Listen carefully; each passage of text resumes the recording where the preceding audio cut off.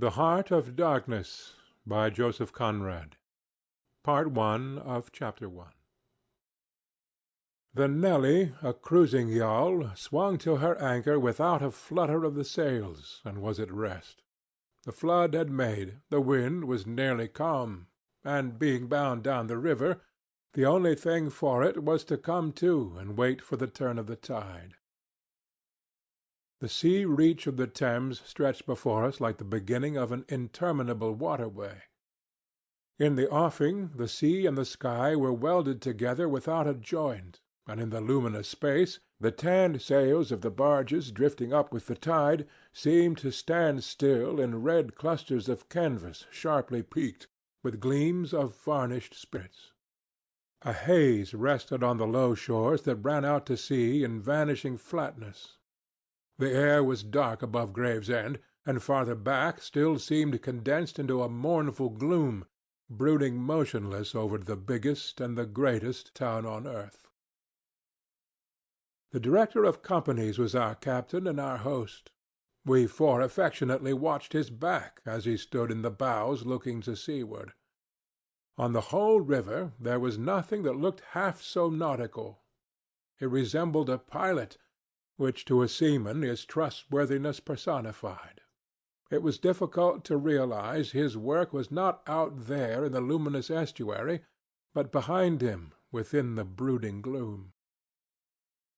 Between us there was, as I have already said somewhere, the bond of the sea. Besides holding our hearts together through long periods of separation, it had the effect of making us tolerant of each other's yarns, and even convictions.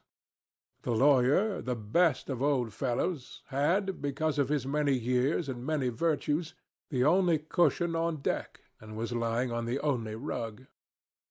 The accountant had brought out already a box of dominoes, and was toying architecturally with the bones. Marlow sat cross-legged, right aft, leaning against the mizzen-mast. He had sunken cheeks, a yellow complexion, a straight back, an ascetic aspect, and with his arms dropped, the palms of his hands outwards, resembled an idol. The director, satisfied the anchor had good hold, moved his way aft and sat down amongst us. We exchanged a few words lazily. Afterwards there was silence on board the yacht. For some reason or other we did not begin that game of dominoes. We felt meditative, and fit for nothing but placid staring. The day was ending in a serenity of still and exquisite brilliance. The water shone pacifically. The sky, without a speck, was a benign immensity of unstained light.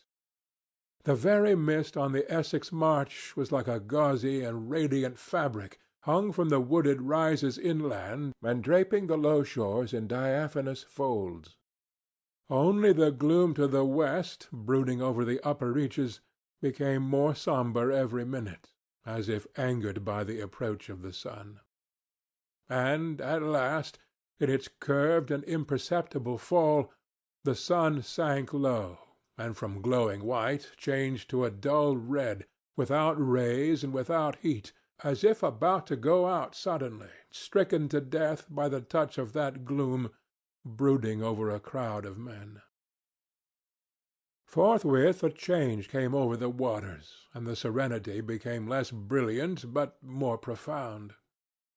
The old river in its broad reach rested unruffled at the decline of the day, after ages of good service done to the race that peopled its banks, spread out in the tranquil dignity of a waterway leading to the uttermost ends of the earth. We looked at the venerable stream not in the vivid flush of a short day that comes and departs forever, but in the august light of abiding memories. And indeed nothing is easier for a man who has, as the phrase goes, followed the sea with reverence and affection, than to evoke the great spirit of the past upon the lower reaches of the Thames.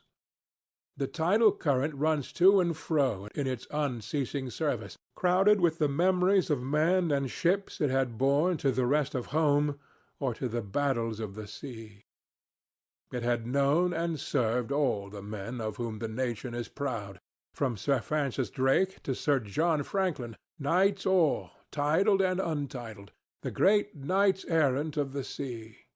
It had borne all the ships whose names are like jewels flashing in the night of time, from the Golden Hind, returning with her rotund flanks full of treasure to be visited by the Queen's Highness and thus pass out of the gigantic tale, to the Erebus and Terror, bound on other conquests, and that never returned.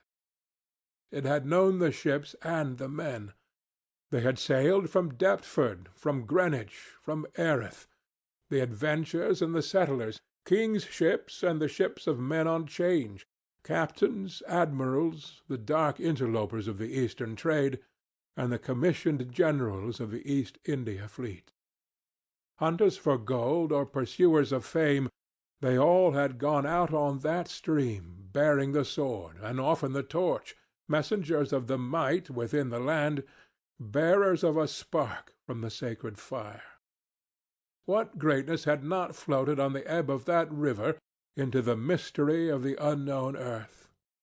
The dreams of men, the seed of the commonwealths, the germs of empires. The sun set.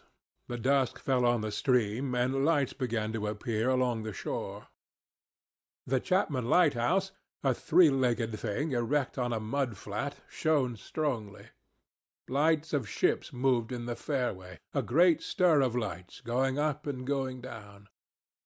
And farther west, on the upper reaches, the place of the monstrous town was still marked ominously on the sky, a brooding gloom in sunshine, a lurid glare under the stars.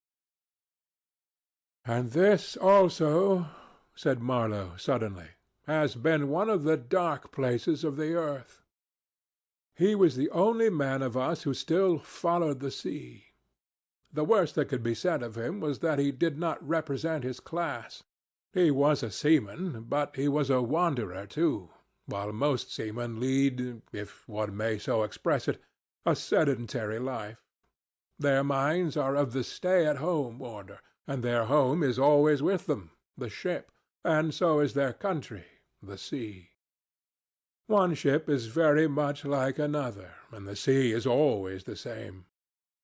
In the immutability of their surroundings, the foreign shores, the foreign faces, the changing immensity of life glide past, veiled not by a sense of mystery, but by a slightly disdainful ignorance. For there is nothing mysterious to a seaman, unless it be the sea itself, which is the mistress of his existence and as inscrutable as destiny. For the rest, after his hours of work, a casual stroll or a casual spree on shore suffices to unfold for him the secret of a whole continent, and generally he finds the secret not worth knowing. The yarns of seamen have a direct simplicity, the whole meaning of which lies within the shell of a cracked nut. But Marlow was not typical, if his propensity to spin yarns be accepted, and to him the meaning of an episode was not inside like a kernel, but outside, enveloping the tale which brought it out only as a glow brings out a haze, in the likeness of one of these misty halos that sometimes are made visible by the spectral illumination of moonshine. His remark did not seem at all surprising. It was just like Marlow. It was accepted in silence. No one took the trouble to grunt even, and presently he said, very slow, "I was thinking of very old times, when the Romans first came here, 1900 years ago, the other day. Light came out of this river since, you say, nights? Yes, but it is like a running blaze on a plain, like a flash of lightning in the clouds. We live in the flicker. May it last as long as the old earth keeps rolling. But darkness was here yesterday. Imagine the feelings of a commander of a fine, what do you call 'em, trireme in the Mediterranean, ordered suddenly to the north, run overland across the Gauls in a hurry, put in charge of one of these craft the legionaries, A wonderful lot of handy men they must have been, too, used to build apparently by the hundred in a month or two, if we may believe what we read. Imagine him here, the very end of the world, a sea the color of lead, a sky the color of smoke, a kind of ship about as rigid as a concertina, and going up this river with stores or orders or what you like. Sandbanks, marshes, forests, savages. Precious little to eat for a civilized man, nothing but Thames water to drink. No Falernian wine here, no going ashore. Here and there a military camp lost in a wilderness, like a needle in a bundle of hay.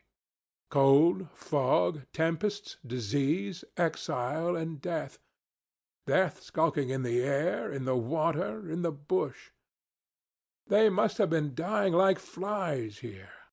Oh, yes, he did it. Did it very well, too, no doubt, and without thinking much about it either, except afterwards to brag of what he had gone through in his time, perhaps. They were men enough to face the darkness, and perhaps he was cheered by keeping his eye on a chance of promotion to the fleet at Ravenna by and by, if he had good friends in Rome and survived the awful climate. Or think of a decent young citizen in a toga, perhaps too much dice, you know, coming out here in the train of some prefect or tax-gatherer or trader even, to mend his fortunes. Land in a swamp, march through the woods, and in some inland post feel the savagery, the utter savagery had closed round him. All that mysterious life of the wilderness that stirs in the forest, in the jungles, in the hearts of wild men. There's no initiation either into such mysteries. He has to live in the midst of the incomprehensible, which is also detestable. And it has a fascination, too, that goes to work upon him. The fascination of the abomination. You know, imagine the growing regrets, the longing to escape, the powerless disgust, the surrender, the hate. He paused. Mind, he began again, lifting one arm from the elbow, the palm of the hand outwards, so that with his legs folded before him he had the pose of a Buddha preaching in European clothes and without a lotus flower. Mind, none of us would feel exactly like this. What saves us is efficiency, the devotion to efficiency. But these chaps were not much account, really. They were no colonists. Their administration was merely a squeeze and nothing more, I suspect. They were conquerors, and for that you want only brute force, nothing to boast of when you have it, since your strength is just an accident arising from the weakness of others. They grabbed what they could get for the sake of what was to be got. It was just robbery with violence, aggravated murder on a great scale, and men going at it blind, as is very proper for those who tackle a darkness. The conquest of the earth, which mostly means the taking it away from those who have a different complexion or slightly flatter noses than ourselves, is not a pretty thing when you look into it too much. What redeems it is the idea only, an idea at the back of it, not a sentimental pretense, but an idea, and an unselfish belief in the idea, something you can set up and bow down before and offer a sacrifice to. He broke off. Flames glided in the river, small green flames, red flames, white flames, pursuing, overtaking, joining, crossing each other, then separating, slowly or hastily. The traffic of the great city went on in the deepening night upon the sleepless river. We looked on, waiting patiently. There was nothing else to do till the end of the flood. But it was only after a long silence when he said, in a hesitating voice, "I suppose you fellows remember I did once turn fresh-water sailor for a bit."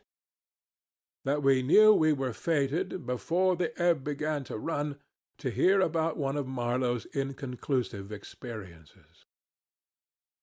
I don't want to bother you much with what happened to me personally. he began, showing in this remark the weakness of many tellers of tales, who seem so often unaware of what their audience would like best to hear. "Yet, to understand the effect of it upon me, you ought to know how I got out there, what I saw, how I went up that river to the place where I first met the poor chap. It was the farthest point of navigation and the culminating point of my experience. It seemed somehow to throw a kind of light on everything about me, and into my thoughts. It was sombre enough, too, and pitiful, not extraordinary in any way, not very clear either. No, not very clear. And yet it seemed to throw a kind of light. I had then, as you remember, just returned to London after a lot of Indian Ocean, Pacific, China seas, a regular dose of the East, 6 years or so, and I was loafing about, hindering you fellows in your work and invading your homes, just as though I had got a heavenly mission to civilize you. It was very fine for a time, but after a bit I did get tired of resting. Then I began to look for a ship. I should think the hardest work on earth. But the ships wouldn't even look at me. I got tired of that game, too. Now, when I was a little chap, I had a passion for maps. I would look for hours at South America or Africa or Australia, and lose myself in all the glories of exploration. At that time there were many blank spaces on the earth, and when I saw one that looked particularly inviting on a map, but they all look like that, I would put my finger on it and say, when I grow up, I will go there. The North Pole was one of those places, I remember. Well, I haven't been there yet, and shall not try now. The glamour's off.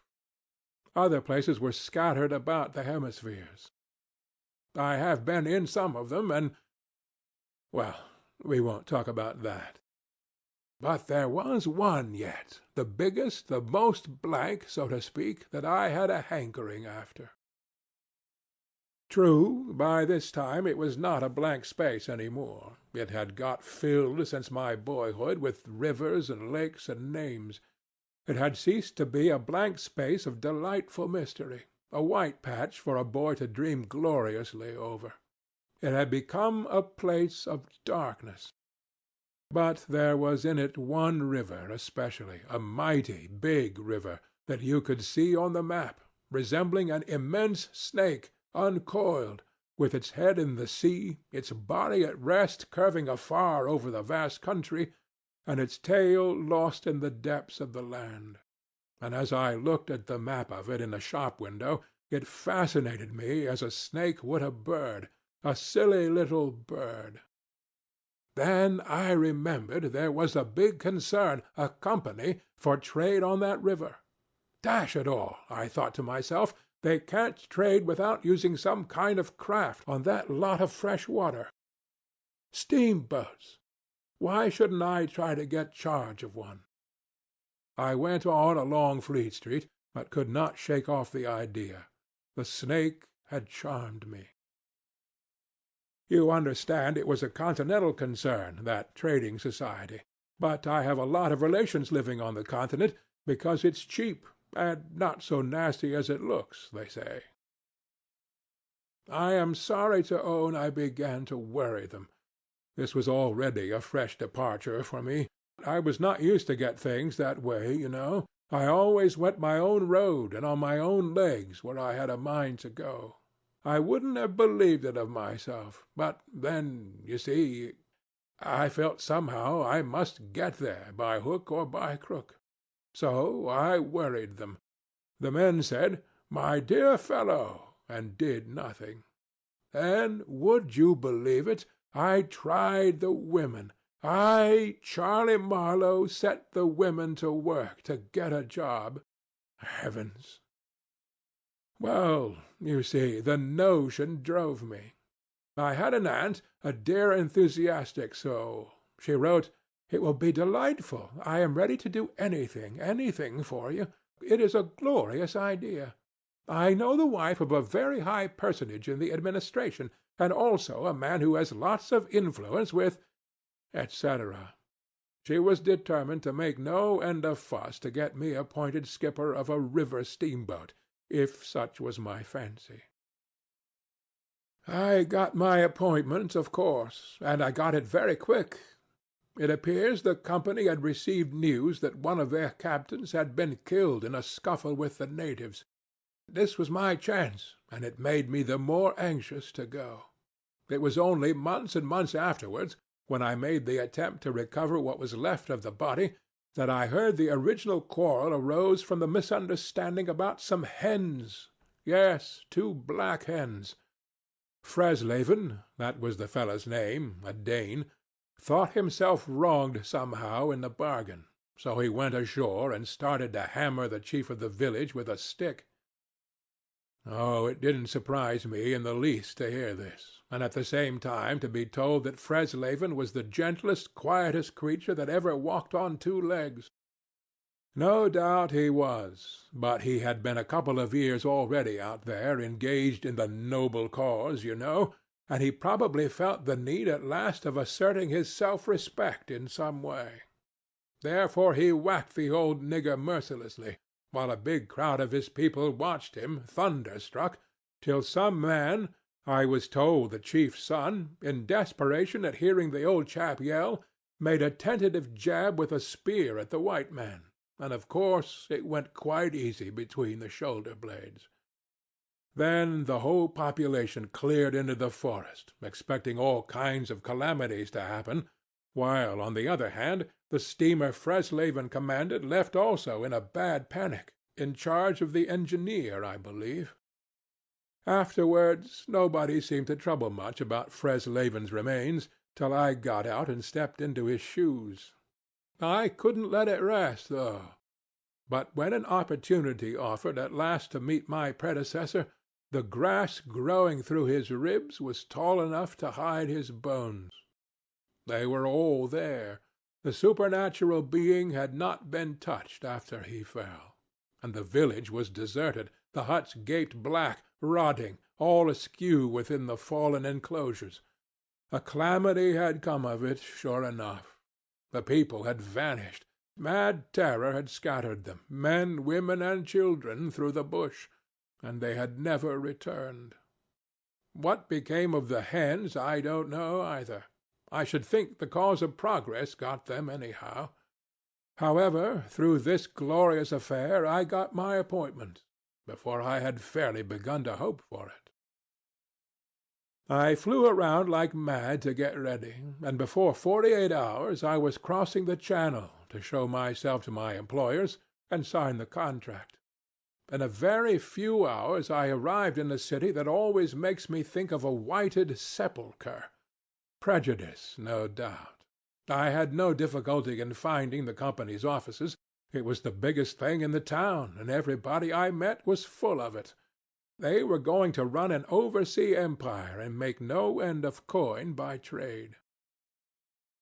A narrow and deserted street in deep shadow, high houses, innumerable windows with Venetian blinds, a dead silence, grass sprouting right and left, immense double doors standing ponderously ajar. I slipped through one of these cracks, went up a swept and ungarnished staircase, as arid as a desert, and opened the first door I came to.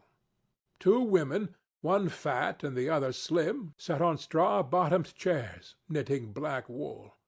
The slim one got up and walked straight at me, still knitting with downcast eyes, and only just as I began to think of getting out of her way, as you would for a somnambulist, stood still and looked up.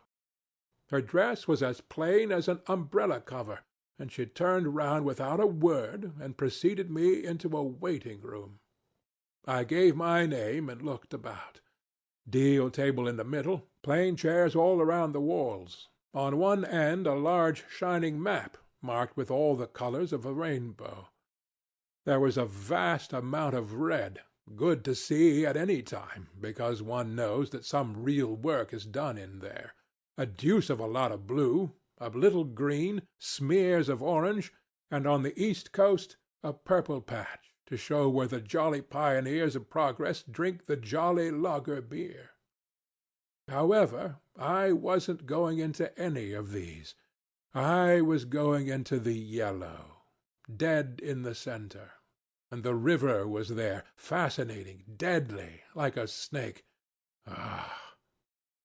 A door opened. A white-haired secretarial head, but wearing a compassionate expression, appeared, and a skinny forefinger beckoned me into the sanctuary. Its light was dim, and a heavy writing-desk squatted in the middle. From behind that structure came out an impression of pale plumpness in a frock coat. The great man himself. He was 5'6", I should judge, and had his grip on the handle end of ever so many millions. He shook hands, I fancy, murmured vaguely, was satisfied with my French, bon voyage. In about 45 seconds I found myself again in the waiting-room with the compassionate secretary, who, full of desolation and sympathy, made me sign some document. I believe I undertook, amongst other things, not to disclose any trade secrets. Well, I'm not going to. I began to feel slightly uneasy. You know, I am not used to such ceremonies, and there was something ominous in the atmosphere. It was just as though I had been let into some conspiracy. I don't know, something not quite right, and I was glad to get out. In the outer room the two women knitted black wool feverishly. People were arriving, and the younger one was walking back and forth introducing them. The old one sat on her chair. Her flat cloth slippers were propped up on a foot-warmer, and a cat reposed on her lap. She wore a starched white affair on her head, had a wart on one cheek, and silver-rimmed spectacles hung on the tip of her nose. She glanced at me above the glasses. The swift and indifferent placidity of that look troubled me. Two youths with foolish and cheery countenances were being piloted over, and she threw at them the same quick glance of unconcerned wisdom. She seemed to know all about them, and about me too. An eerie feeling came over me. She seemed uncanny and fateful. Often far away there I thought of these two, guarding the door of darkness, knitting black wool as for a warm pall, one introducing continuously to the unknown, the other scrutinizing the cheery and foolish faces with unconcerned old eyes. Ave! Old knitter of black wool, morituri te salutant. Not many of those she looked at ever saw her again. Not half, by a long way. There was yet a visit to the doctor. A simple formality, assured me the secretary, with an air of taking an immense part in all my sorrows. Accordingly, a young chap wearing his hat over the left eyebrow, some clerk, I suppose, there must have been clerks in the business, though the house was as still as a house in a city of the dead, came from somewhere upstairs and led me forth. He was shabby and careless, with ink-stains on the sleeves of his jacket, and his cravat was large and billowy, under a chin shaped like the toe of an old boot. It was a little too early for the doctor, so I proposed a drink, and thereupon he developed a vein of joviality. As we sat over our vermouths, he glorified the company's business, and by I expressed casually my surprise at him not going out there. He became very cool and collected all at once. "I am not such a fool as I look," quoth Plato to his disciples, he said sententiously, emptied his glass with great resolution, and we rose. The old doctor felt my pulse, evidently thinking of something else the while. "Good, good, Forthere," he mumbled, and then with a certain eagerness asked me whether I would let him measure my head. Rather surprised, I said yes, when he produced a thing like calipers and got the dimensions back and front and every way, taking notes carefully. He was an unshaven little man in a threadbare coat like a gabardine, with his feet in slippers, and I thought him a harmless fool. I always ask leave, in the interest of science, to measure the crania of those going out there," he said. "And when they come back, too?" I asked. "Oh, I never see them," he remarked. "And, moreover, the changes take place inside, you know."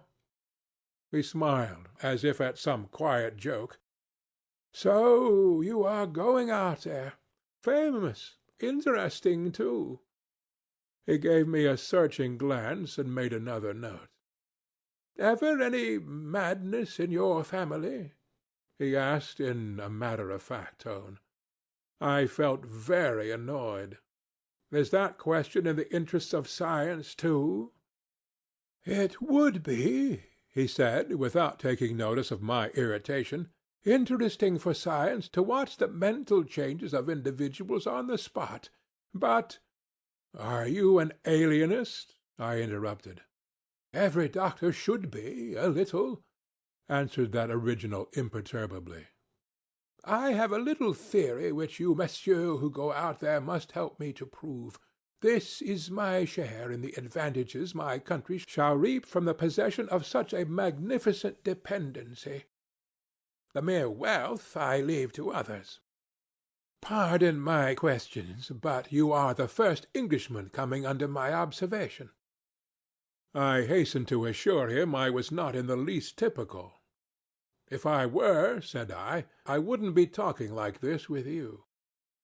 "What you say is rather profound, and probably erroneous," he said with a laugh.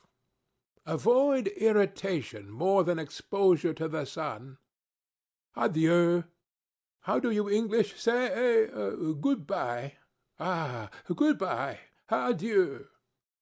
In the tropics one must, before everything, keep calm." He lifted a warning forefinger. "Du calme, du calme." One thing more remained to do: say good-bye to my excellent aunt. I found her triumphant. I had a cup of tea, the last decent cup of tea for many days, and in a room that most soothingly looked just as you would expect a lady's drawing-room to look, we had a long quiet chat by the fireside. In the course of these confidences it became quite plain to me I had been represented to the wife of the high dignitary, and goodness knows to how many people besides, as an exceptional and gifted creature, a piece of good fortune for the company, a man you didn't get hold of every day. Good heavens! And I was going to take charge of a twopenny halfpenny river steamboat with a penny whistle attached. It appeared, however, I was also one of the workers, with a capital, you know. Something like an emissary of light, something like a lower sort of apostle. There had been a lot of such rot let loose in print and talk just about that time, and the excellent woman, living right in the rush of all that humbug, got carried off her feet. She talked about weaning those ignorant millions from their horrid ways, till upon my word she made me feel quite uncomfortable. I ventured to hint that the company was run for a profit. "You forget, dear Charlie, that the laborer is worthy of his hire," she said brightly. It's queer how out of touch with truth women are. They live in a world of their own, and there has never been anything like it, and never can be. It is too beautiful altogether, and if they were to set it up it would go to pieces before the first sunset. Some confounded fact we men have been living contentedly with ever since the day of creation would start up and knock the whole thing over. After this I got embraced, told to wear flannel, be sure to write often, and so on, and I left. In the street, I don't know why, a queer feeling came to me that I was an impostor. Odd thing that I, who used to clear out for any part of the world at 24 hours' notice, with less thought than most men give to the crossing of a street, had a moment, I won't say of hesitation, but of startled pause before this commonplace affair. The best way I can explain it to you is by saying that for a second or two I felt as though, instead of going to the center of a continent, I were about to set off for the centre of the earth. I left in a French steamer, and she called in every blamed port they have out there, for as far as I could see, the sole purpose of landing soldiers and custom-house officers. I watched the coast. Watching a coast as it slips by the ship is like thinking about an enigma. There it is before you, smiling, frowning, inviting, grand, mean, insipid, or savage, and always mute, with an air of whispering, "Come and find out." This one was almost featureless, as if still in the making, with an aspect of monotonous grimness. The edge of a colossal jungle, so dark green as to be almost black, fringed with white surf, ran straight like a ruled line far, far away along a blue sea whose glitter was blurred by a creeping mist. The sun was fierce, the land seemed to glisten and drip with steam. Here and there grayish-whitish specks showed up clustered inside the white surf, with a flag flying above them perhaps. Settlements some centuries old, and still no bigger than pinheads on the untouched expanse of their background. We pounded along, stopped, landed soldiers, went on, landed custom-house clerks to levy toll in what looked like a God-forsaken wilderness with a tin shed and a flagpole lost in it. Landed more soldiers to take care of the custom-house clerks, presumably. Some, I heard, got drowned in the surf, but whether they did or not, nobody seemed particularly to care. They were just flung out there, and on we went.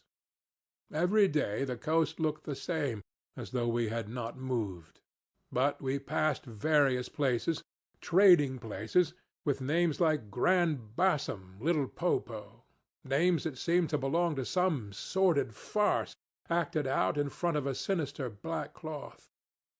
The idleness of a passenger, my isolation amongst all these men with whom I had no point of contact, the oily and languid sea, the uniform sombreness of the coast, seemed to keep me away from the truth of things, within the toil of a mournful and senseless delusion. The voice of the surf, heard now and then, was a positive pleasure, like the speech of a brother. It was something natural, that had its reason, that had a meaning.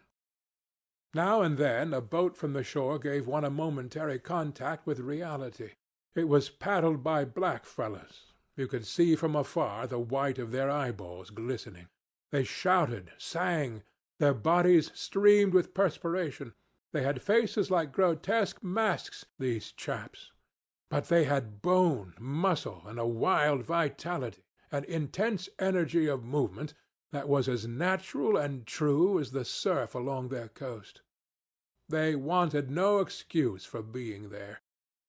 They were a great comfort to look at.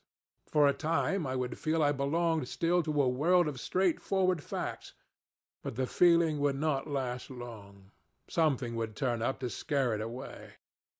Once, I remember, we came upon a man-of-war anchored off the coast. There wasn't even a shed there, and she was shelling the bush. It appears the French had one of their wars going on thereabouts. Her ensign dropped limp like a rag. The muzzles of the long 6-inch guns stuck out all over the low hull. The greasy, slimy swell swung her up lazily and let her down, swaying her thin masts. In the empty immensity of earth, sky, and water, there she was, incomprehensible, firing into a continent. Pop would go one of the 6-inch guns. A small flame would dart and vanish, a little white smoke would disappear, a tiny projectile would give a feeble screech, and nothing happened. Nothing could happen. There was a touch of insanity in the proceeding, a sense of lugubrious drollery in the sight, and it was not dissipated by somebody on board assuring me earnestly there was a camp of natives, he called them enemies, hidden out of sight somewhere. We gave her her letters. I heard the men in that lonely ship were dying of fever at the rate of 3 a day, and went on. We called at some more places with farcical names, where the merry dance of death and trade goes on in a still and earthly atmosphere as of an overheated catacomb. All along the formless coast, bordered by dangerous surf, as if nature herself had tried to ward off intruders. In and out of rivers, streams of death in life, whose banks were rotting into mud, whose waters, thickened into slime, invaded the contorted mangroves that seemed to writhe at us in the extremity of an impotent despair. Nowhere did we stop long enough to get a particularized impression, but the general sense of vague and oppressive wonder grew upon me. It was like a weary pilgrimage amongst hints for nightmares. It was upward of 30 days before I saw the mouth of the big river. We anchored off the seat of the government, but my work would not begin till some 200 miles further on, so as soon as I could I made a start for the place 30 miles higher up. I had my passage on a little sea-going steamer. Her captain was a Swede, and knowing me for a seaman, invited me on the bridge. He was a young man, lean, fair, and morose, with lanky hair and a shuffling gait. As we left the miserable little wharf, he tossed his head contemptuously at the shore. "Been living there?" he asked. I said yes. "Fine lot, those government chaps, are they not?" he went on, speaking English with great precision and considerable bitterness. "It is funny what some people will do for a few francs a month. I wonder what becomes of that kind when it goes up country." I said to him I expected to see that soon. "So!" he exclaimed. He shuffled athwart, keeping an eye ahead vigilantly. "Don't be too sure," he continued. "The other day I took up a man who hanged himself on the road. He was a Swede, too." "Hanged himself? Why, in God's name?" I cried. He kept on looking out watchfully. "Who knows? The sun too much for him. Or the country, perhaps." At last we opened a reach. A rocky cliff appeared, mounds of turned-up earth by the shore, houses on a hill, others with iron roofs, amongst a waste of excavations, or hanging to the declivity. A continuous noise of the rapids above hovered over this scene of inhabited devastation. A lot of people, mostly black and naked, moved about like ants. A jetty projected into the river. A blinding sunlight drowned all this at times in a sudden recrudescence of glare. "There's your company station," said the Swede, pointing to 3 wooden barrack-like structures on the rocky slope. "I will send your things up. 4 boxes, did you say? So, farewell." I came upon a boiler wallowing in the grass, then found a path leading up the hill. It turned aside for the boulders, and also for an undersized railway truck lying there on its back with its wheels in the air. One was off. The thing looked as dead as the carcass of some animal. I came upon more pieces of decaying machinery, a stack of rusty rails. To the left a clump of trees made a shady spot, where dark things seemed to stir feebly. I blinked. The path was steep. A horn tooted to the right, and I saw the black people run. A heavy and dull detonation shook the ground. A puff of smoke came out of the cliff, and that was all. No change appeared on the face of the rock. They were building a railway. The cliff was not in the way or anything, but this objectless blasting was all the work going on.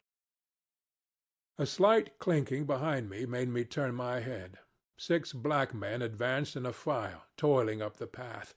They walked erect and slow, balancing small baskets full of earth on their heads, and the clink kept time with their footsteps.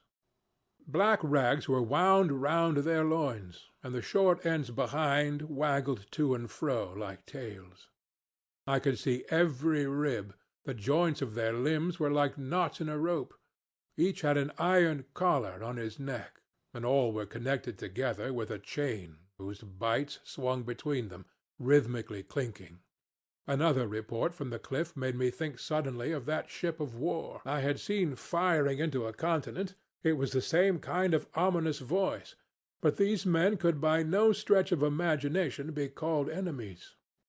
They were called criminals, and the outraged law, like the bursting shells, had come to them, an insoluble mystery from the sea. All their meagre breasts panted together, the violently dilated nostrils quivered, the eyes stared stonily uphill. They passed me within 6 inches without a glance, with that complete death-like indifference of unhappy savages. Behind this raw matter, one of the reclaimed, the product of the new forces at work, strolled despondently, carrying a rifle by its middle.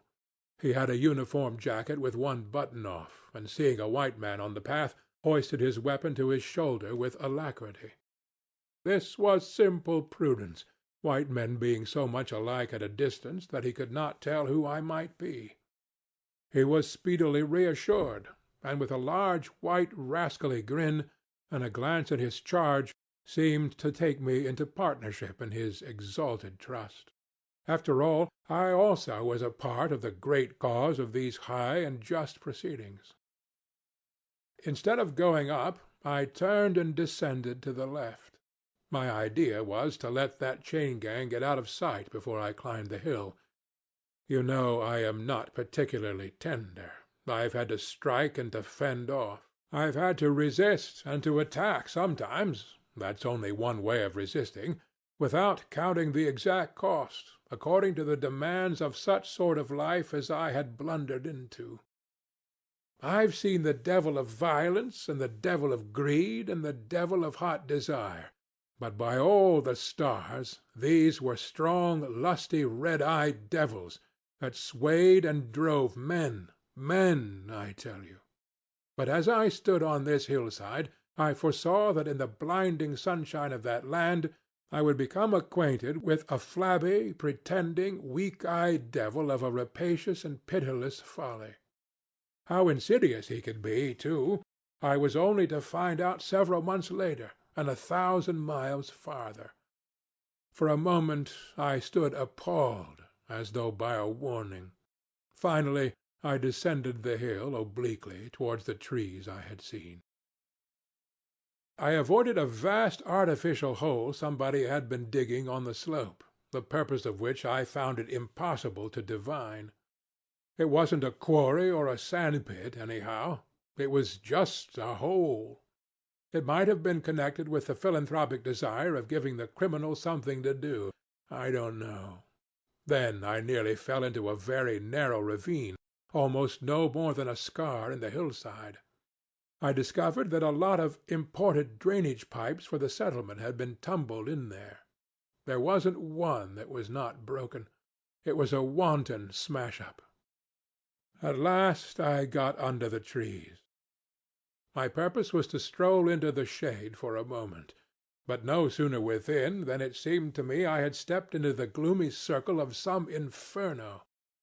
The rapids were near, and an uninterrupted, uniform, headlong, rushing noise filled the mournful stillness of the grove, where not a breath stirred and not a leaf moved, with a mysterious sound, as though the tearing pace of the launched earth had suddenly become audible. Black shapes crouched, lay, sat between the trees leaning against the trunks, clinging to the earth, half coming out, half effaced within the dim light, in all the attitudes of pain, abandonment, and despair. Another mine on the cliff went off, followed by a slight shudder of the soil under my feet. The work was going on. The work! And this was the place where some of the helpers had withdrawn to die.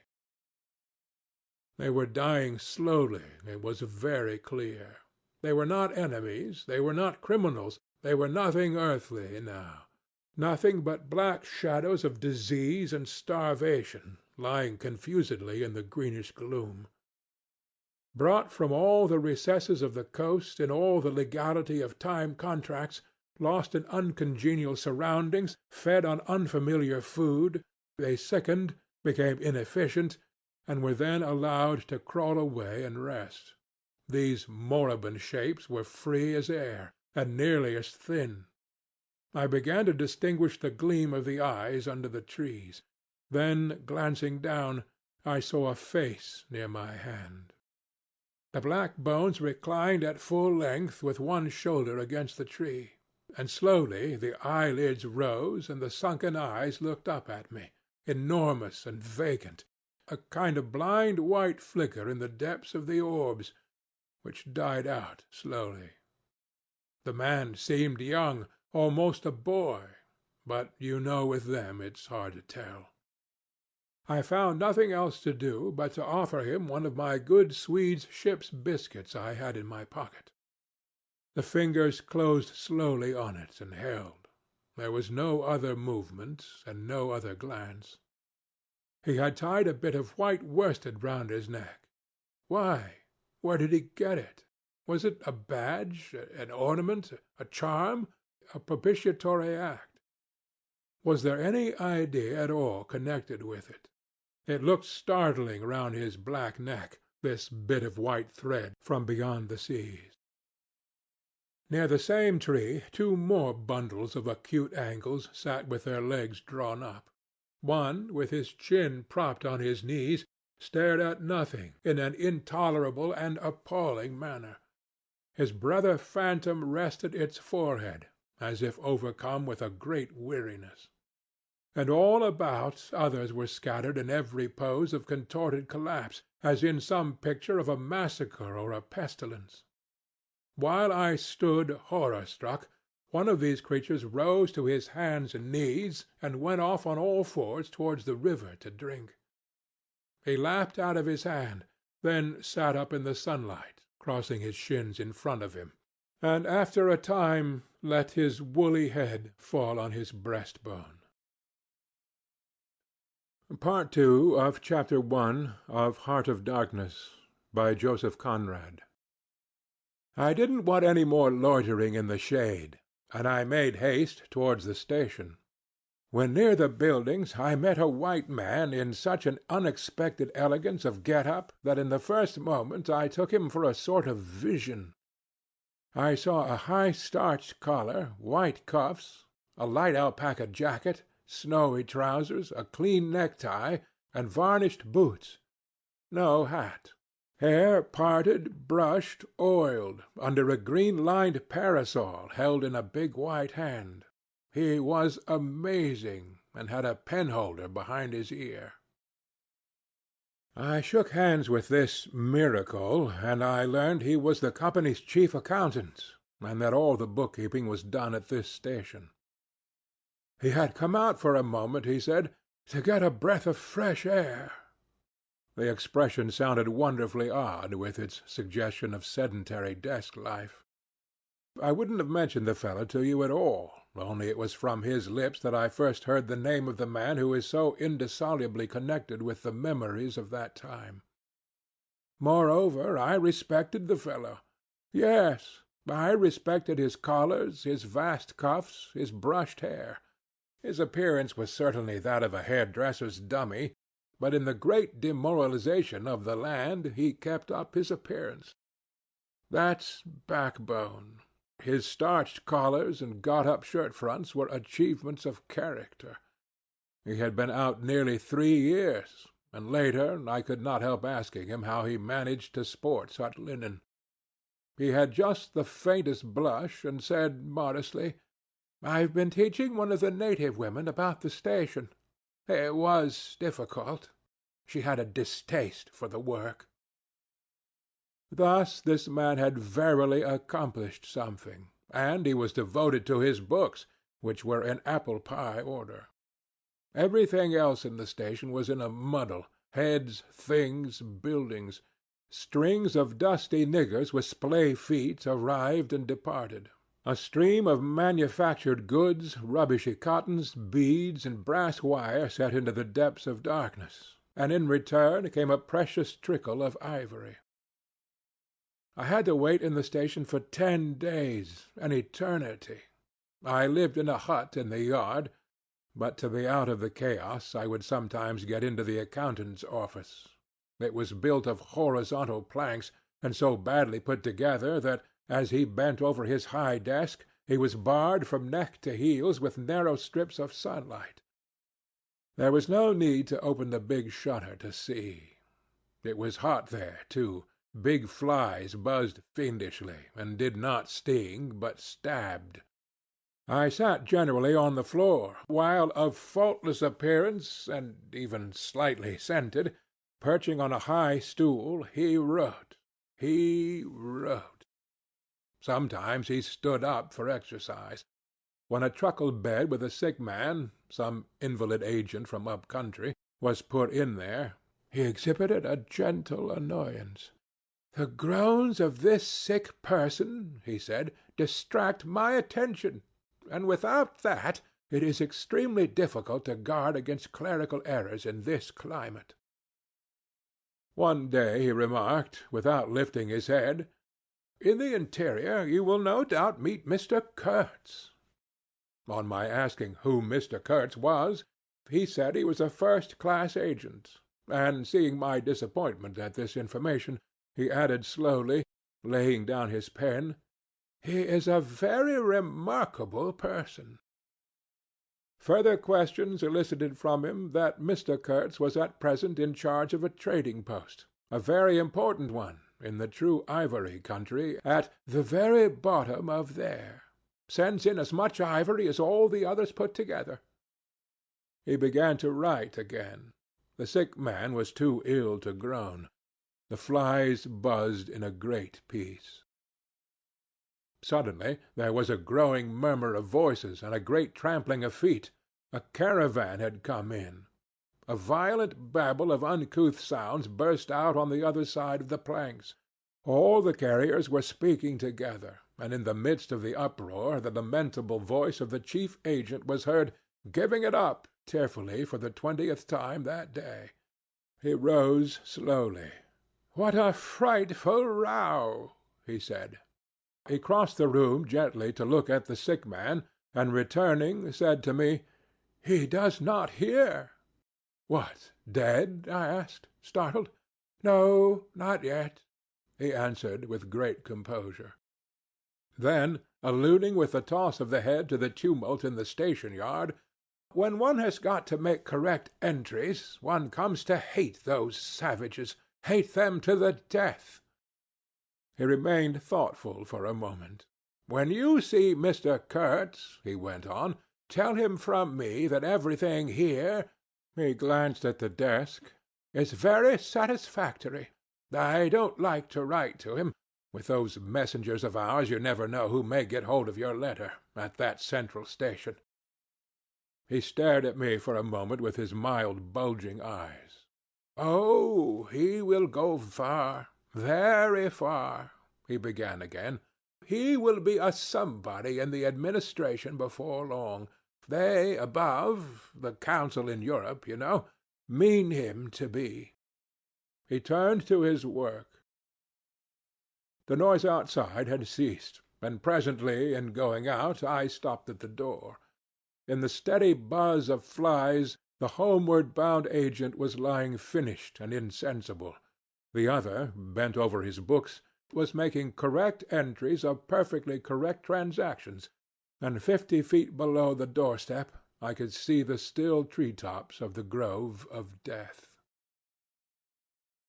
Next day I left that station at last, with a caravan of 60 men, for a 200-mile tramp. No use telling you much about that. Paths, paths everywhere. A stamped-in network of paths spreading over the empty land, through the long grass, through burnt grass, through thickets, down and up chilly ravines, up and down stony hills ablaze with heat. And a solitude. A solitude. Nobody. Not a hut. The population had cleared out a long time ago. Well, if a lot of mysterious niggers, armed with all kinds of fearful weapons, suddenly took to travelling on the road between Deal and Gravesend, catching the yokels right and left to carry heavy loads for them, I fancy every farm and cottage thereabouts would get empty very soon. Only here the dwellings were gone too. Still, I passed through several abandoned villages. There's something pathetically childish in the ruins of grass walls. Day after day, with the stamp and shuffle of 60 pair of bare feet behind me, each pair under a 60-pound load. Camp, cook, sleep, strike camp, march.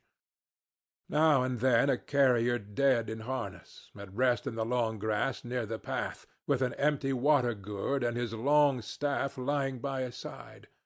A great silence around and above. Perhaps on some quiet night the tremor of far-off drums, sinking, swelling, a tremor vast, faint.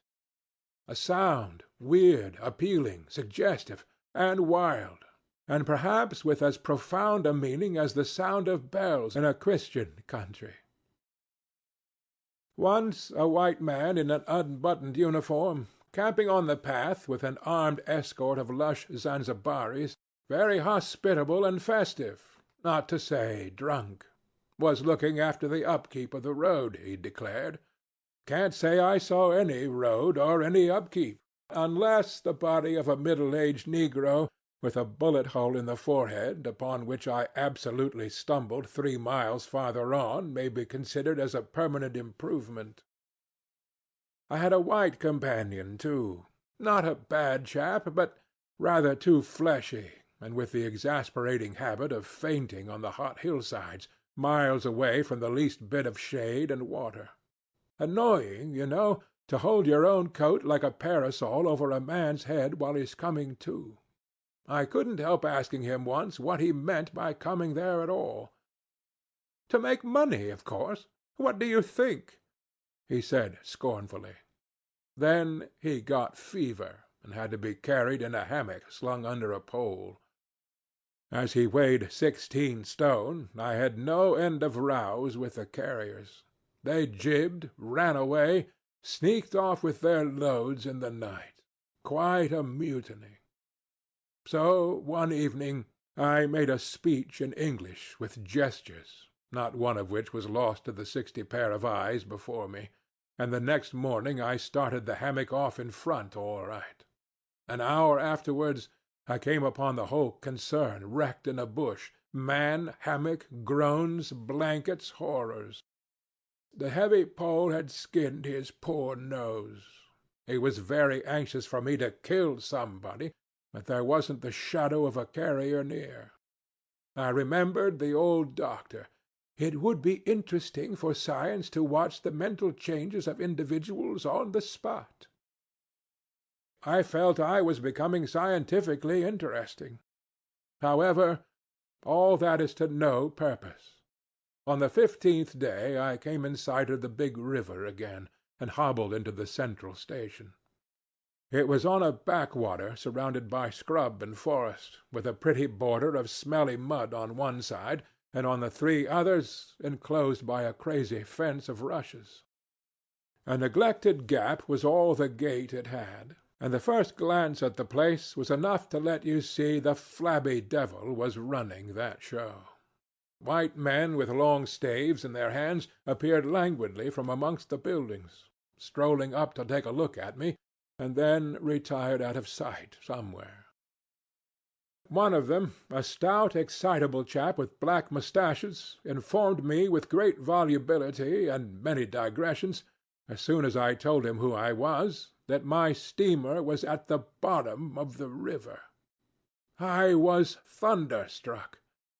What? How? Why? Oh, it was all right. The manager himself was there. All quite correct. Everybody had behaved splendidly, splendidly. You must, he said in agitation, go and see the general manager at once. He is waiting. I did not see the real significance of that wreck at once. I fancy I see it now, but I am not sure, not at all. Certainly the affair was too stupid, when I think of it, to be altogether natural. Still, but at the moment it presented itself simply as a confounded nuisance. The steamer was sunk. They had started 2 days before in a sudden hurry up the river, with the manager on board, in charge of some volunteer skipper, and before they had been out 3 hours they tore the bottom out of her on stones, and she sank near the south bank. I asked myself what I was to do there, now my boat was lost. As a matter of fact, I had plenty to do in fishing my command out of the river. I had to set about it the very next day. That, and the repairs when I brought the pieces to the station, took some months.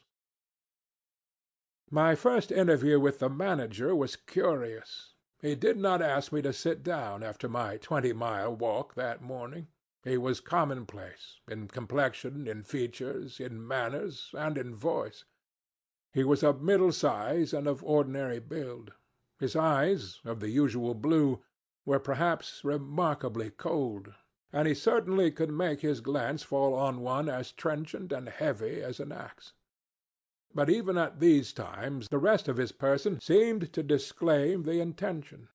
Otherwise there was only an indefinable, faint expression of his lips, something stealthy, a smile. Not a smile. I remember it, but I can't explain. It was unconscious, this smile was, though just after he had said something it got intensified for an instant. It came at the end of his speeches like a seal applied on the words to make the meaning of the commonest phrase appear absolutely inscrutable. He was a common trader, from his youth up employed in these parts, nothing more.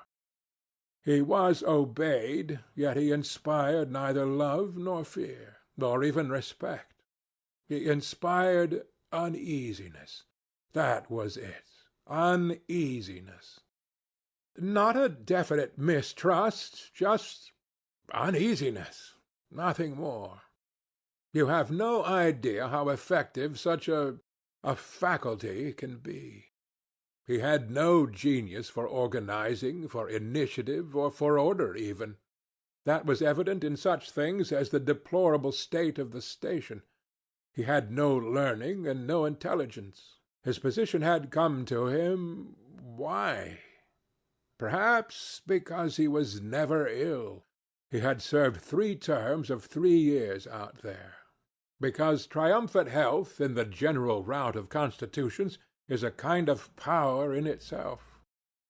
When he went home on leave, he rioted on a large scale, pompously, Jack ashore with a difference in externals only.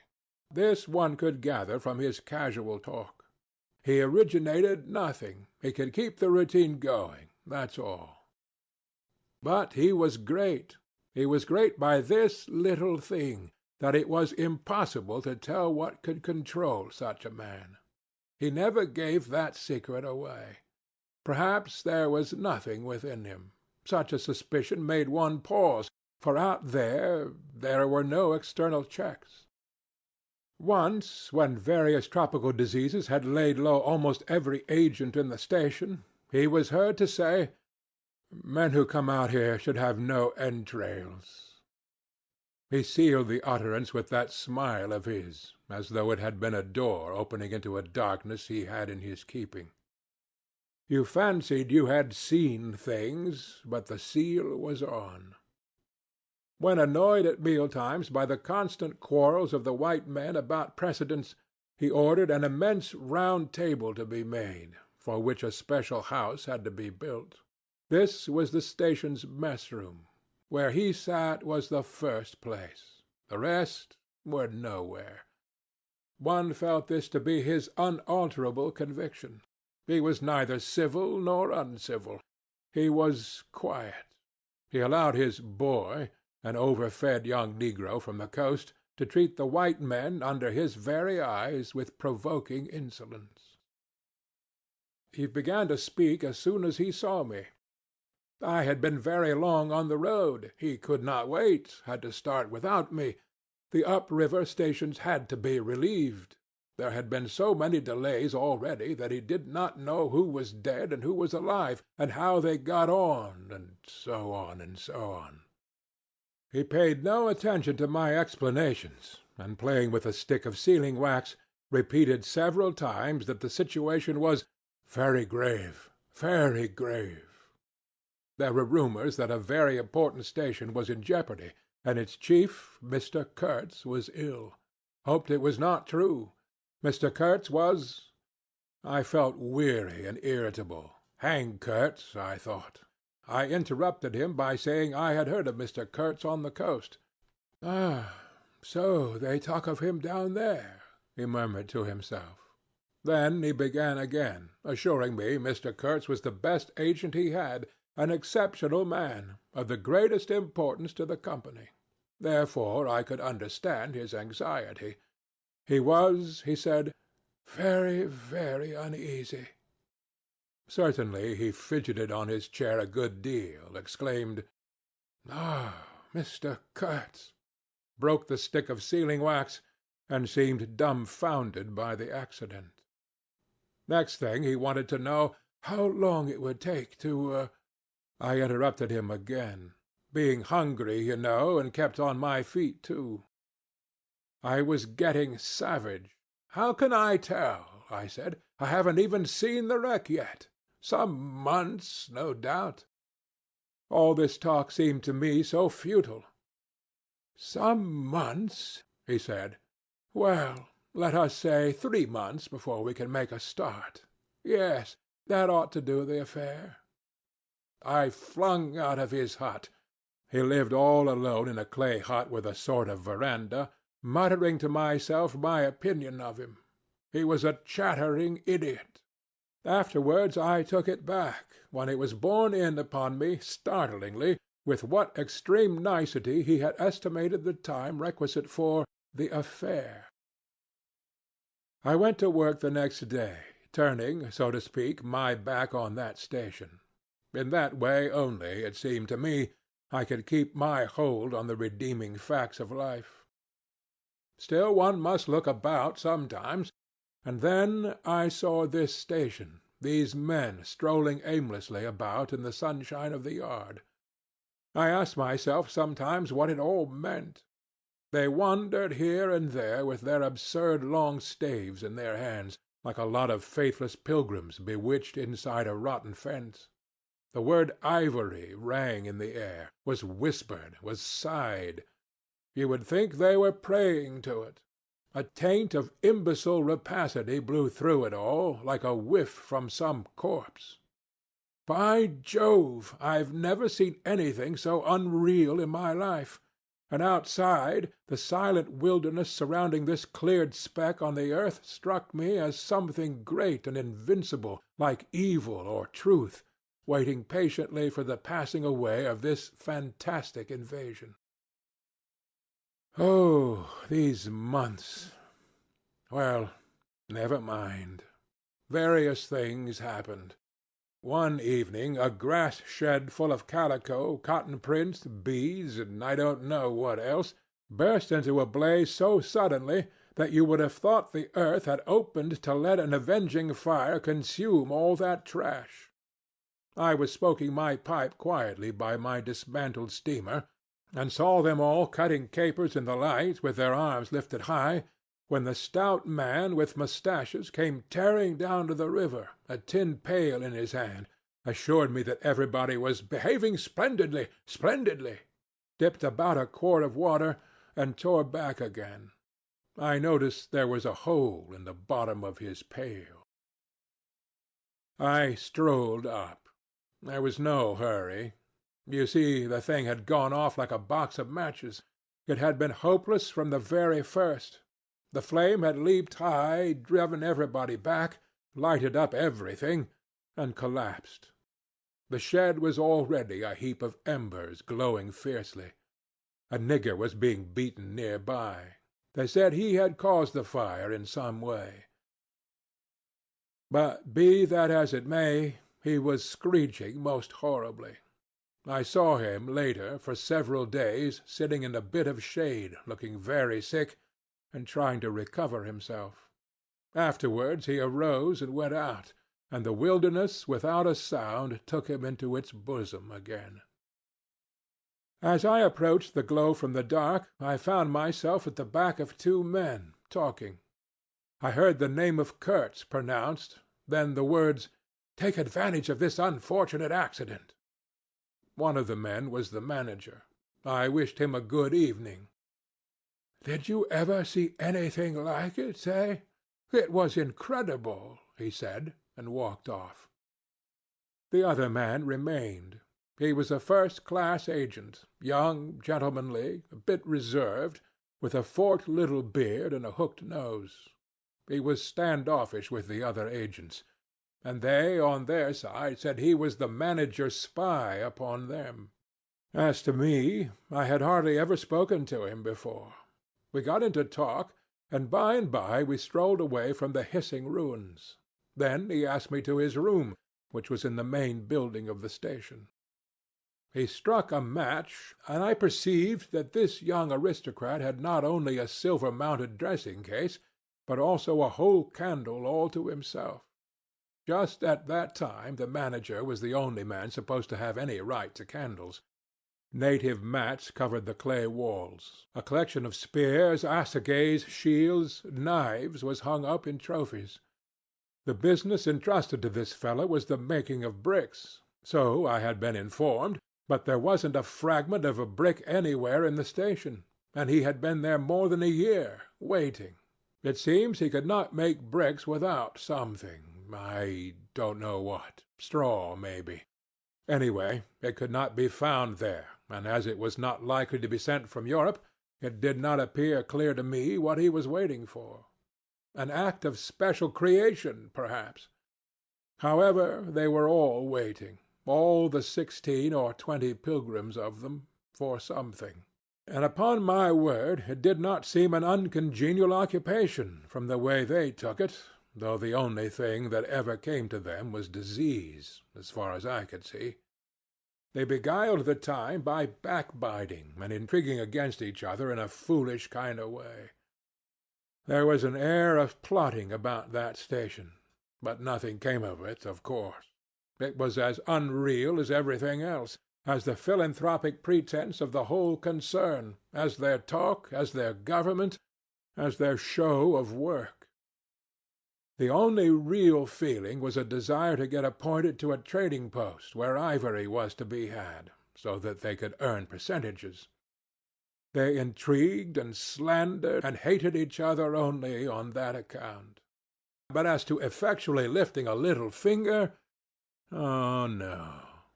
By heavens, there was something after all in the world allowing one man to steal a horse while another must not look at a halter.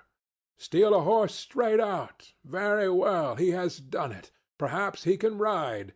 But there is a way of looking at a halter that would provoke the most charitable of saints into a kick. I had no idea why he wanted to be sociable, but as we chatted in there it suddenly occurred to me the fellow was trying to get at something, in fact, pumping me. He alluded constantly to Europe, to the people I was supposed to know there, putting leading questions as to my acquaintances in the sepulchral city, and so on. His little eyes glittered like mica discs with curiosity, though he tried to keep up a bit of superciliousness. At first I was astonished, but very soon I became awfully curious to see what he would find out from me. I couldn't possibly imagine what I had in me to make it worth his while. It was very pretty to see how he baffled himself, for in truth my body was full only of chills, and my head had nothing in it but that wretched steamboat business. It was evident he took me for a perfectly shameless prevaricator. At last he got angry, and to conceal a moment of furious annoyance, he yawned. I rose. Then I noticed a small sketch in oils on a panel, representing a woman draped and blindfolded, carrying a lighted torch. The background was sombre, almost black. The movement of the woman was stately, and the effect of the torchlight on the face was sinister. It arrested me, and he stood by civilly, holding an empty half-pint champagne bottle, medical comforts, with the candle stuck in it. To my question he said Mr. Kurtz had painted this, in this very station, more than a year ago, while waiting for means to go to his trading post. "Tell me, pray," said I, Who is this Mr. Kurtz?" "The chief of the inner station," he answered in a short tone, looking away. "Much obliged," I said, laughing. "And you are the brickmaker of the central station. Every one knows that." He was silent for a while. "He is a prodigy," he said at last. "He is an emissary of pity and science and progress, and devil knows what else. We want," he began to declaim suddenly, "for the guidance of the cause entrusted to us by Europe, so to speak, higher intelligence, wide sympathies, a singleness of purpose." "Who says that?" I asked. "Lots of them," he replied. "Some even write that. And so he comes here, a special being, as you ought to know." "Why ought I to know?" I interrupted, really surprised. He paid no attention. "Yes, to-day he is chief of the best station. Next year he will be assistant manager. 2 years more, and— But I dare say you know what he will be in 2 years' time. You are of the new gang, the gang of virtue. The same people who sent him specially also recommended you. Oh, don't say no. I've mine own eyes to trust." Light dawned upon me. My dear aunt's influential acquaintances were producing an unexpected effect upon that young man. I nearly burst into a laugh. "Do you read the company's confidential correspondence?" I asked. He hadn't a word to say. It was great fun. "When Mr. Kurtz," I continued severely, "is general manager, you won't have the opportunity." He blew the candle out suddenly, and we went outside. The moon had risen. Black figures strolled about listlessly, pouring water on the glow, whence proceeded a sound of hissing. Steam ascended in the moonlight. The beaten nigger groaned somewhere. "What a row the brute makes!" said the indefatigable man with the moustaches, appearing near us. "Serve him right. Transgression, punishment, bang. Pitiless, pitiless. That's the only way. This will prevent all conflagrations for the future. I was just telling the manager—" He noticed my companion and became crestfallen all at once. "Not in bed yet," he said, with a kind of servile heartiness. "It's so natural. Ah! Danger! Agitation!" He vanished. I went on to the riverside, and the other followed me. I heard a scathing murmur at my ear. "Heap of muffs, go to." The pilgrims could be seen in knots gesticulating, discussing. Several had still their staves in their hands. I verily believe they took these sticks to bed with them. Beyond the fence the forest stood up spectrally in the moonlight, and through that dim stir, through the faint sounds of that lamentable courtyard, the silence of the land went home to one's very heart, its mystery, its greatness, the amazing reality of its concealed life. The hurt nigger moaned feebly somewhere near by, and then fetched a deep sigh that made me mend my pace away from there. I felt a hand introducing itself under my arm. "My dear sir," said the fellow, "I don't want to be misunderstood, and especially by you, who will see Mr. Kurtz long before I can have that pleasure. I wouldn't like him to get a false idea of my disposition." I let him run on, this papier-mâché Mephistopheles, and it seemed to me that if I tried I could poke my forefinger through him, and would find nothing inside but a little loose dirt, maybe. He, don't you see, had been planning to be the assistant manager by and by under the present man, and I could see that the coming of that Kurtz had upset them both not a little. He talked precipitately, and I did not try to stop him. I had my shoulders against the wreck of my steamer, hauled up on the slope like a carcass of some big river animal. The smell of mud, of primeval mud, by Jove, was in my nostrils. The high stillness of primeval forest was before my eyes. There were shiny patches on the Black Creek. The moon had spread over everything a thin layer of silver, over the rank grass, over the mud, over the wall of matted vegetation standing higher than the wall of a temple, over the great river I could see through a sombre gap, glittering, glittering, as it flowed broadly by without a murmur. All this was great, expectant, mute, while the man jabbered about himself. I wondered whether the stillness on the face of the immensity looking at us two were meant as an appeal or as a menace.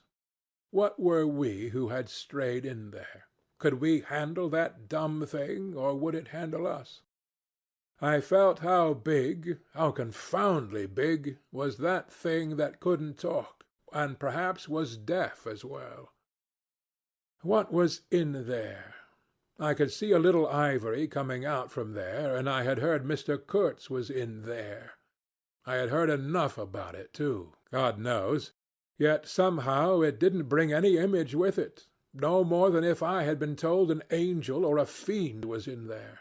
I believed it in the same way one of you might believe there are inhabitants in the planet Mars.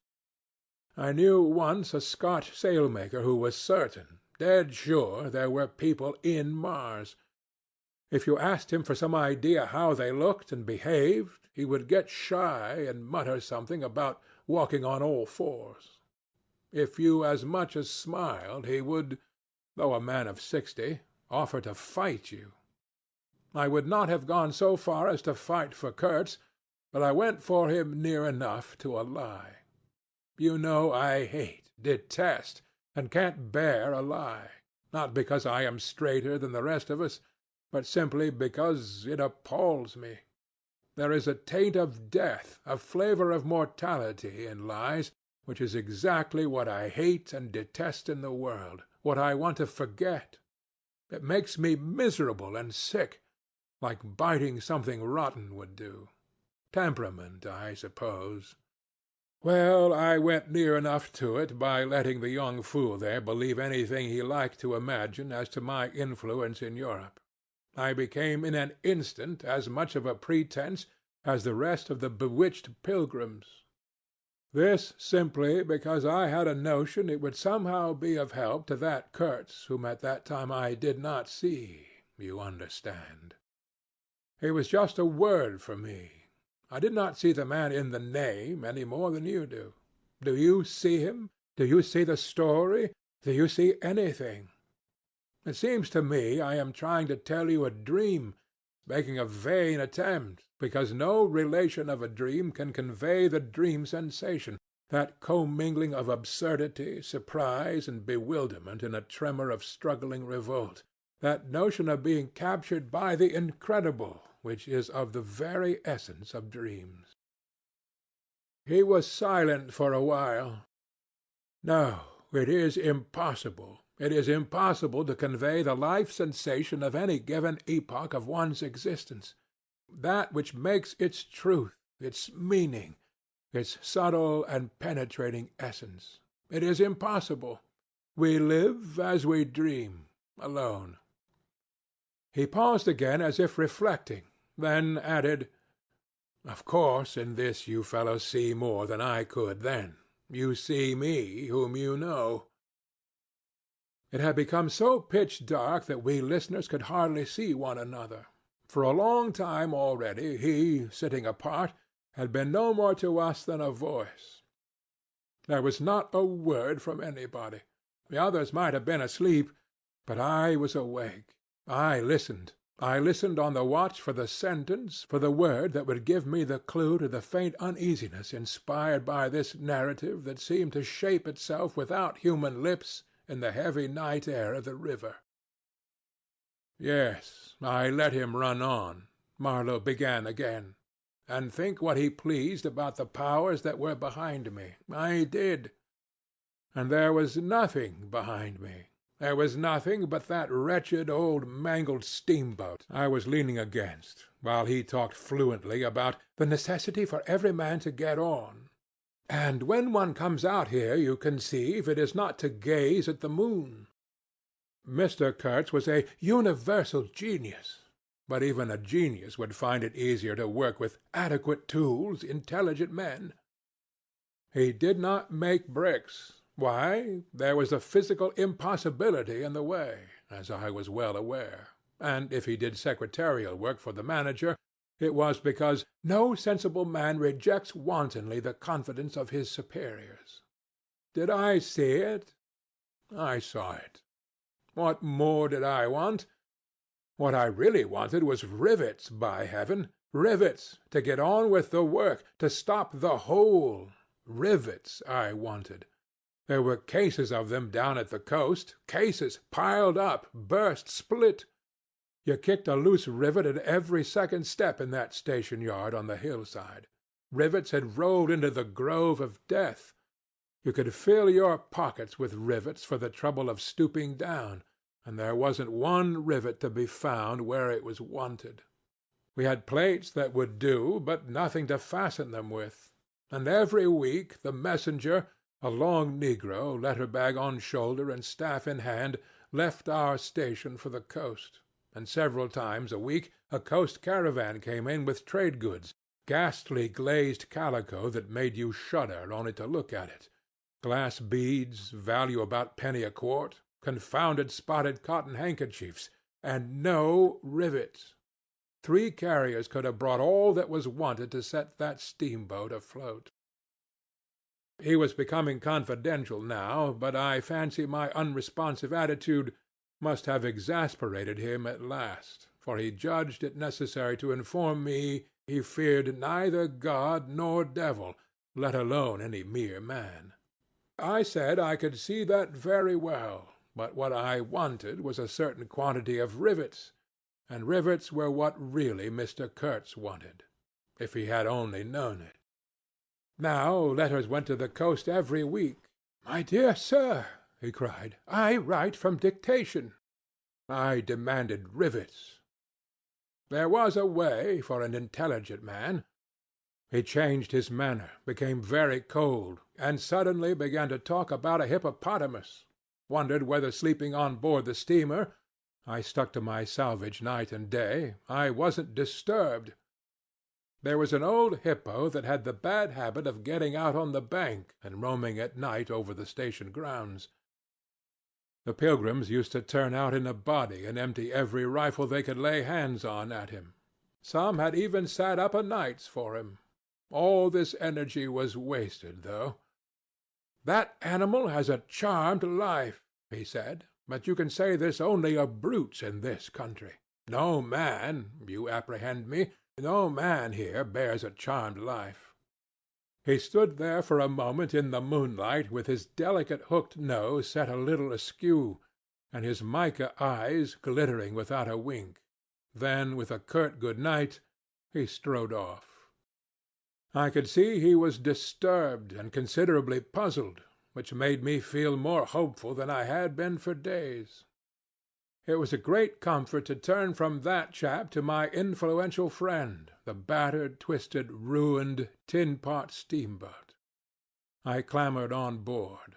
She rang under my feet like an empty Huntley and Palmer biscuit tin kicked along a gutter. She was nothing so solid in make, and rather less pretty in shape, but I had expended enough hard work on her to make me love her. No influential friend would have served me better. She had given me a chance to come out a bit, to find out what I could do. No, I didn't like work. I would rather laze about and think of all the fine things that can be done. I don't like work, no man does, but I like what is in the work, the chance to find yourself, your own reality, for yourself, not for others, what no other man can ever know. They can only see the mere show, and never can tell what it really means. I was not surprised to see somebody sitting aft on the deck with his legs dangling over the mud. You see, I rather chummed with the few mechanics there were in that station, whom the other pilgrims naturally despised, on account of their imperfect manners, I suppose. This was the foreman, a boiler-maker by trade, a good worker. He was a lank, bony, yellow-faced man, with big, intense eyes. His aspect was worried, and his head was as bald as the palm of my hand. But his hair, in falling, seemed to have stuck to his chin, and had prospered in the new locality, for his beard hung down to his waist. He was a widower with 6 young children.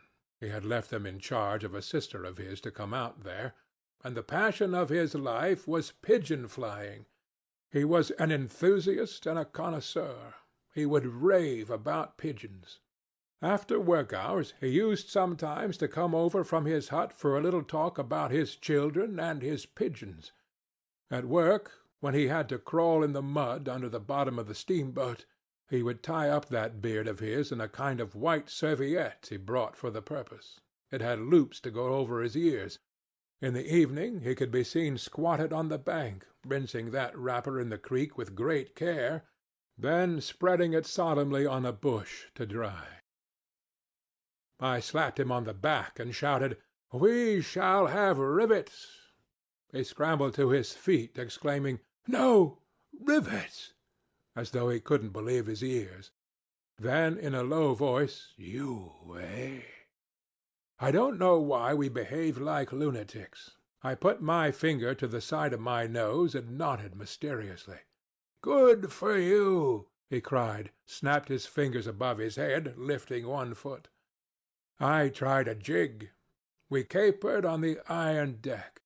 A frightful clatter came out of that hulk, and the virgin forest on the other bank of the creek sent it back in a thundering roll upon the sleeping station. It must have made some of the pilgrims sit up in their hovels.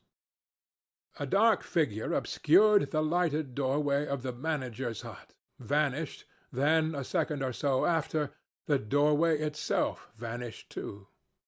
We stopped, and the silence driven away by the stamping of our feet flowed back again from the recesses of the land.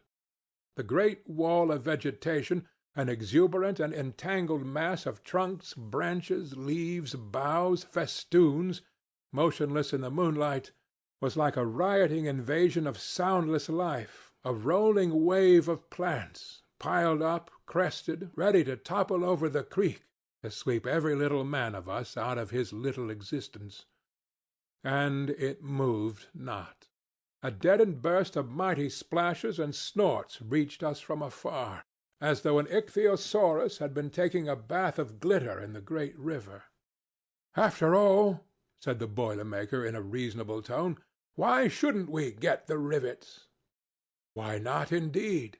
I did not know of any reason why we shouldn't. "They'll come in 3 weeks," I said confidently. But they didn't. Instead of rivets, there came an invasion, an infliction, a visitation. It came in sections during the next 3 weeks, each section headed by a donkey carrying a white man in new clothes and tan shoes, bowing from that elevation right and left to the impressed pilgrims. A quarrelsome band of footsore, sulky niggers trode on the heels of the donkey. A lot of tents, camp stools, tin boxes, white cases, brown bales would be shot down in the courtyard, and the air of mystery would deepen a little over the muddle of the station. 5 such installments came, with their absurd air of disorderly flight, with the loot of innumerable outfit shops and provision stores that one would think they were lugging, after a raid, into the wilderness for equitable division. It was an inextricable mess of things, decent in themselves, but that human folly made look like the spoils of thieving. This devoted band called itself the El Dorado Exploring Expedition, and I believe they were sworn to secrecy. Their talk, however, was the talk of sordid buccaneers.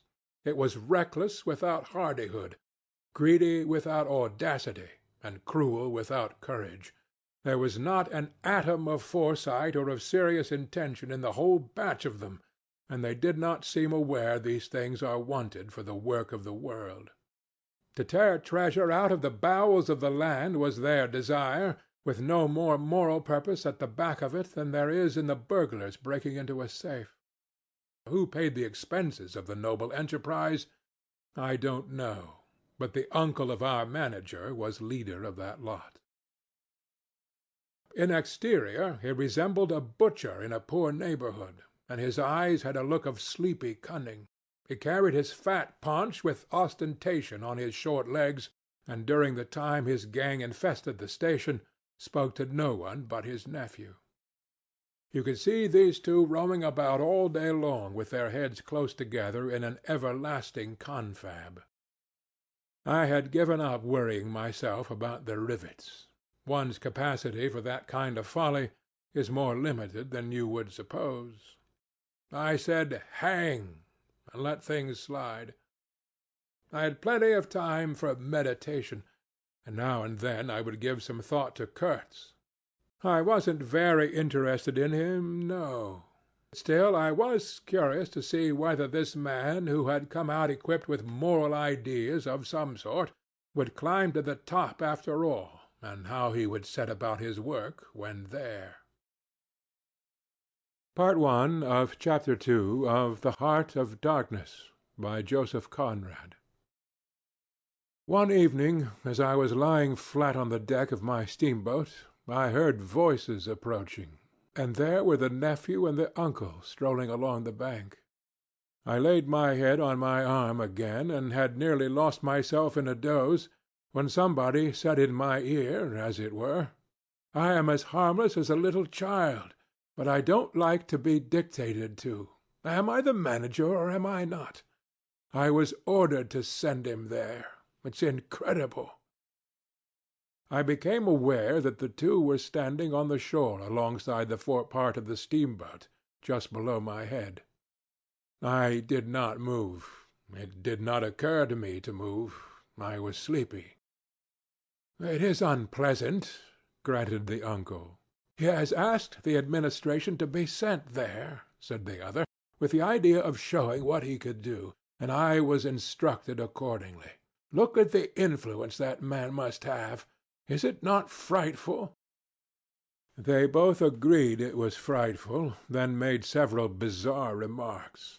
Make rain and fine weather, one man, the council, by the nose, bits of absurd sentences that got the better of my drowsiness, so that I had pretty near the whole of my wits about me when the uncle said, "The climate may do away with this difficulty for you. Is he alone there?" "Yes," answered the manager. "He sent his assistant down the river with a note to me in these terms: 'Clear this poor devil out of the country, and don't bother sending more of that sort. I had rather be alone than have the kind of men you can dispose of with me.' It was more than a year ago. Can you imagine such impudence?" "Anything since then?" asked the other hoarsely. "Ivory," jerked the nephew. "Lots of it. Prime sort. Lots most annoying from him." "And with that?" questioned the heavy rumble. "Invoice," was the reply, fired out, so to speak. Then silence. They had been talking about Kurtz. I was broad awake by this time, but, lying perfectly at ease, remained still, having no inducement to change my position. "How did that ivory come all this way?" growled the elder man, who seemed very vexed.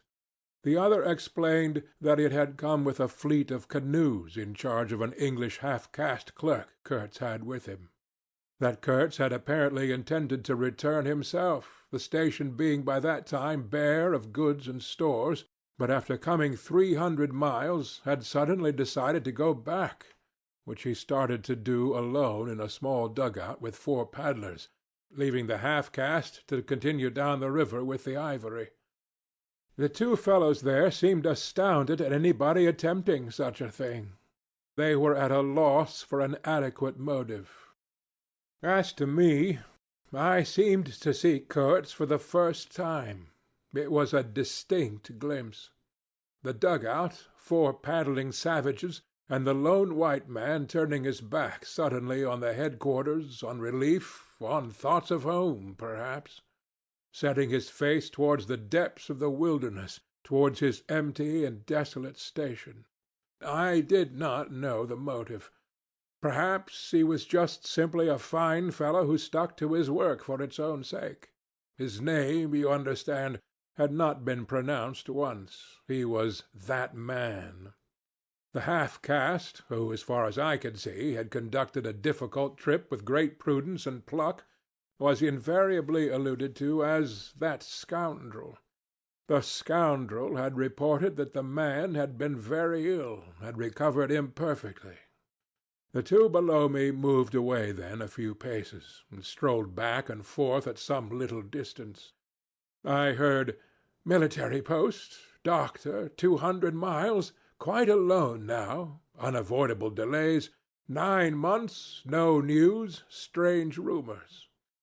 They approached again just as the manager was saying, "No one, as far as I know, unless a species of wandering trader, a pestilential fellow, snapping ivory from the natives." Who was it they were talking about now? I gathered in snatches that this was some man supposed to be in Kurtz's district, and of whom the manager did not approve. "We will not be free from unfair competition till one of these fellows is hanged for an example," he said. "Certainly," grunted the other. "Get him hanged. Why not? Anything can be done in this country. That's what I say. Nobody here, you understand, here, can endanger your position. And why? You stand the climate. You outlast them all. The danger is in Europe. But there, before I left, I took care to—" They moved off and whispered. Then their voices rose again. "The extraordinary series of delays is not my fault. I did my best."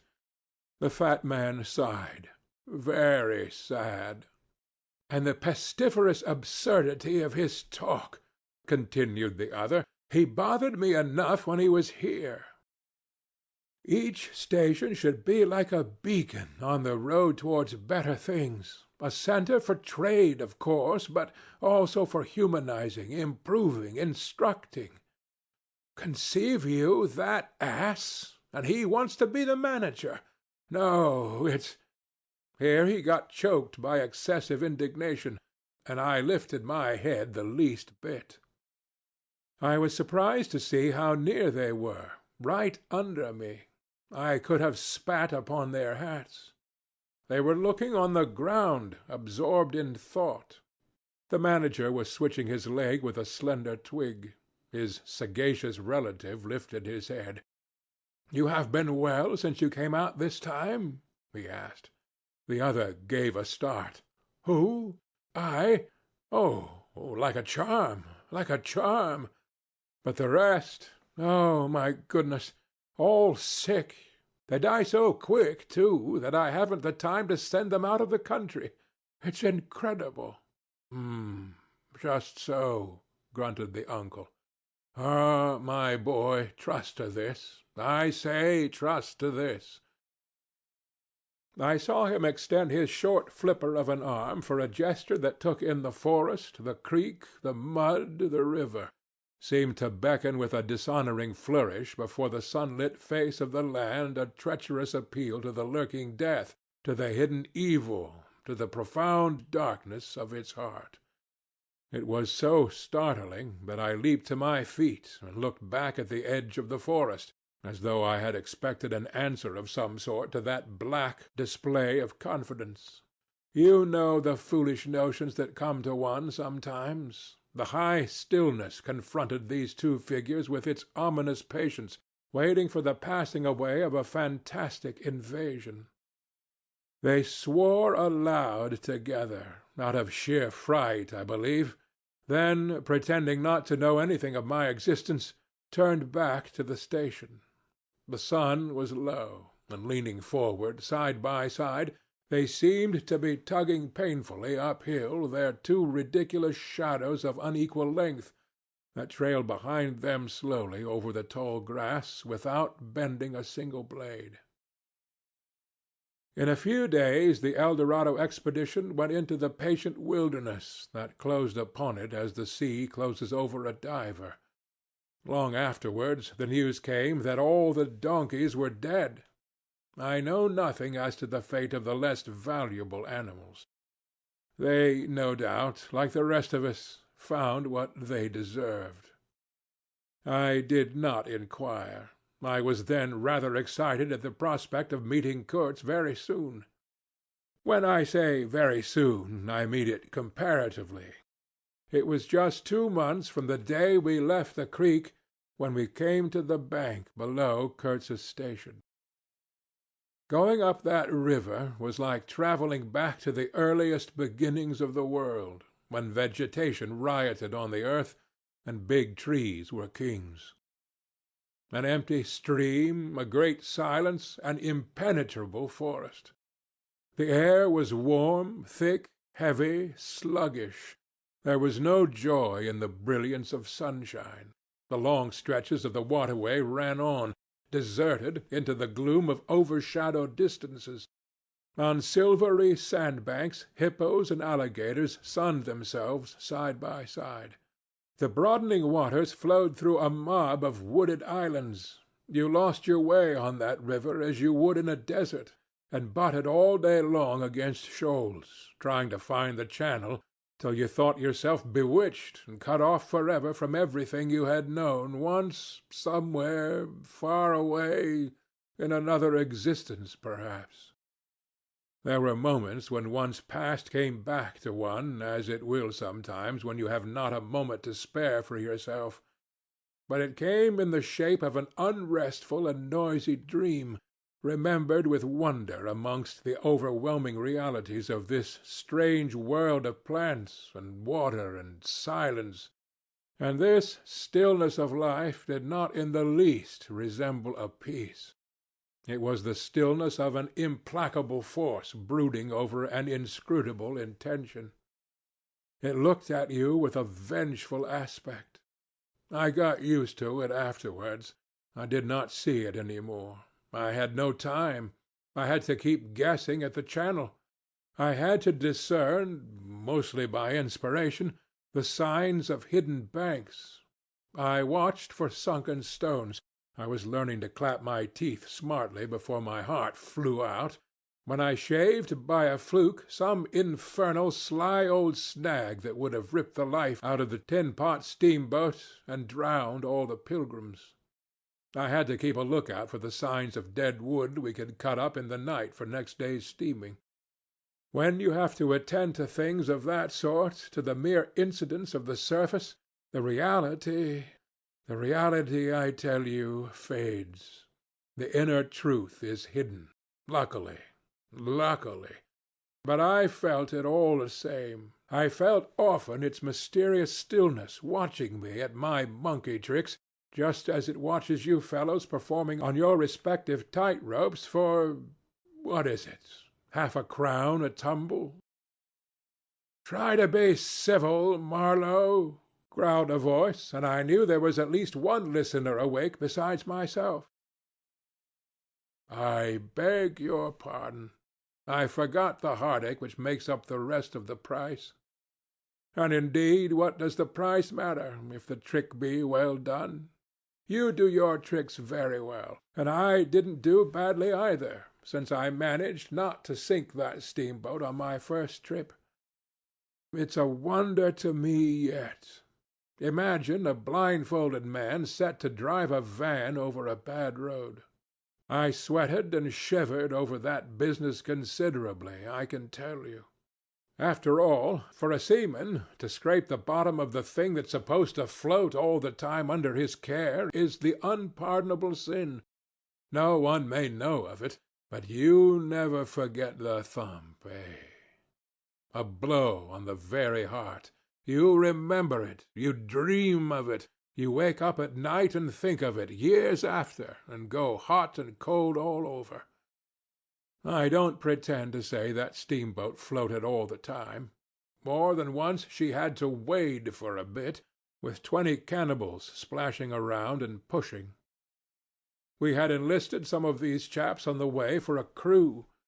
Fine fellows, cannibals, in their place. They were men one could work with, and I am grateful to them. And after all, they did not eat each other before my face.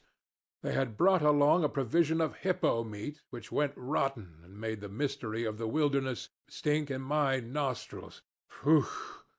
I can sniff it now. I had the manager on board and 3 or 4 pilgrims with their staves, all complete. Sometimes we came upon a station close by the bank, clinging to the skirts of the unknown, and the white men rushing out of a tumble-down hovel, with great gestures of joy and surprise and welcome, seemed very strange, had the appearance of being held there captive by a spell.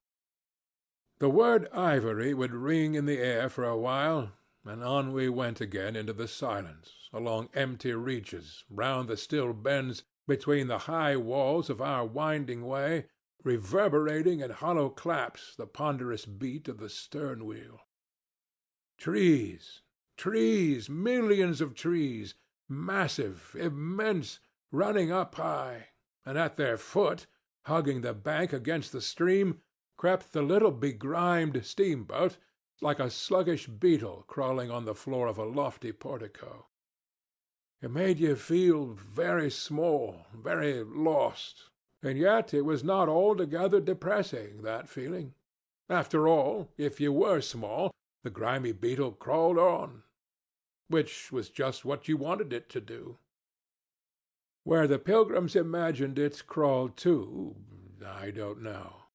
To some place where they expected to get something, I bet. For me, it crawled towards Kurtz exclusively. But when the steam pipe started leaking, we crawled very slow. The reaches opened before us and closed behind, as if the forest had stepped leisurely across the water to bar the way for our return. We penetrated deeper and deeper into the heart of darkness. It was very quiet there.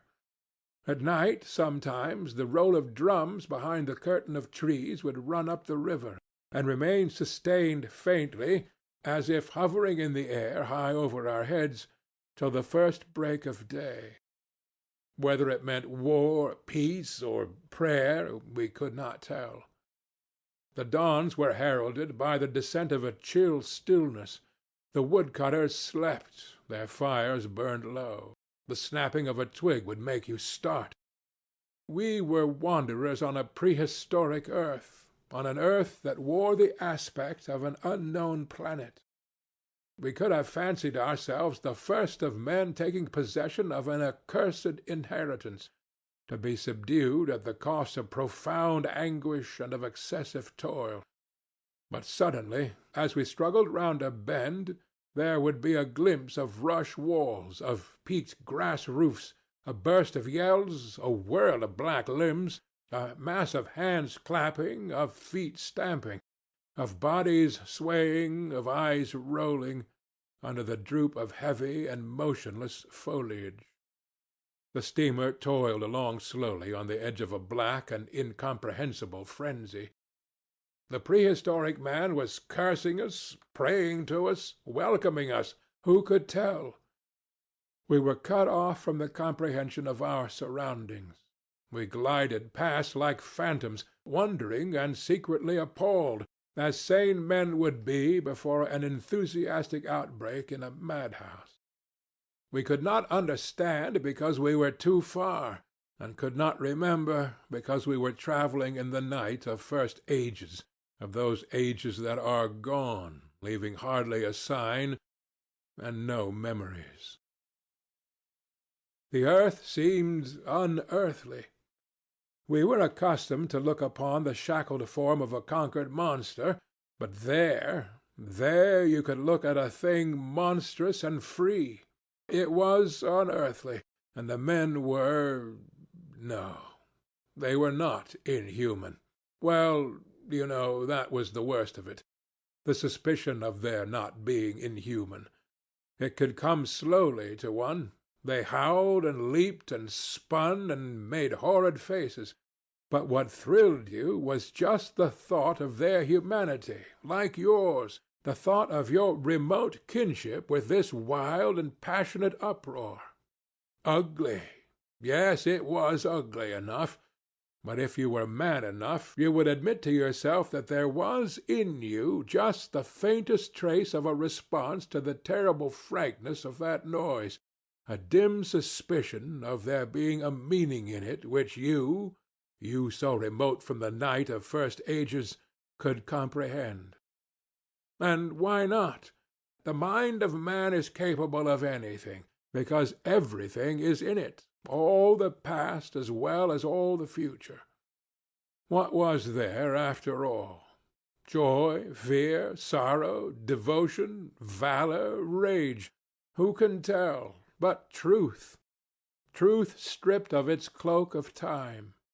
Let the fool gape and shudder. The man knows, and can look on without a wink. But he must at least be as much of a man as these on the shore. He must meet that truth with his own true stuff, with his own inborn strength. Principles won't do. Acquisitions, clothes, pretty rags, rags that would fly off at the first good shake. No, you want a deliberate belief. An appeal to me in this fiendish row? Is there? Very well. I hear, I admit, but I have a voice too, and for good or evil, mine is the speech that cannot be silenced. Of course, a fool, what with sheer fright and fine sentiments, is always safe. Who's that grunting? You wonder I didn't go ashore for a howl and a dance. Well, no, I didn't. Fine sentiments, you say? Fine sentiments be hanged. I had no time. I had to mess about with white lead and strips of woolen blanket, helping to put bandages on those leaky steam pipes, I tell you. I had to watch the steering and circumvent those snags, and get the tin pot along by hook or by crook. There was surface truth enough in these things to save a wiser man. And between whiles I had to look after the savage who was fireman. He was an improved specimen. He could fire up a vertical boiler. He was there below me, and upon my word, to look at him was as edifying as seeing a dog in a parody of breeches and a feather hat walking on his hind legs. A few months of training had done for that really fine chap. He squinted at the steam gauge and at the water gauge with an evident effort of intrepidity, and he filed teeth too, the poor devil, and the wool of his pate shaved into queer patterns, and 3 ornamental scars on each of his cheeks. He ought to have been clapping his hands and stamping his foot on the bank, instead of which he was hard at work, a thrall to strange witchcraft, full of improving knowledge. He was useful because he had been instructed, and what he knew was this, that should the water in that transparent thing disappear, the evil spirit inside the boiler would get angry through the greatness of his thirst and take a terrible vengeance. So he sweated and fired up and watched the glass fearfully, with an impromptu charm made of rags tied to his arm and a piece of polished bone as big as a watch stuck flatways through his lower lip. While the wooded bank slipped past us slowly, the short noise was left behind, the interminable miles of silence, and we crept on towards Kurtz. But the snags were thick, the water was treacherous and shallow, the boiler seemed indeed to have a sulky devil in it, and thus neither that fireman nor I had any time to peer into our creepy thoughts.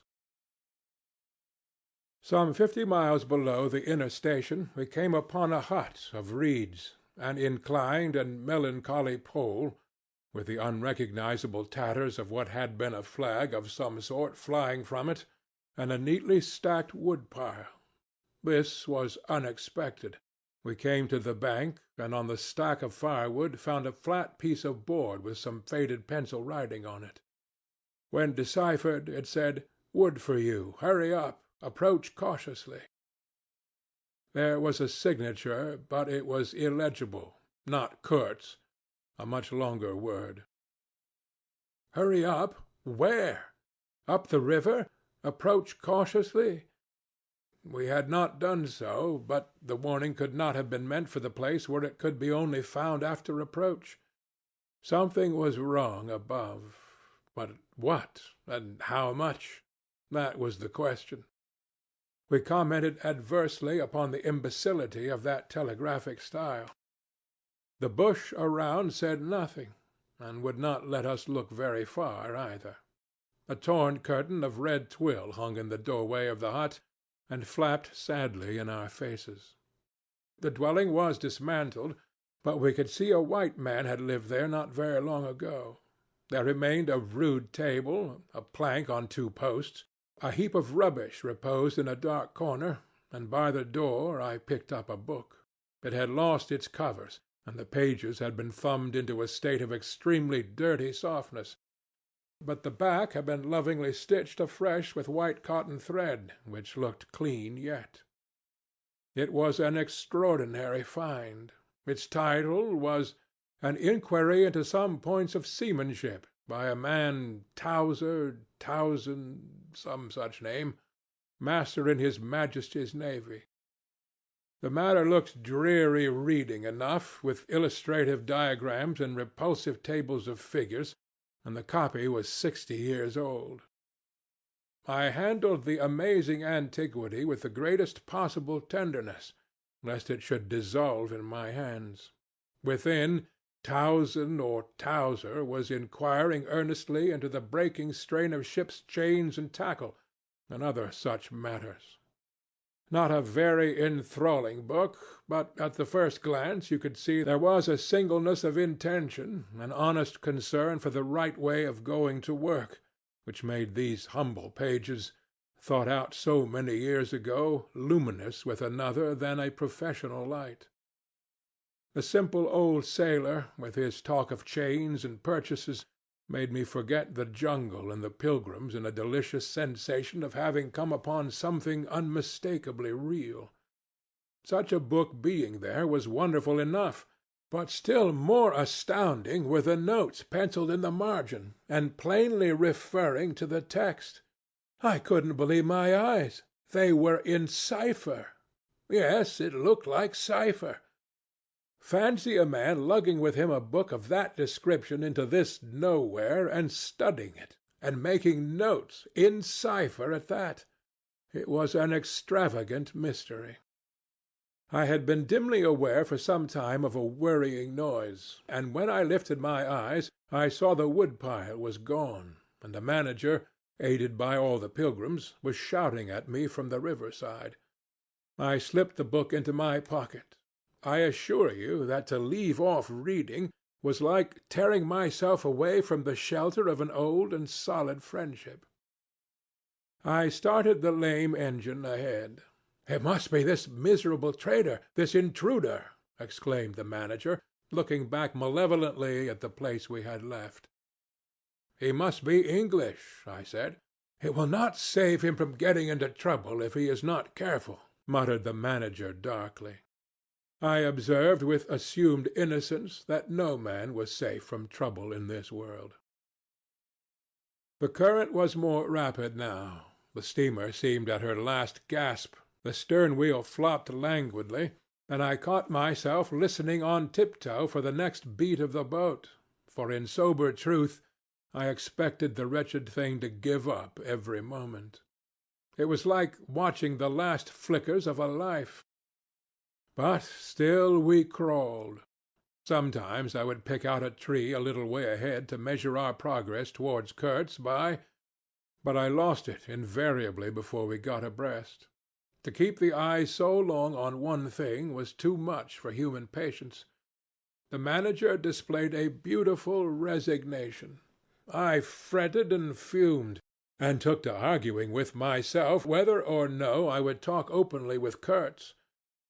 But before I could come to any conclusion, it occurred to me that my speech or my silence, indeed any action of mine, would be a mere futility. What did it matter what any one knew or ignored? What did it matter who was manager?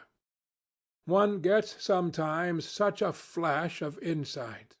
The essentials of this affair lay deep under the surface, beyond my reach and beyond my power of meddling. Towards the evening of the second day we judged ourselves about 8 miles from Kurtz's station. I wanted to push on, but the manager looked grave, and told me the navigation up there was so dangerous that it would be advisable, the sun being very low already, to wait where we were till next morning. Moreover, he pointed out that if the warning to approach cautiously were to be followed, we must approach in daylight, not at dusk or in the dark. This was sensible enough. 8 miles meant nearly 3 hours of steaming for us, and I could also see suspicious ripples at the upper end of the reach. Nevertheless, I was annoyed beyond expression at the delay, and most unreasonably too, since one night more could not matter much after so many months. As we had plenty of wood, and caution was the word, I brought up in the middle of the stream. The reach was narrow, straight, with high sides like a railway cutting. The dusk came gliding into it long before the sun had set. The current ran smooth and swift, but a dumb immobility sat on the banks. The living trees, lashed together by the creepers, and every living bush of the undergrowth, might have been changed into stone, even to the slenderest twig, to the lightest leaf. It was not sleep. It seemed unnatural, like a state of trance. Not the faintest sound of any kind could be heard. You looked on amazed, and began to suspect yourself of being deaf. Then the night came suddenly, and struck you blind as well. About 3 in the morning some large fish leaped, and the loud splash made me jump, as though a gun had been fired.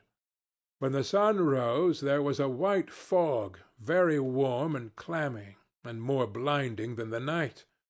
It did not shift or drive. It was just there, standing all round you like something solid. At 8 or 9, perhaps, it lifted as a shutter lifts.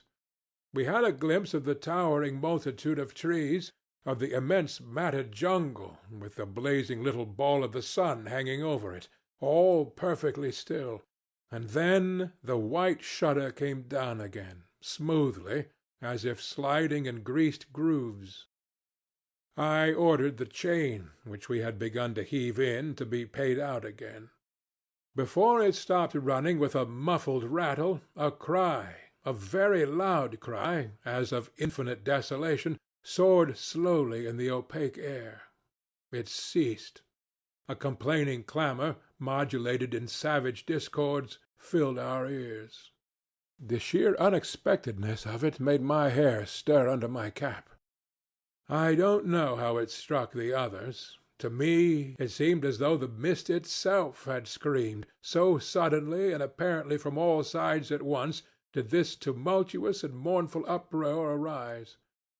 It culminated in a harried outbreak of almost intolerably excessive shrieking, which stopped short, leaving us stiffened in a variety of silly attitudes, and obstinately listening to the nearly as appalling and excessive silence. "Good God!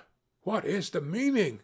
stammered at my elbow one of the pilgrims, a little fat man with sandy hair and red whiskers, who wore side-spring boots and pink pyjamas tucked into his socks. 2 others remained open-mouthed a whole minute, then dashed into the little cabin to rush out incontinently and stand, darting scared glances, with Winchesters at ready in their hands.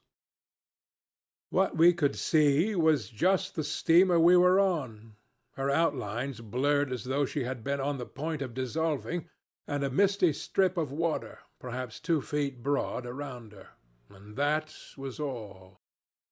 The rest of the world was nowhere, as far as our eyes and ears were concerned, just nowhere, gone, disappeared, swept off without leaving a whisper or a shadow behind.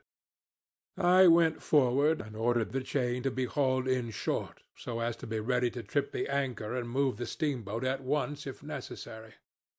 "Will they attack?" whispered an awed voice. "We will all be butchered in this fog," murmured another. The faces twitched with the strain, the hands trembled slightly, the eyes forgot to wink. It was very curious to see the contrast of expressions of the white men and of the black fellows of our crew, who were as much strangers to that part of the river as we, though their homes were only 800 miles away. The whites, of course greatly discomposed, had besides a curious look of being painfully shocked by such an outrageous row. The others had an alert, naturally interested expression, but their faces were essentially quiet, even those of the one or two who grinned as they hauled out the chain. Several exchanged short grunting phrases, which seemed to settle the matter to their satisfaction. Their headman, a young, broad-chested black, severely draped in dark blue fringed cloths, with fierce nostrils and his hair all done up artfully in oily ringlets, stood near me. "Aha!" I said, just for a good fellowship's sake. "Catch him!" he snapped, with a bloodshot widening of his eyes and a flash of sharp teeth. "Catch him! Give him to us!" "To you, eh?" I asked. "And what would you do with them?" "Eat 'em," he said curtly, and leaning his elbow on the rail, looked out into the fog in a dignified and profoundly pensive attitude. I would no doubt have been properly horrified had it not occurred to me that he and his chaps must be very hungry, that they must have been growing increasingly hungry for at least this month past. They had been engaged for 6 months. I don't think a single one of them had any clear idea of time, as we at the end of countless ages have. They still belonged to the beginnings of time, had no inherited experience to teach them, as it were. And, of course, as long as there was a piece of paper written over in accordance with some farcical law or other made down the river, it didn't enter anybody's head to trouble how they would live. Certainly they had brought with them some rotten hippo meat, which couldn't have lasted very long anyway, even if the pilgrims hadn't, in the midst of a shocking hullabaloo, thrown a considerable quantity of it overboard. It looked like a high-handed proceeding, but it was really a case of legitimate self-defense. You can't breathe dead hippo waking, sleeping, and eating, and at the same time keep your precarious grip on existence. Besides that, they had given them every week 3 pieces of brass wire, each about 9 inches long, and the theory was they were to buy their provisions with that currency in riverside villages. You can see how that worked. There were either no villages, or the people were hostile, or the director, who like the rest of us fed out of tins, with an occasional old he-goat thrown in, didn't want to stop the steamer for some more or less recondite reason. So, unless they swallowed the wire itself, or made loops of it to snare the fishes with, I don't see what good their extravagant salary could be to them. I must say it was paid with a regularity worthy of a large and honorable tracking company. For the rest, the only thing to eat, though it didn't look eatable in the least, I saw in their possession were a few lumps of some stuff like half-cooked dough, of a dirty lavender color, they kept wrapped in leaves, and now and then swallowed a piece of, but so small that it seemed done more for the looks of the thing than for any serious purpose of sustenance. Why in the name of all the gnawing devils of hunger they didn't go for us, they were 30 to 5, and have a good tuck-in for once, amazes me now when I think of it. They were big, powerful men, with not much capacity to weigh the consequences, with courage, with strength even yet, though their skins were no longer glossy and their muscles no longer hard. And I saw that something restraining, one of those human secrets that baffle probability, had come into play there. I looked at them with a swift quickening of interest, not because it occurred to me I might be eaten by them before very long, though I own to you that just then I perceived, in a new light, as it were, how unwholesome the pilgrims looked, and I hoped, yes, I positively hoped, that my aspect was not so, what shall I say, so unappetizing. A touch of fantastic vanity which fitted well with the dream sensation that pervaded all my days at the time. Perhaps I had a little fever, too. One can't live with one's finger everlastingly on one's pulse. I had often a little fever, or a little touch of other things, the playful paw-strokes of the wilderness, the preliminary trifling before the more serious onslaught which came in due course. Yes, I looked at them as you would on any human being, with a curiosity of their impulses, motives, capacities, weaknesses, when brought to the test of an inexorable physical necessity. Restraint! What possible restraint? Was it superstition, disgust, patience, fear, or some kind of primitive honor? No fear can stand up to hunger. No patience can wear it out. Disgust simply does not exist where hunger is. And as to superstition, beliefs, and what you may call principles, they are less than chaff in a breeze. Don't you know the devilry of lingering starvation, its exasperating torment, its black thoughts, its sombre and brooding ferocity? Well, I do. It takes a man all his inborn strength to fight hunger properly. It's really easier to face bereavement, dishonor, and the perdition of one's soul than this kind of prolonged hunger. Sad, but true. And these chaps, too, had no earthly reason for any kind of scruple. Restraint? I would just as soon have expected restraint from a hyena prowling amongst the corpses of a battlefield. But there was the fact facing me, the fact dazzling to be seen, like the foam on the depths of a sea, like a ripple on the unfathomable enigma, a mystery greater, when I thought of it, than the curious, inexplicable note of desperate grief in this savage clamor that had swept by us on the river bank, behind the blind whiteness of the fog.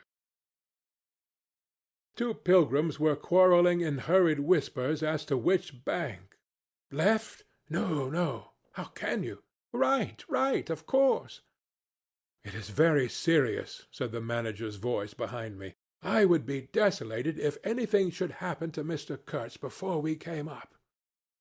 I looked at him, and had not the slightest doubt he was sincere. He was just the kind of man who would wish to preserve appearances. That was his restraint. But when he muttered something about going on at once, I did not even take the trouble to answer him. I knew, and he knew, that it was impossible. Were we to let go our hold of the bottom, we would be absolutely in the air, in space. We wouldn't be able to tell where we were going to, whether up or downstream, or across, till we fetched against one bank or the other, and then we wouldn't know at first which it was. Of course, I had no move. I had no mind for a smash-up. You couldn't imagine a more deadly place for a shipwreck. Whether we drowned at once or not, we were sure to perish speedily in one way or another.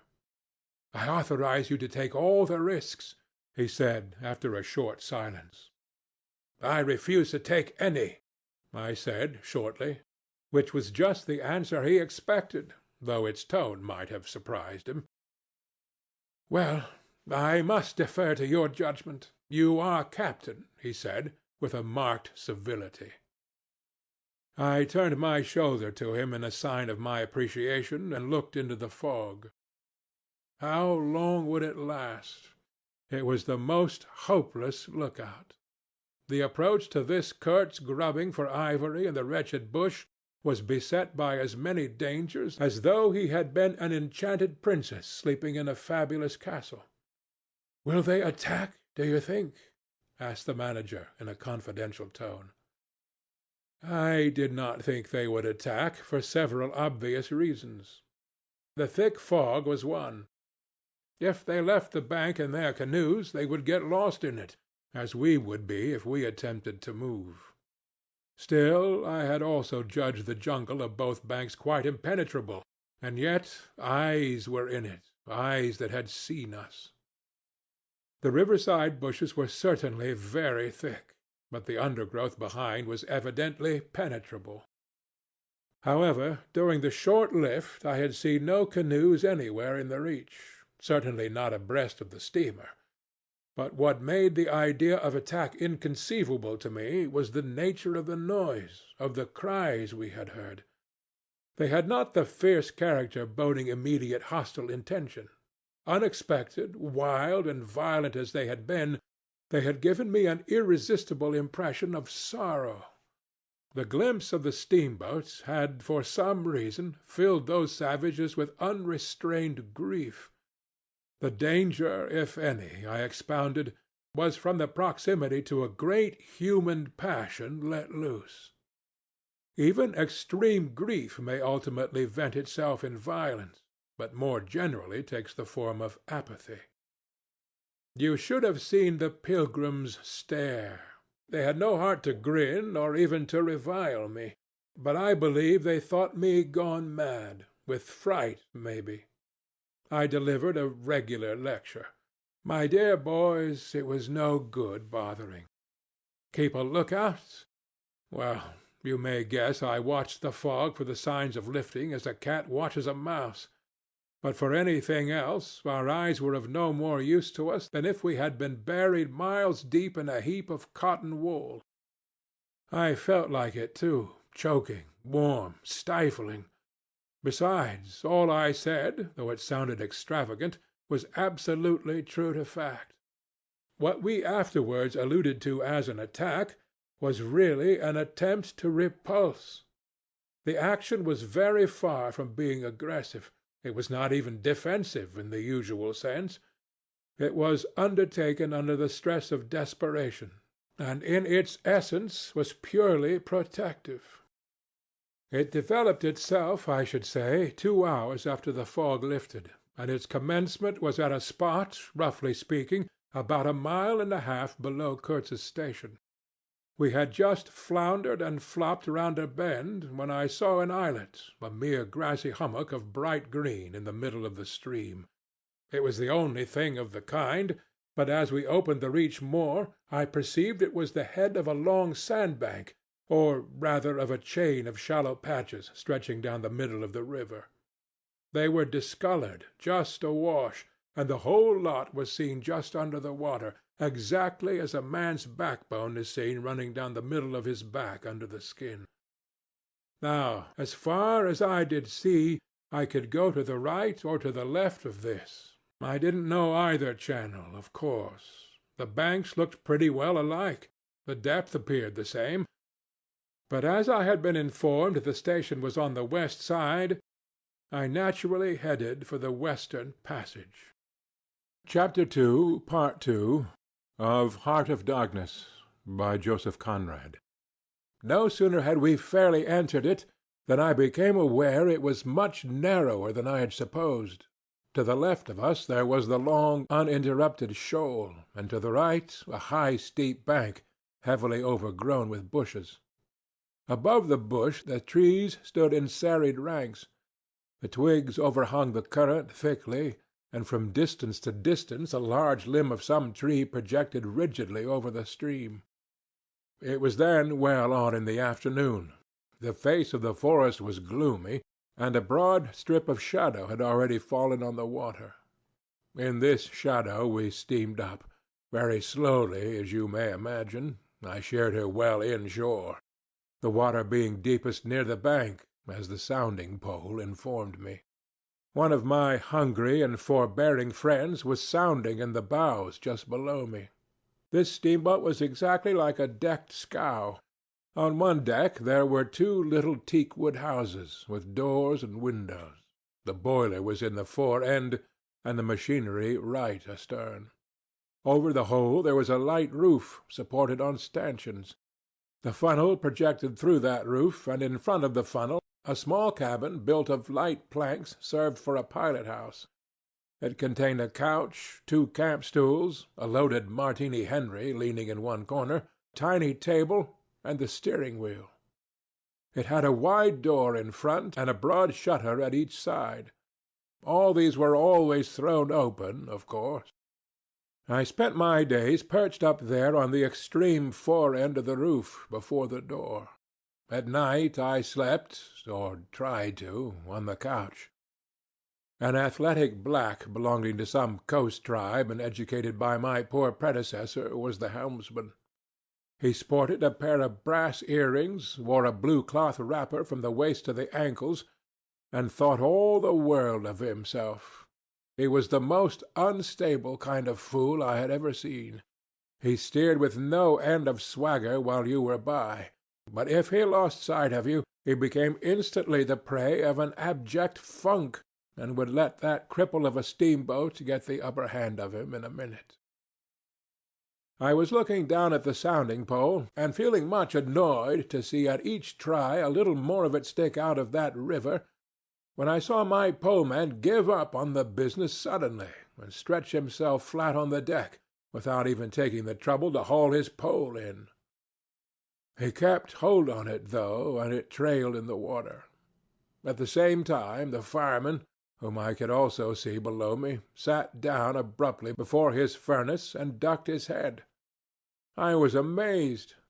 Then I had to look at the river mighty quick, because there was a snag in the fairway. Sticks, little sticks, were flying about, thick. They were whizzing before my nose, dropping below me, striking behind me against my pilot-house. All this time the river, the shore, the woods were very quiet, perfectly quiet. I could only hear the heavy splashing thump of the stern-wheel and the patter of these things. We cleared the snag clumsily. Arrows, by Jove! We were being shot at. I stepped in quickly to close the shutter on the land side. That fool helmsman, his hands on the spokes, was lifting his knees high, stamping his feet, champing his mouth like a reined-in horse. Confound him! And we were staggering within 10 feet of the bank.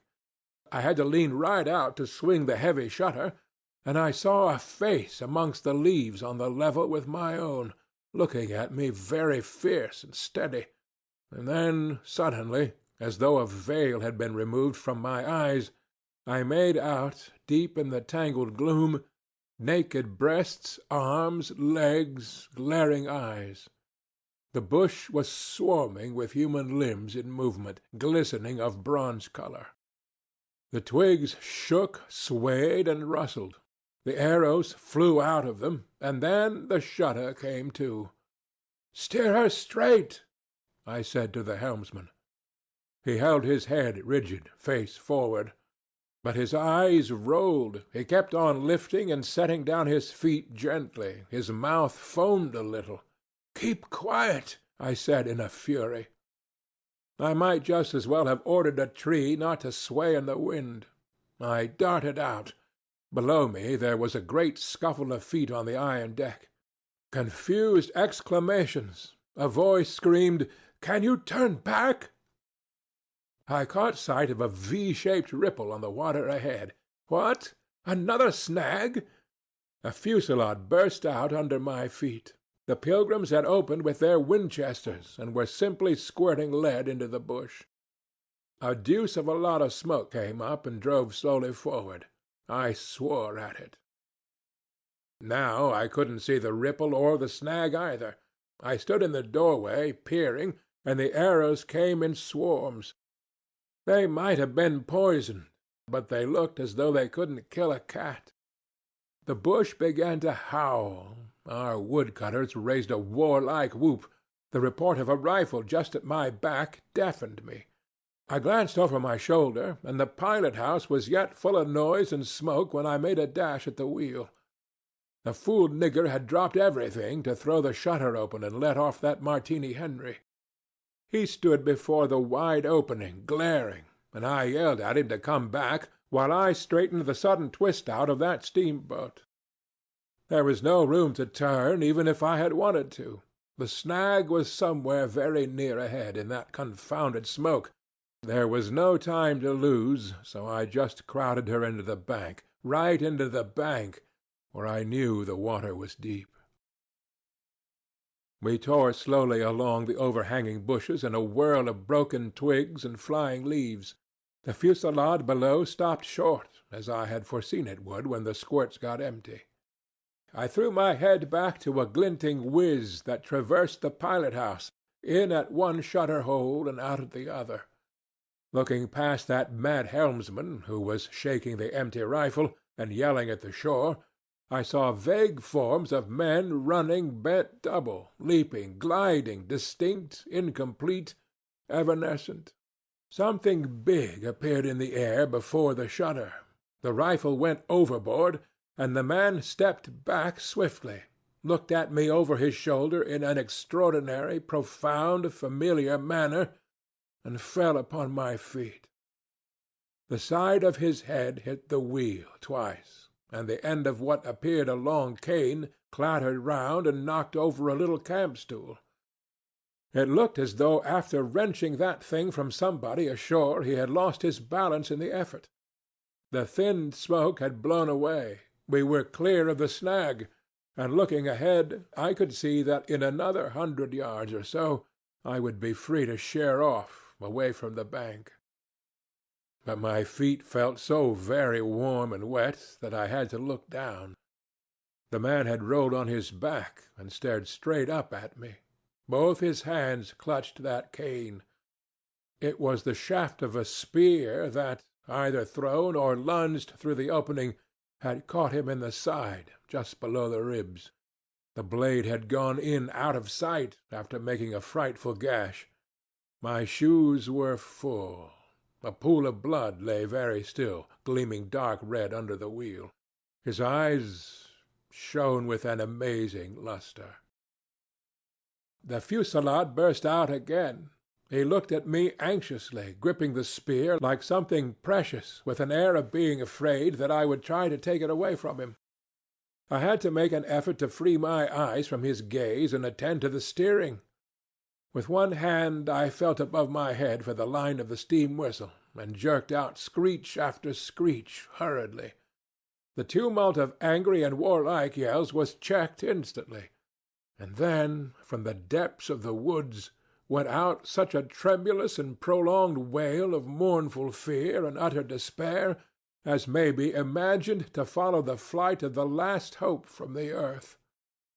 There was a great commotion in the bush. The shower of arrows stopped. A few dropping shots rang out sharply. Then silence, in which the languid beat of the stern-wheel came plainly to my ears.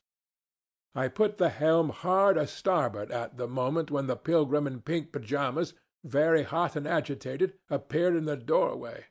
"The manager sends me," he began in an official tone, and stopped short. "Good God!" he said, glaring at the wounded man. We two whites stood over him, and his lustrous and inquiring glance enveloped us both. I declare it looked as though he would presently put to us some questions in an understandable language. But he died without uttering a sound, without moving a limb, without twitching a muscle. Only in the very last moment, as though in response to some sign we could not see, to some whisper we could not hear, he frowned heavily, and that frown gave to his black death mask an inconceivably sombre, brooding, and menacing expression. The luster of inquiring glance faded swiftly into vacant glassiness. "Can you steer?" I asked the agent eagerly. He looked very dubious, but I made a grab at his arm, and he understood at once I meant him to steer whether or no. To tell you the truth, I was morbidly anxious to change my shoes and socks. "He is dead," murmured the fellow, immensely impressed. "No doubt about it," said I, tugging like mad at the shoelaces. "And, by the way, I suppose Mr. Kurtz is dead as well by this time." For the moment that was the dominant thought. There was a sense of extreme disappointment, as though I had found out that I had been striving after something altogether without a substance. I couldn't have been more disgusted if I had travelled all this way for the sole purpose of talking with Mr. Kurtz. Talking with. I flung one shoe overboard and became aware that that was exactly what I had been looking forward to, a talk with Kurtz.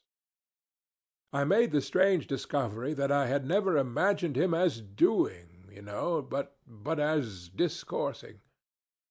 I didn't say to myself, "Now I will never see him," or "Now I will never shake him by the hand," but "Now I will never hear him." The man presented himself as a voice. Not, of course, that I did not connect him with some sort of action. Hadn't I been told in all the tones of jealousy and admiration that he had collected, bartered, swindled, or stolen more ivory than all the other agents together? That was not the point.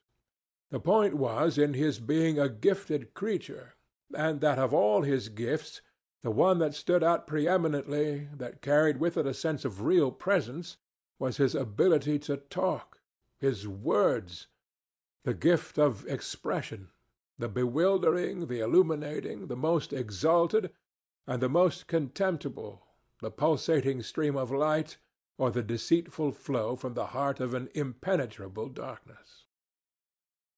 The other shoe went flying into the devil-god of that river.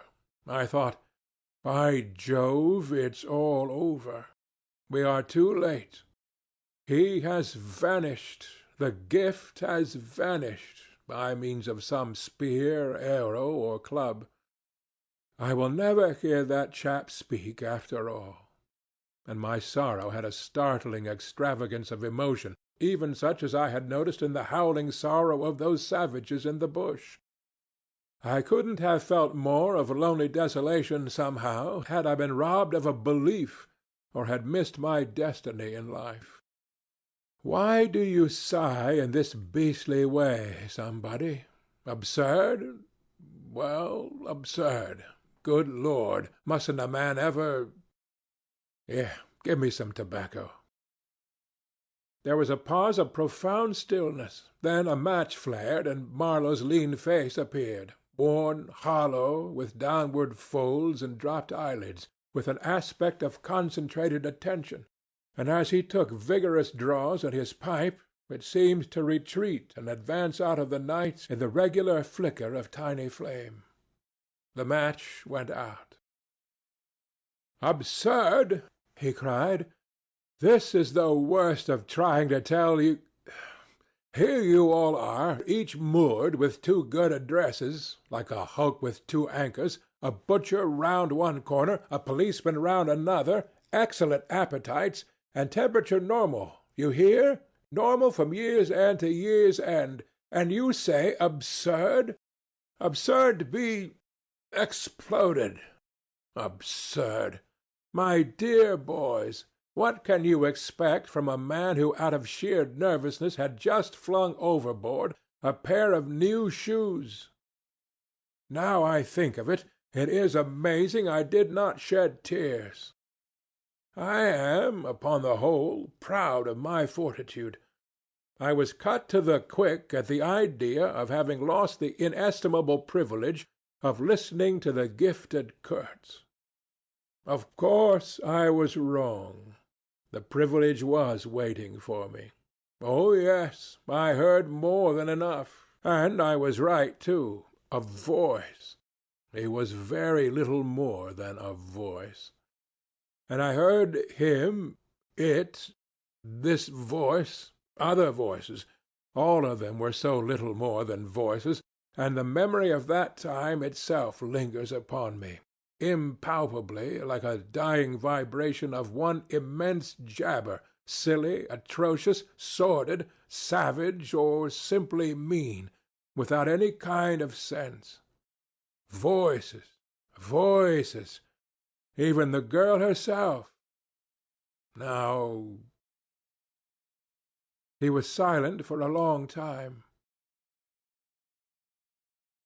I laid the ghost of his gifts at last with a lie. He began suddenly. Girl. What? Did I mention a girl? Oh, she is out of it completely. They, the women, I mean, are out of it, should be out of it. We must help them stay in that beautiful world of their own, lest ours gets worse. Oh, she had to be out of it. You should have heard the disinterred body of Mr. Kurtz saying, "My intended." You would have perceived directly then how completely she was out of it. And the lofty frontal bone of Mr. Kurtz. They say the hair goes on growing sometimes, but this specimen was impressively bald. The wilderness had patted him on the head, and behold, it was like a ball, an ivory ball. It had caressed him, and lo, he had withered. It had taken him, loved him, embraced him, got into his veins, consumed his flesh, and sealed his soul to its own by the inconceivable ceremonies of some devilish initiation. He was its spoiled and pampered favorite. Ivory? I should think so. Heaps of it, stacks of it. The old mud shanty was bursting with it. You would think there was not a single tusk left either above or below the ground in the whole country. "Mostly fossil," the manager had remarked disparagingly. It was no more fossil than I am, but they call it fossil when it is dug up. It appears these niggers do bury the tusks sometimes, but evidently they couldn't bury this parcel deep enough to save the gifted Mr. Kurtz from his fate. We filled the steamboat with it, and had to pile a lot on the deck. Thus he could see and enjoy as long as he could see, because the appreciation of this favor had remained with him to the last. You should have heard him say, "My ivory." Oh, yes, I heard him. My intended, my ivory, my station, my river, my... Everything belonged to him. It made me hold my breath in expectation of hearing the wilderness burst into a prodigious peal of laughter that would shake the fixed stars in their places. Everything belonged to him. But that was a trifle.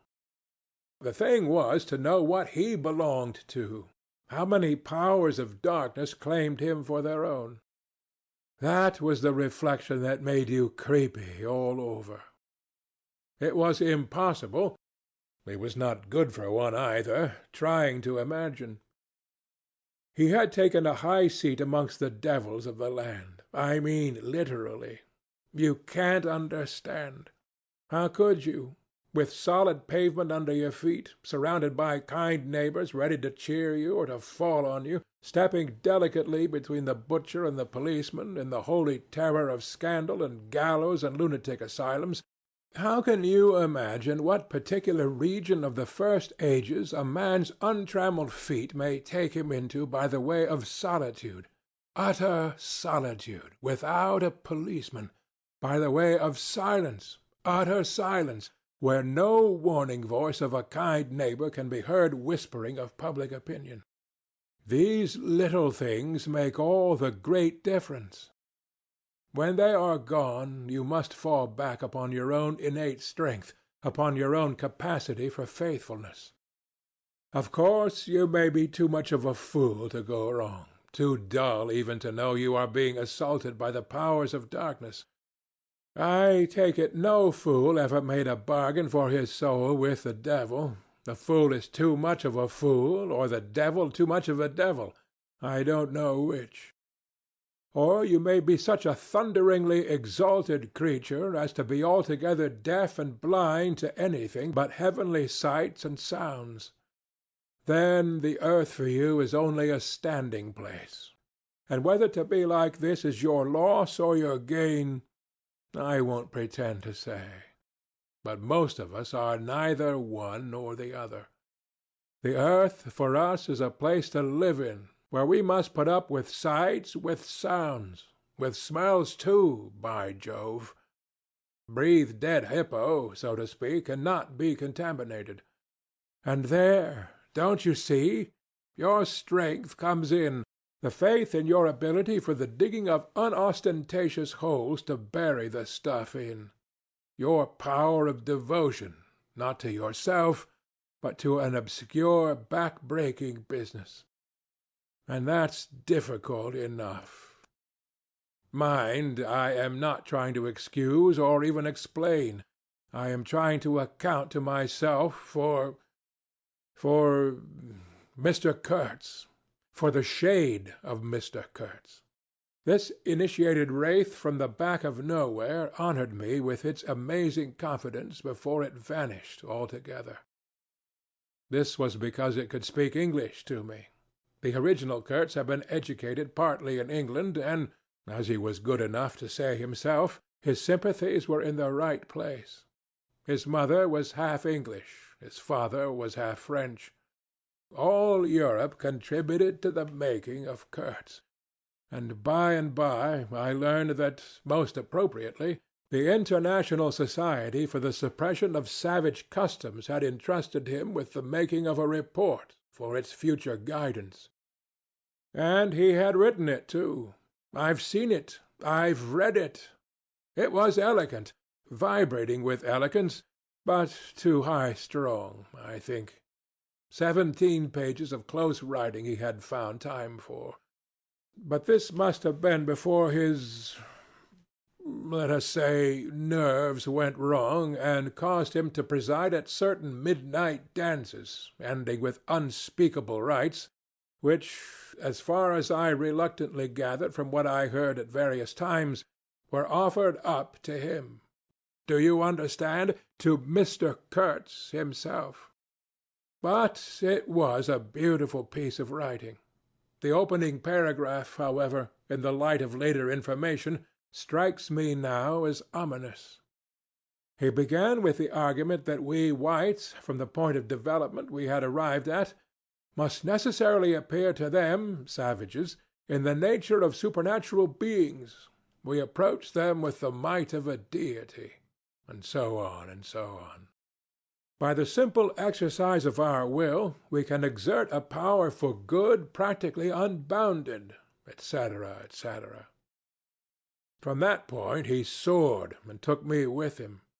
The peroration was magnificent, though difficult to remember, you know. It gave me the notion of an exotic immensity ruled by an august benevolence. It made me tingle with enthusiasm. This was the unbounded power of eloquence, of words, of burning, noble words. There were no practical hints to interrupt the magic current of phrases, unless a kind of note at the foot of the last page, scrawled evidently much later in an unsteady hand, may be regarded as the exposition of a method. It was very simple. And at the end of that moving appeal to every altruistic sentiment, it blazed at you, luminous and terrifying, like a flash of lightning in a serene sky. Exterminate all the brutes. The curious part was that he had apparently forgotten all about that valuable postscriptum, because later on, when he, in a sense, came to himself, he repeatedly entreated me to take good care of my pamphlet, he called it, as it was sure to have in the future a good influence upon his career. I had full information about all these things, and besides, as it turned out, I was to have the care of his memory. I've done enough for it to give me the indisputable right to lay it, if I choose, for an everlasting rest in the dustbin of progress, amongst all the sweepings and, figuratively speaking, all the dead cats of civilization. But then, you see, I can't choose. He won't be forgotten. Whatever he was not common. He had the power to charm or frighten rudimentary souls into an aggravated witch-dance in his honor. He could also fill the small souls of the pilgrims with bitter misgivings. He had one devoted friend, at least, and he had conquered one soul in the world that was neither rudimentary nor tainted with self-seeking. No, I can't forget him, though I am not prepared to affirm the fellow was exactly worth the life we lost in getting to him. I missed my late helmsman awfully. I missed him even while his body was still lying in the pilot-house. Perhaps you will think it passing strange, this regret for a savage who was no more account than a grain of sand in a black Sahara. Well, don't you see, he had done something. He had steered. For months I had him at my back, a help, an instrument. It was a kind of partnership. He steered for me. I had to look after him. I worried about his deficiencies, and thus a subtle bond had been created of which I only became aware when it was suddenly broken. And the intimate profundity of that look he gave me when he received his hurt remains to this day in my memory, like a claim of distant kinship affirmed in a supreme moment. Poor fool! If he had only left that shutter alone! He had no restraint, just like Kurtz, a tree swayed by the wind. As soon as I had put on a dry pair of slippers, I dragged him out, after first jerking the spear out of his side, which operation, I confess, I performed with my eyes shut tight. His heels leaped together over the little doorstep. His shoulders were pressed to my breast. I hugged him from behind, desperately. Oh, he was heavy, heavier than any man on earth, I should imagine. Then, without more ado, I tipped him overboard. The current snatched him as though he had been a wisp of grass, and I saw the body roll over twice before I lost sight of it forever. All the pilgrims and the manager were then congregated on the awning deck about the pilot-house, chattering at each other like a flock of excited magpies, and there was a scandalized murmur at my heartless promptitude. What they wanted to keep that body hanging about for, I can't guess. Embalm it, maybe? But I had also heard another and a very ominous murmur on the deck below. My friends, the woodcutters, were likewise scandalized, and with a better show of reason, though I admit that the reason itself was quite inadmissible. Oh, quite. I had made up my mind that if my late helmsman was to be eaten, the fishes alone should have him. He had been a very second-rate helmsman while alive, but now he was dead, he might have become a first-class temptation, and possibly cause some startling trouble. Besides, I was anxious to take the wheel, the man in pink pyjamas showing himself a hopeless duffer at the business. This I did directly the simple funeral was over. We were going half speed, keeping right in the middle of the stream, and I listened to the talk about me. They had given up Kurtz. They had given up the station. Kurtz was dead, and the station had been burned, and so on and so on. The red-haired pilgrim was beside himself with the thought that at least this poor Kurtz had been properly avenged. Say, we must have made a glorious slaughter of them in the bush, eh? What do you think? Say? He positively danced, the bloodthirsty little gingery beggar, and he had nearly fainted when he saw the wounded man. I could not help saying, "You made a glorious lot of smoke, anyhow." I had seen from the way the tops of the bushes rustled and flew that almost all the shots had gone too high. You can't hit anything unless you take aim and fire from the shoulder. But these chaps fired from the hip with their eyes shut. The retreat, I maintained, and I was right, was caused by the screeching of the steam whistle. Upon this they forgot Kurtz and began to howl at me with indignant protests. The manager stood by the wheel murmuring confidentially about the necessity of getting well away down the river before dark at all events, when I saw in the distance a clearing on the riverside and the outlines of some sort of building. "What's this?" I asked. He clapped his hands in wonder. "The station!" he cried. I edged in at once, still going half speed. Through my glasses I saw the slope of a hill interspersed with rare trees and perfectly free from undergrowth. A long decaying building on the summit was half buried in the high grass. The large holes in the peaked roof gaped black from afar, The jungle and the woods made a background. There was no enclosure or fence of any kind, but there had been one apparently, for near the house half a dozen slim posts remained in a row, roughly trimmed and with their upper ends ornamented with round carved balls. The rails, or whatever there had been between, had disappeared. Of course the forest surrounded all that. The river bank was clear, and on the water side I saw a white man under a hat, like a cartwheel, beckoning persistently with his whole arm. Examining the edge of the forest above and below, I was almost certain I could see movements, human forms gliding here and there. I steamed past prudently, then stopped the engines and let her drift down. The man on the shore began to shout, urging us to land. "We have been attacked!" screamed the manager. "I know! It's all right!" yelled back the other, as cheerful as you please. "Come along! It's all right! I am glad!" His aspect reminded me of something I had seen, something funny I had seen somewhere. As I maneuvered to get alongside, I was asking myself, what does this fellow look like? Suddenly I got it. He looked like a harlequin.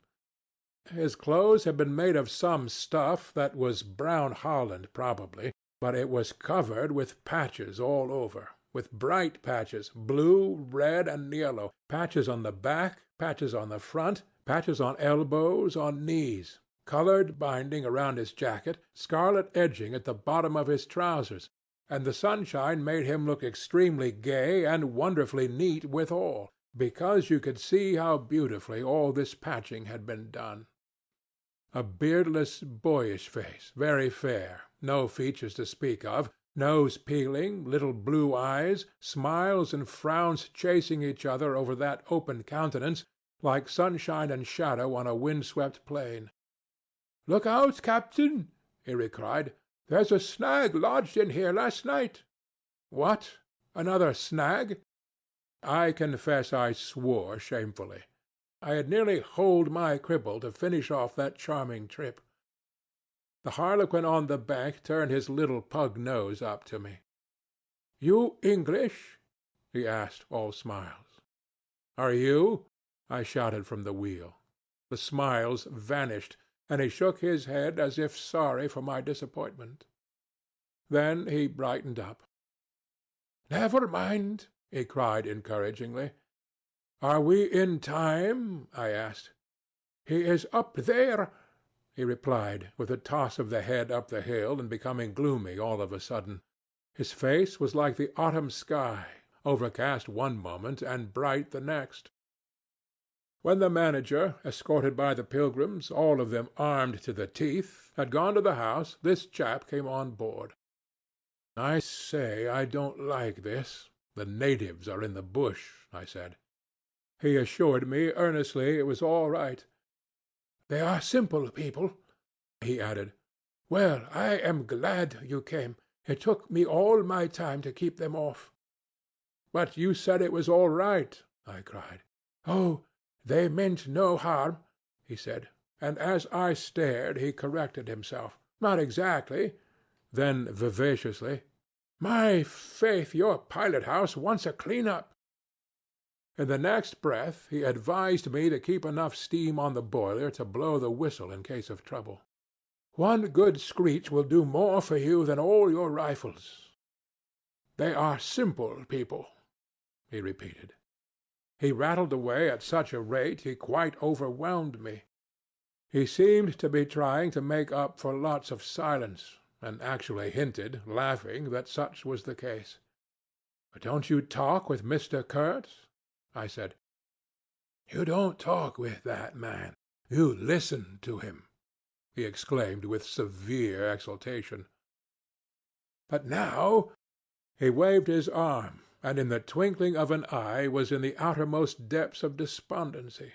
In a moment he came up again with a jump, possessed himself of both my hands, shook them continuously, while he gabbed, "Brother sailor, honor, pleasure, delight. Introduce myself. Russian, son of an archpriest. Government of Tambov. What? Tobacco? English tobacco. The excellent English tobacco. Now, that's brotherly. Smoke? Where's a sailor that does not smoke? The pipe soothed him, and gradually I made out he had run away from school and had gone to sea in a Russian ship. Ran away again, served some time in English ships, was now reconciled with the archpriest. He made a point of that. But when one is young, one must see things, gather experience, ideas, enlarge the mind. Here, I interrupted, you can never tell. Here I met Mr. Kurtz, he said, youthfully solemn and reproachful. I held my tongue after that. It appears he had persuaded a Dutch trading-house on the coast to fit him out with stores and goods, and started for the interior with a light heart and no more idea of what would happen to him than a baby. He had been wandering about that river for nearly 2 years alone, cut off from everybody and everything. I am not so young as I look. I am 25, he said.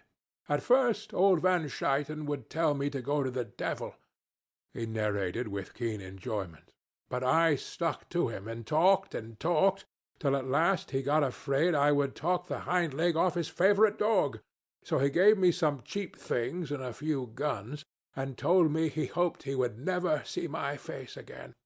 Good old Dutchman, Van Schaiten. I've sent him one small lot of ivory a year ago, so that he can't call me a little thief when I get back. I hope he got it, and for the rest, I don't care. I had some wood stacked for you. That was my old house. Did you see? I gave him Towson's book. He made as though he would kiss me, but restrained himself. The only book I had left, and I thought I had lost it, he said, looking at it ecstatically. So many accidents happen to a man about alone, you know. Canoes get upset sometimes, and sometimes you've got to clear out so quick when the people get angry. He thumbed the pages. You made notes in Russian? I asked. He nodded. I thought they were written in cipher, I said. He laughed, then became serious. I had lots of trouble to keep these people off, he said. Did they want to kill you? I asked. Oh, no, he cried, and checked himself. Why did they attack us? I pursued. He hesitated, then said shamefacedly, They don't want him to go. Don't they? I said curiously. He nodded a nod full of mystery and wisdom. I tell you, he cried, this man has enlarged my mind. He opened his arms wide, staring at me with his little blue eyes that were perfectly round. Part 1 of Chapter 3 of Heart of Darkness, by Joseph Conrad. I looked at him, lost in astonishment. There he was before me in motley, as though he had absconded from a troupe of mimes, enthusiastic, fabulous. His very existence was improbable, inexplicable, and altogether bewildering. He was an insoluble problem. It was inconceivable how he had existed, how he had succeeded in getting so far, how he had managed to remain, why he did not instantly disappear. I went a little farther, he said, then still a little farther, till I had gone so far that I don't know how I ever got back. Never mind. Plenty time. I can manage. You take Kurtz away, quick. Quick, I tell you. The glamour of youth enveloped his partly colored rags, his destitution, his loneliness, the essential desolation of his futile wanderings. For months, for years, his life hadn't been worth a day's purchase, and there he was, gallantly, thoughtlessly alive, to all appearances indestructible solely by the virtue of his few years and of his unreflecting audacity. I was seduced into something like admiration, like envy. Glamour urged him on. Glamour kept him unscathed. He surely wanted nothing from the wilderness but space to breathe in and to push on through. His need was to exist and to move onwards at the greatest possible risk and with a maximum of privation. If the absolutely pure, uncalculating, unpractical spirit of adventure had ever ruled a human being, it ruled this bepatched youth. I almost envied him the possession of this modest and clear flame. It seemed to have consumed all thought of self so completely that even while he was talking to you, you forgot that it was he, the man before your eyes, who had gone through these things. I did not envy him his devotion to Kurtz, though. He had not meditated over it. It came to him, and he accepted it with a sort of eager fatalism. I must say that to me it appeared about the most dangerous thing in every way he had come upon so far. They had come together unavoidably, like two ships becalmed near each other and lay rubbing sides at last. I suppose Kurtz wanted an audience, because on a certain occasion, when encamped in the forest, they had talked all night, or more probably Kurtz had talked. "We talked of everything," he said, quite transported at the recollection. "I forgot there was such a thing as sleep. The night did not seem to last an hour. Everything, everything. Of love, too." "Ah, he talked to you of love," I said, much amused. "It isn't what you think," he cried, almost passionately. "It was in general. He made me see things. He threw his arms up. We were on deck at the time, and the head man of my woodcutters, lounging near by, turned upon him his heavy and glittering eyes. I looked around, and I don't know why, but I assure you that never, never before did this land, this river, this jungle, the very arch of this blazing sky, appear to me so hopeless and so dark, so impenetrable to human thought, so pitiless to human weakness. "And ever since you have been with him, of course," I said. "On the contrary, it appears their intercourse had been very much broken by various causes. He had, as he informed me proudly, managed to nurse Kurtz through 2 illnesses. He alluded to it as you would to some risky feat. But as a rule Kurtz wandered alone, far in the depths of the forest. Very often, coming to this station, I had to wait days and days before he would turn up," he said. "Oh, it was worth waiting for. Sometimes." "What was he doing? Exploring, or what?" I asked. "Oh, yes, of course. He had discovered lots of villages, a lake, too. He did not know exactly in what direction. It was dangerous to inquire too much. But mostly his expeditions had been for ivory." "But he had no goods to trade with by that time," I objected. "There's a good lot of cartridges left even yet," he answered, looking away. "To speak plainly, he raided the country," I said. He nodded. "Not alone, surely." He muttered something about the villages round that lake. "Kurtz got the tribe to follow him, did he?" I suggested. He fidgeted a little. "They adored him," he said. The tone of these words was so extraordinary that I looked at him searchingly. It was curious to see his mingled eagerness and the reluctance to speak of Kurtz. The man filled his life, occupied his thoughts, swayed his emotions. "What can you expect?" he burst out. "He came to them with thunder and lightning, you know, and they had never seen anything like it, and very terrible. He could be very terrible. You can't judge Mr. Kurtz as you would an ordinary man. No, no, no. Now, just to give you an idea, I don't mind telling you he wanted to shoot me too one day. But I don't judge him." "Shoot you?" I cried. "What for?" "Well, I had a small lot of ivory the chief of that village near my house gave me. You see, I used to shoot game for them. Well, he wanted it, and wouldn't hear reason. He declared he would shoot me unless I gave him the ivory and then cleared out of the country, because he could do so and had a fancy for it, and there was nothing on earth to prevent him killing whom he jolly well pleased. And it was true, too. I gave him the ivory. What did I care? But I didn't clear out. No, no, I couldn't leave him. I had to be careful, of course, till we got friendly again for a time. He had his second illness then. Afterwards I had to keep out of the way, but I didn't mind. He was living for the most part in those villages on the lake. When he came down to the river, sometimes he would take to me, and sometimes it was better for me to be careful. This man suffered too much. He hated all this, and somehow he couldn't get away.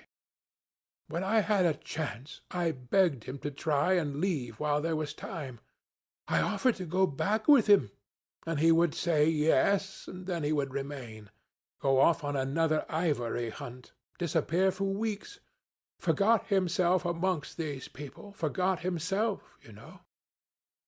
Why, he's mad, I said. He protested indignantly. Mr. Kurtz couldn't be mad. If I had heard him talk only 2 days ago, I wouldn't dare hint at such a thing. I had taken up my binoculars while we talked, and was looking at the shore, sweeping the limit of the forest at each side and at the back of the house. The consciousness of there being people in that bush, so silent, so quiet, as silent and quiet as the ruined house on the hill, made me uneasy. There was no sign on the face of nature of this amazing tale that was not so much told as suggested to me in desolate exclamations, completed by shrugs, in interrupted phrases, in hints ending in deep sighs. The woods were unmoved, like a mask, heavy, like the closed door of a prison. They looked with their air of hidden knowledge, of patient expectation, of unapproachable silence. The Russian was explaining to me that it was only lately that Mr. Kurtz had come down to the river, bringing along with him all the fighting men of that lake tribe. He had been absent for several months, getting himself adored, I suppose, and had come down unexpectedly, with the intention to all appearance of making a raid either across the river or downstream.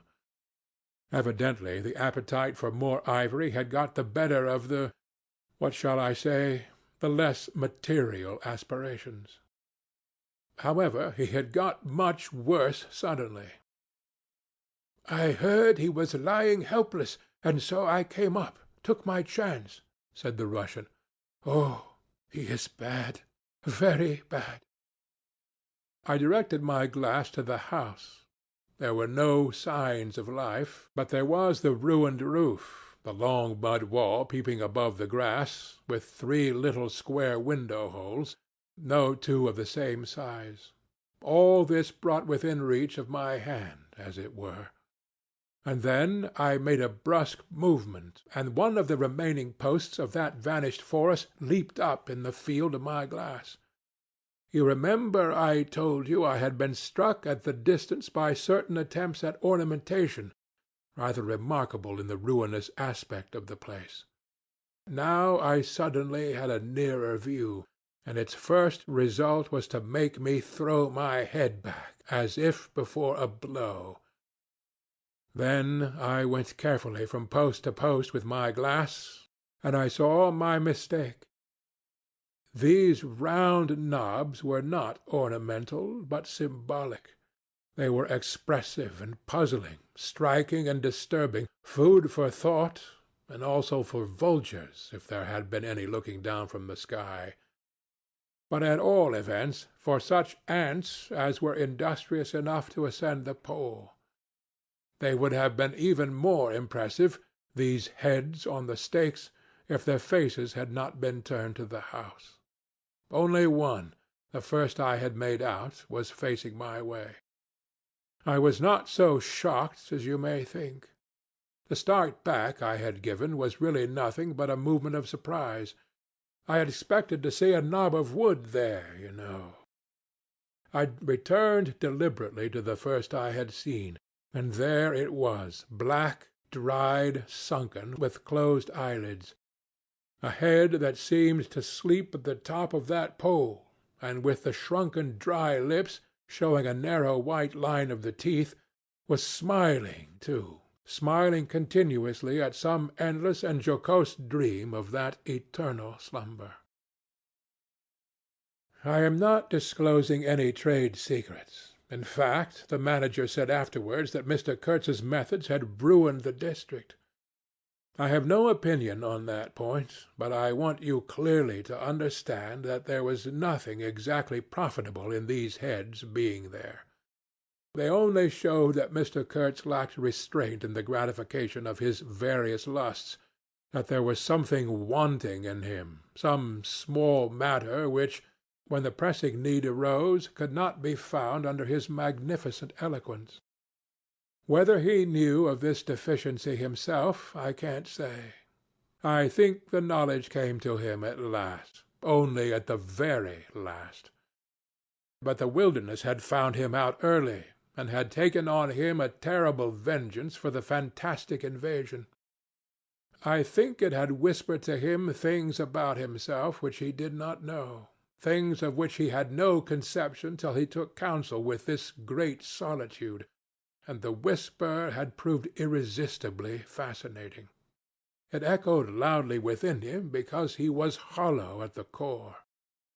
I put down the glass, and the head that had appeared near enough to be spoken to seemed at once to have leaped away from me into inaccessible distance. The admirer of Mr. Kurtz was a bit crestfallen. In a hurried, indistinct voice he began to assure me he had not dared to take these, say, symbols down. He was not afraid of the natives. They would not stir till Mr. Kurtz gave the word.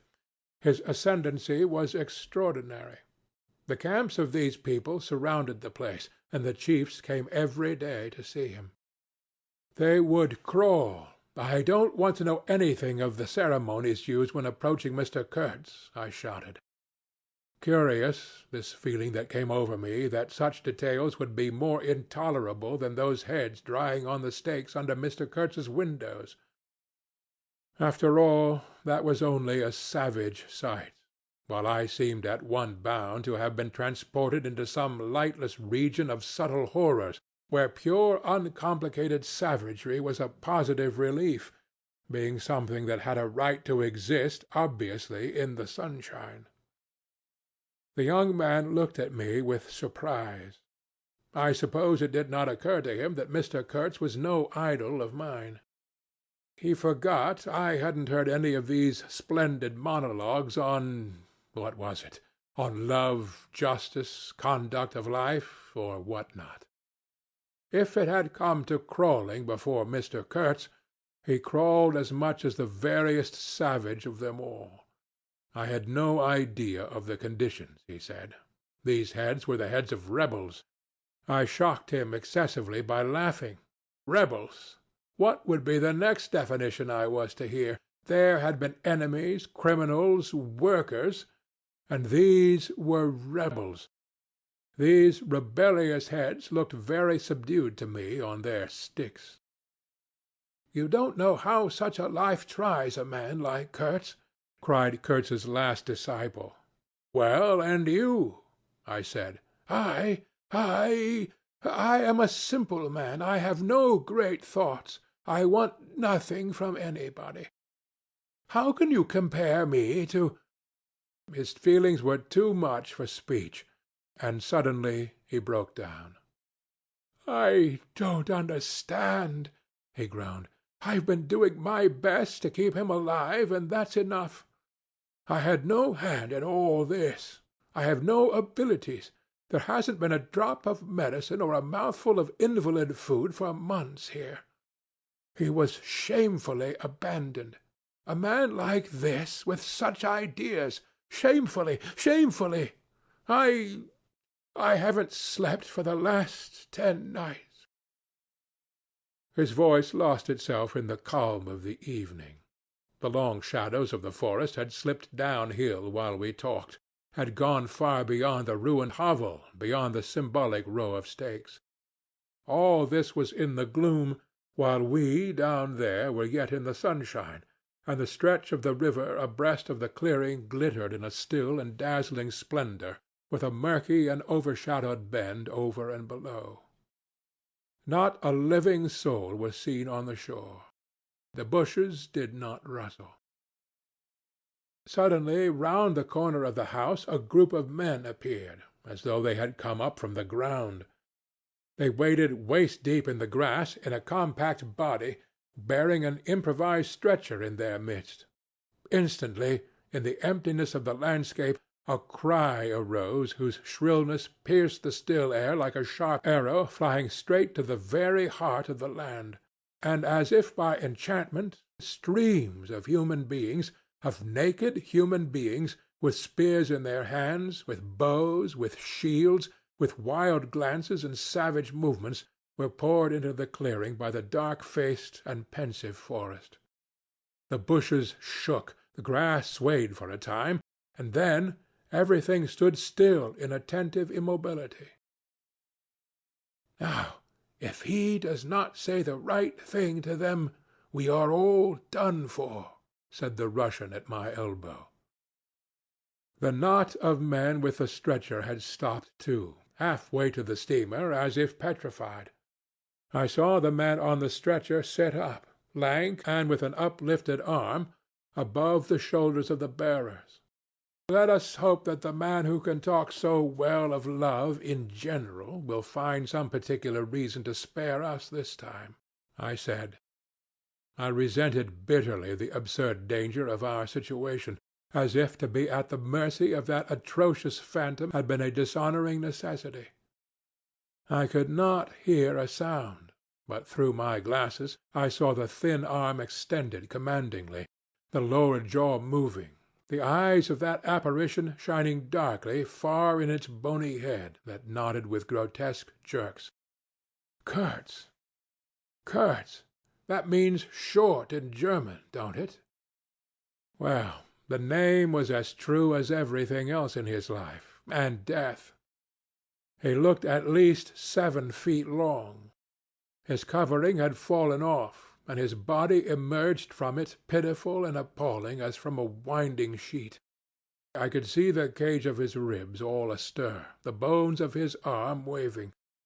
It was as though an animated image of death carved out of old ivory had been shaking its hand with menaces at a motionless crowd of men made of dark and glittering bronze.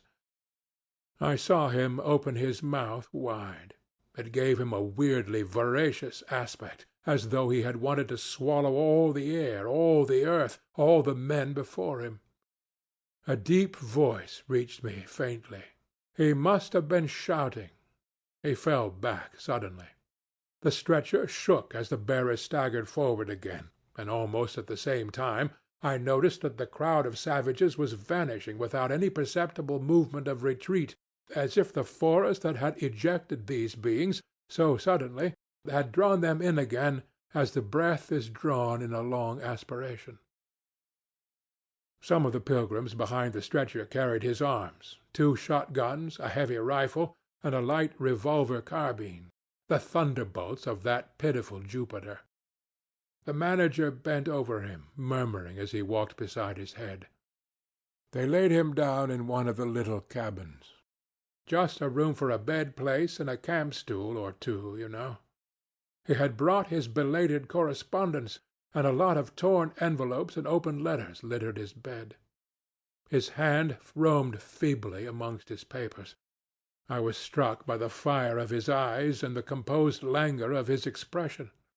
It was not so much the exhaustion of disease. He did not seem in pain. This shadow looked satiated and calm, as though for the moment it had had its fill of all the emotions. He rustled one of the letters, and looking straight in my face, said, "I am glad." Somebody had been writing to him about me. These special recommendations were turning up again. The volume of tone he emitted without effort, almost without the trouble of moving his lips, amazed me. A voice! A voice! It was grave, profound, vibrating, while the man did not seem capable of a whisper. However, he had enough strength in him, factitious, no doubt, to very nearly make an end of us, as you shall hear directly. The manager appeared silently in the doorway. I stepped out at once, and he drew a curtain after me. The Russian, eyed curiously by the pilgrims, was staring at the shore. I followed the direction of his glance. Dark human shapes could be made out in the distance, flitting indistinctly against the gloomy border of the forest, and near the river 2 bronze figures, leaning on tall spears, stood in the sunlight under fantastic headdresses of spotted skins, warlike and still in statuesque repose. And from right to left along the lighted shore moved a wild and gorgeous apparition of a woman. She walked with measured steps, draped in striped and fringed cloths, treading the earth proudly, with a slight jingle and flash of barbarous ornaments. She carried her head high. Her hair was done in the shape of a helmet. She had brass leggings to the knee, brass wire gauntlets to the elbow, a crimson spot on her tawny cheek, innumerable necklaces of glass beads on her neck. Bizarre things, charms, gifts of witchmen, that hung about her, glittered and trembled at every step. She must have had the value of several elephant tusks upon her. She was savage and superb, wild-eyed and magnificent. There was something ominous and stately in her deliberate progress. And in the hush that had fallen suddenly upon the whole sorrowful land, the immense wilderness, the colossal body of the fecund and mysterious life seemed to look at her, pensive, as though it had been looking at the image of its own tenebrous and passionate soul. She came abreast of the steamer, stood still and faced us. Her long shadow fell to the water's edge. Her face had a tragic and fierce aspect of wild sorrow and of dumb pain, mingled with the fear of some struggling, half-shaped resolve. She stood looking at us without a stir, and like the wilderness itself, with an air of brooding over an inscrutable purpose. A whole minute passed, and then she made a step forward. There was a low jingle, a glint of yellow metal, a sway of fringed draperies, and she stopped as if her heart had failed her. The young fellow by my side growled. The pilgrims murmured at my back. She looked at us all as if her life had depended upon the unswerving steadiness of her glance.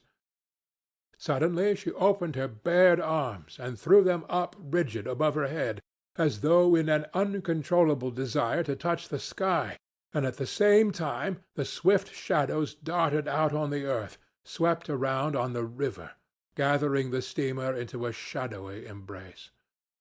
A formidable silence hung over the scene. She turned away slowly, walked on, following the bank, and passed into the bushes to the left. Once only her eyes gleamed back at us in the dusk of the thickets before she disappeared. If she had offered to come aboard, I really think I would have tried to shoot her, said the man of patches nervously. I have been risking my life every day for the last fortnight to keep her out of the house. She got in one day and kicked up a row about these miserable rags I picked up in the storeroom to mend my clothes with. I wasn't decent. At least it must have been that, for she talked like a fury to Kurtz for an hour, pointing at me now and then. I don't understand the dialect of this tribe. Luckily for me, I fancy Kurtz felt too ill that day to care, or there would have been mischief. I don't understand. No, it's too much for me. Oh, well, it's all over now. At this moment I heard Kurtz's deep voice behind the curtain. "Save me! Save the ivory, you mean. Don't tell me. Save me! Why, I've had to save you. You are interrupting my plans now. Sick, sick. Not so sick as you would like to believe. Never mind. I'll carry my ideas out yet. I will return. I'll show you what can be done. You with your little peddling notions.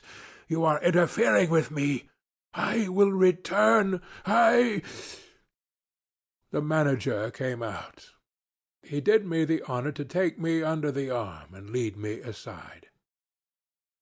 "He is very low, he said. He considered it necessary to sigh, but neglected to be consistently sorrowful. "We have done all we could for him, haven't we? But there is no disguising the fact. Mr. Kurtz has done more harm than good to the company. He did not see the time was not ripe for vigorous action. Cautiously, that's my principle. We must be cautious yet. The district is closed to us for a time. Upon the whole, the trade will suffer. I don't deny there is a remarkable quantity of ivory, mostly fossil. We must save it at all events, but look how precarious the position is. And why? Because the method is unsound." "Do you," said I, looking at the shore, "call it unsound method?" "Without doubt," he exclaimed hotly. "Don't you?" "No method at all," I murmured after a while. "Exactly," he exulted. "I anticipated this. Shows a complete want of judgment. It is my duty to point it out in the proper quarter." "Oh," said I, "that fellow, what's his name? The brickmaker, will make a readable report for you." He appeared confounded for a moment. It seemed to me I had never breathed an atmosphere so vile, and I turned mentally to Kurtz for relief, positively for relief. "Nevertheless, I think Kurtz is a remarkable man," I said with emphasis. He started, dropped on me a heavy glance, said very quietly, "He was," and turned his back on me. My hour of favor was over. I found myself lumped along with Kurtz as a partisan of methods for which the time was not ripe. I was unsound. But it was something to have at least a choice of nightmares. I had turned to the wilderness, really, not to Mr. Kurtz, who I was ready to admit was as good as buried. And for a moment it seemed to me as if I also were buried in a vast grave full of unspeakable secrets. I felt an intolerable weight oppressing my breast, the smell of the damp earth, the unseen presence of victorious corruption, the darkness of an impenetrable night. The Russian tapped me on the shoulder. I heard him mumbling and stammering something about "Brother Seaman couldn't conceal knowledge of matters that would affect Mr. Kurtz's reputation." I waited. For him, evidently, Mr. Kurtz was not in his grave. I suspect that for him Mr. Kurtz was one of the immortals. "Well," said I at last, "speak out. As it happens, I am Mr. Kurtz's friend, in a way." He stated, with a good deal of formality, that had we not been "of the same profession," he would have kept the matter to himself without regard to consequences.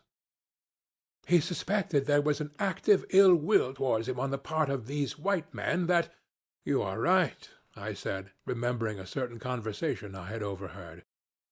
"The manager thinks you ought to be hanged." He showed a concern at this intelligence which amused me at first. "I had better get out of the way quietly," he said earnestly. "I can do no more for Kurtz now, and they would soon find some excuse. What's to stop them? There's a military post 300 miles from here." "Well, upon my word," said I. "Perhaps you had better go, if you have any friends amongst the savages near by." "Plenty," he said. "They are simple people, and I want nothing, you know." He stood biting his lip then. "I don't want any harm to happen to these whites here, but of course I was thinking of Mr. Kurtz's reputation. But you are a brother seaman, and—" "All right," said I, after a time. "Mr. Kurtz's reputation is safe with me." I did not know how truly I spoke. He informed me, lowering his voice, that it was Kurtz who had ordered the attack to be made on the steamer. He hated sometimes the idea of being taken away, and then again. But I don't understand these matters. I am a simple man. He thought it would scare you away, that you would give it up, thinking him dead. I could not stop him. Oh, I had an awful time of it this last month." "Very well," I said. "He is all right now." "Yes," he muttered, not very convinced apparently. "Thanks," said I. "I shall keep my eyes open." "Won't get quiet, eh?" he urged anxiously. "It would be awful for his reputation if anybody here—" I promised a complete discretion with great gravity. "I have a canoe and 3 black fellows waiting not very far off. I am off. Could you give me a few Martini Henry cartridges?" I could and did, with proper secrecy. He helped himself, with a wink at me, to a handful of my tobacco. "Between sailors, you know. Good English tobacco." At the door of the pilot-house he turned round. "I say, haven't you a pair of shoes you could spare?" He raised one leg. "Look." The soles were tied with knotted strings, sandal-wise, under his bare feet. I rooted out an old pair, at which he looked with admiration before tucking it under his left arm. One of his pockets, bright red, was bulging with cartridges. From the other, dark blue, peeped Towson's Inquiry, etc., etc. He seemed to think himself excellently well equipped for a renewed encounter with the wilderness. "Ah, I'll never, never meet such a man again. You ought to have heard him recite poetry. His own, too, it was, he told me. Poetry!" He rolled his eyes at the recollection of these delights. "Oh, he enlarged my mind." "Good-bye," said I. He shook hands and vanished in the night. Sometimes I asked myself whether I had ever really seen him, whether it was possible to meet such a phenomenon. When I woke up, shortly after midnight, his warning came to my mind with its hint of danger that seemed, in the starred darkness, real enough to make me get up for the purpose of having a look round. On the hill a big fire burned, illuminating fitfully a crooked corner of the station-house. One of the agents, with a picket of a few of our blacks, armed for the purpose, was keeping guard over the ivory. But deep within the forest, red gleams that wavered, that seemed to sink and rise from the ground amongst confused columnar shapes of intense blackness, showed the exact position of the camp where Mr. Kurtz's adorers were keeping their uneasy vigil. The monotonous beating of a big drum filled the air with muffled shocks and a lingering vibration. A steady droning sound of many men chanting each to himself some weird incantation came out from the black flat wall of the woods as the humming of bees comes out of a hive, and had a strange narcotic effect upon my half-awake senses. I believe I dozed off leaning over the rail till an abrupt burst of yells, an overwhelming outbreak of a pent-up and mysterious frenzy, woke me up in a bewildered wonder. It was cut short all at once, and the low droning went on with an effect of audible and soothing silence. I glanced casually into the little cabin. A light was burning within, but Mr. Kurtz was not there. I think I would have raised an outcry if I had believed my eyes. But I didn't believe them at first, the thing seemed so impossible. The fact is, I was completely unnerved by a sheer blank fright, pure abstract terror, unconnected with any distinct shape of physical danger. What made this emotion so overpowering was, how shall I define it? The moral shock I received, as if something altogether monstrous, intolerable to thought and odious to the soul, had been thrust upon me unexpectedly. This lasted, of course, the merest fraction of a second, and then the usual sense of commonplace, deadly danger, the possibility of a sudden onslaught and massacre, or something of the kind, which I saw impending, was positively welcome and composing. It pacified me, in fact, so much that I did not raise an alarm. There was an agent buttoned up inside an ulster and sleeping on a chair on deck within 3 feet of me. The yells had not awakened him. He snored very slightly. I left him to his slumbers and leaped ashore. I did not betray Mr. Kurtz. It was ordered I should never betray him. It was written I should be loyal to the nightmare of my choice. I was anxious to deal with this shadow by myself alone, and to this day I don't know why I was so jealous of sharing with any one the peculiar blackness of that experience. As soon as I got on the bank, I saw a trail, a broad trail through the grass. I remember the exultation with which I said to myself, "He can't walk. He is crawling on all fours. I've got him." The grass was wet with dew. I strode rapidly with clenched fists. I fancy I had some vague notion of falling upon him and giving him a drubbing. I don't know. I had some imbecile thoughts.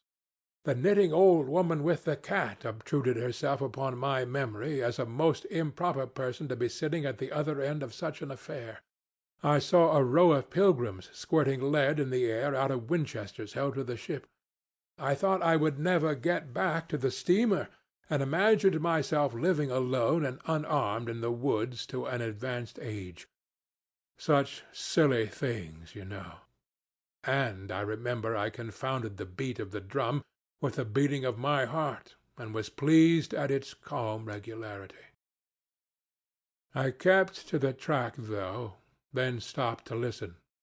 The night was very clear, a dark blue space, sparkling with dew and starlight, in which black things stood very still. I thought I could see a kind of motion ahead of me. I was strangely cocksure of everything that night. I actually left the track and ran in a great semicircle, I verily believe, chuckling to myself, so as to get in front of that stir, of that motion I had seen, if indeed I had seen anything. I was circumventing Kurtz as though it had been a boyish game. I came upon him, and if he had not heard me coming, I would have fallen over him too, but he got up in time.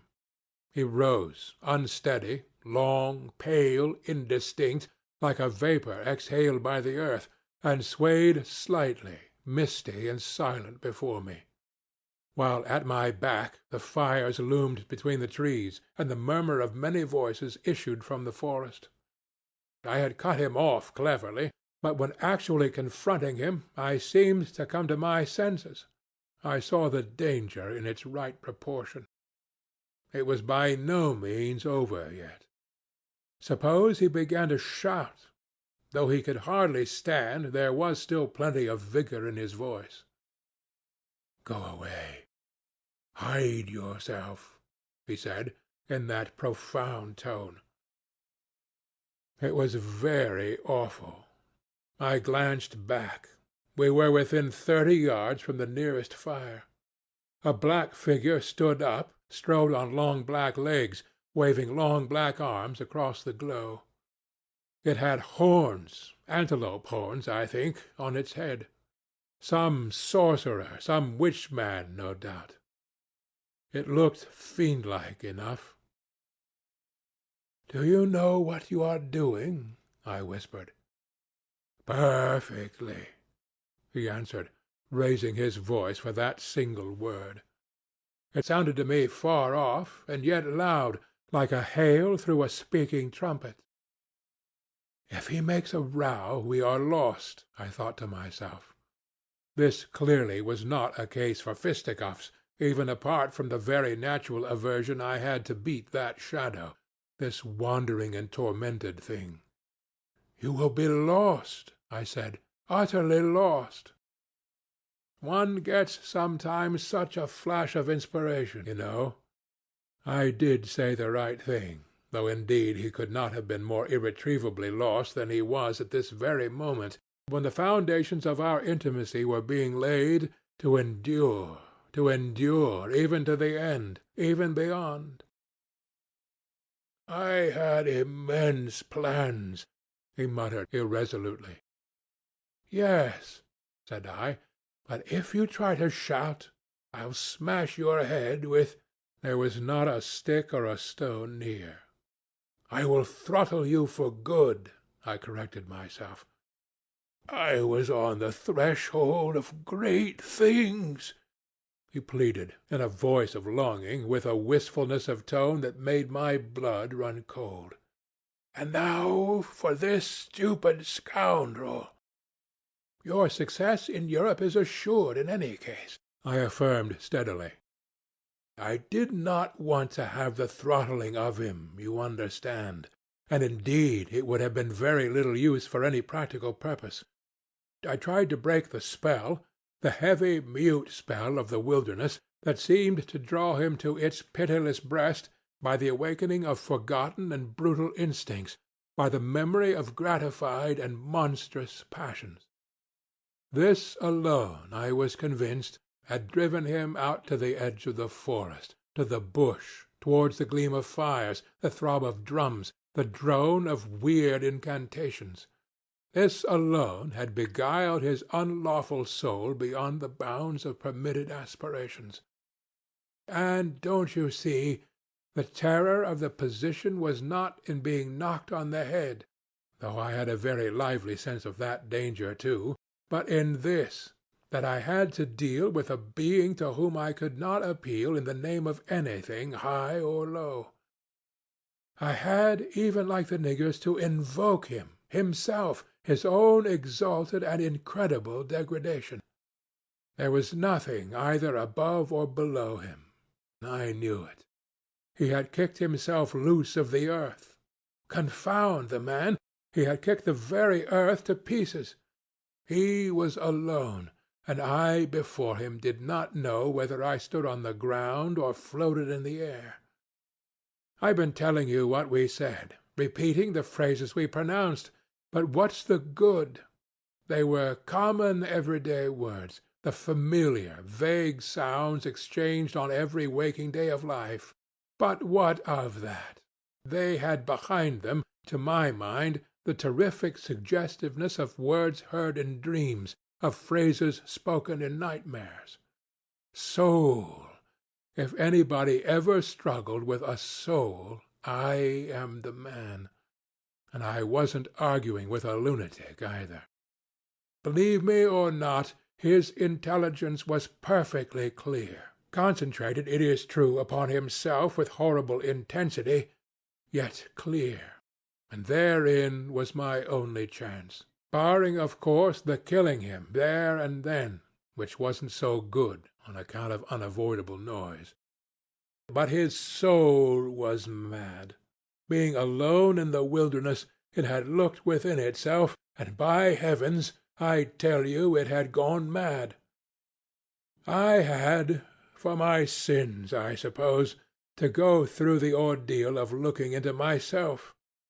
No eloquence could have been so withering to one's belief in mankind as his final burst of sincerity. He struggled with himself too. I saw it. I heard it. I saw the inconceivable mystery of a soul that knew no restraint, no faith, no fear, yet struggling blindly with itself. I kept my head pretty well, but when I had him at last stretched on the couch, I wiped my forehead, while my legs shook under me as though I had carried half a ton on my back down the hill.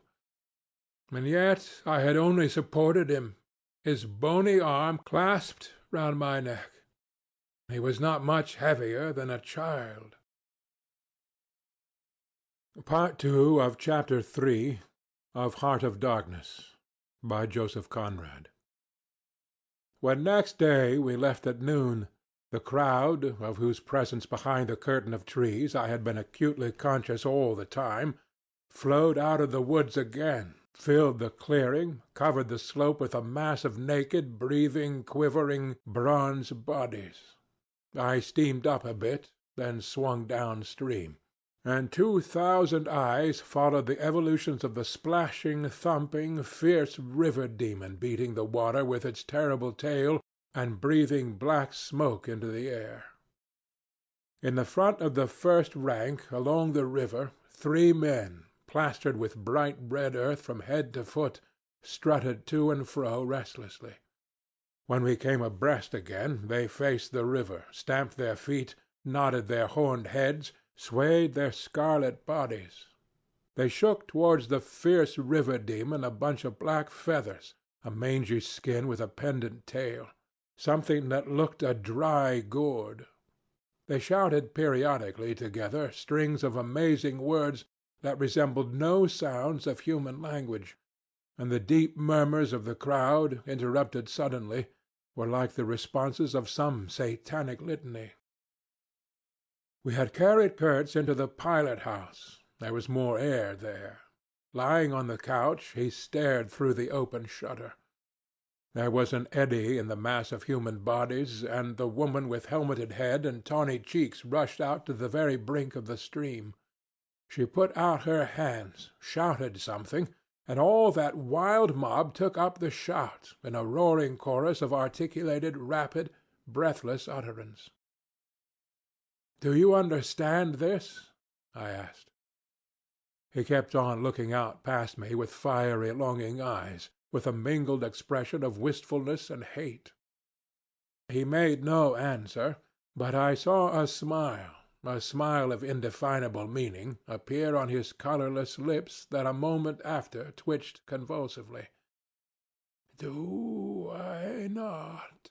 he said, slowly, gasping, as if the words had been torn out of him by a supernatural power. I pulled the string of the whistle, and I did this because I saw the pilgrims on deck getting out their rifles with an air of anticipating a jolly lark.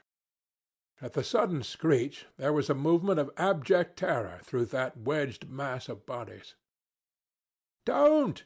Don't! You frighten them away!" cried someone on deck disconsolately.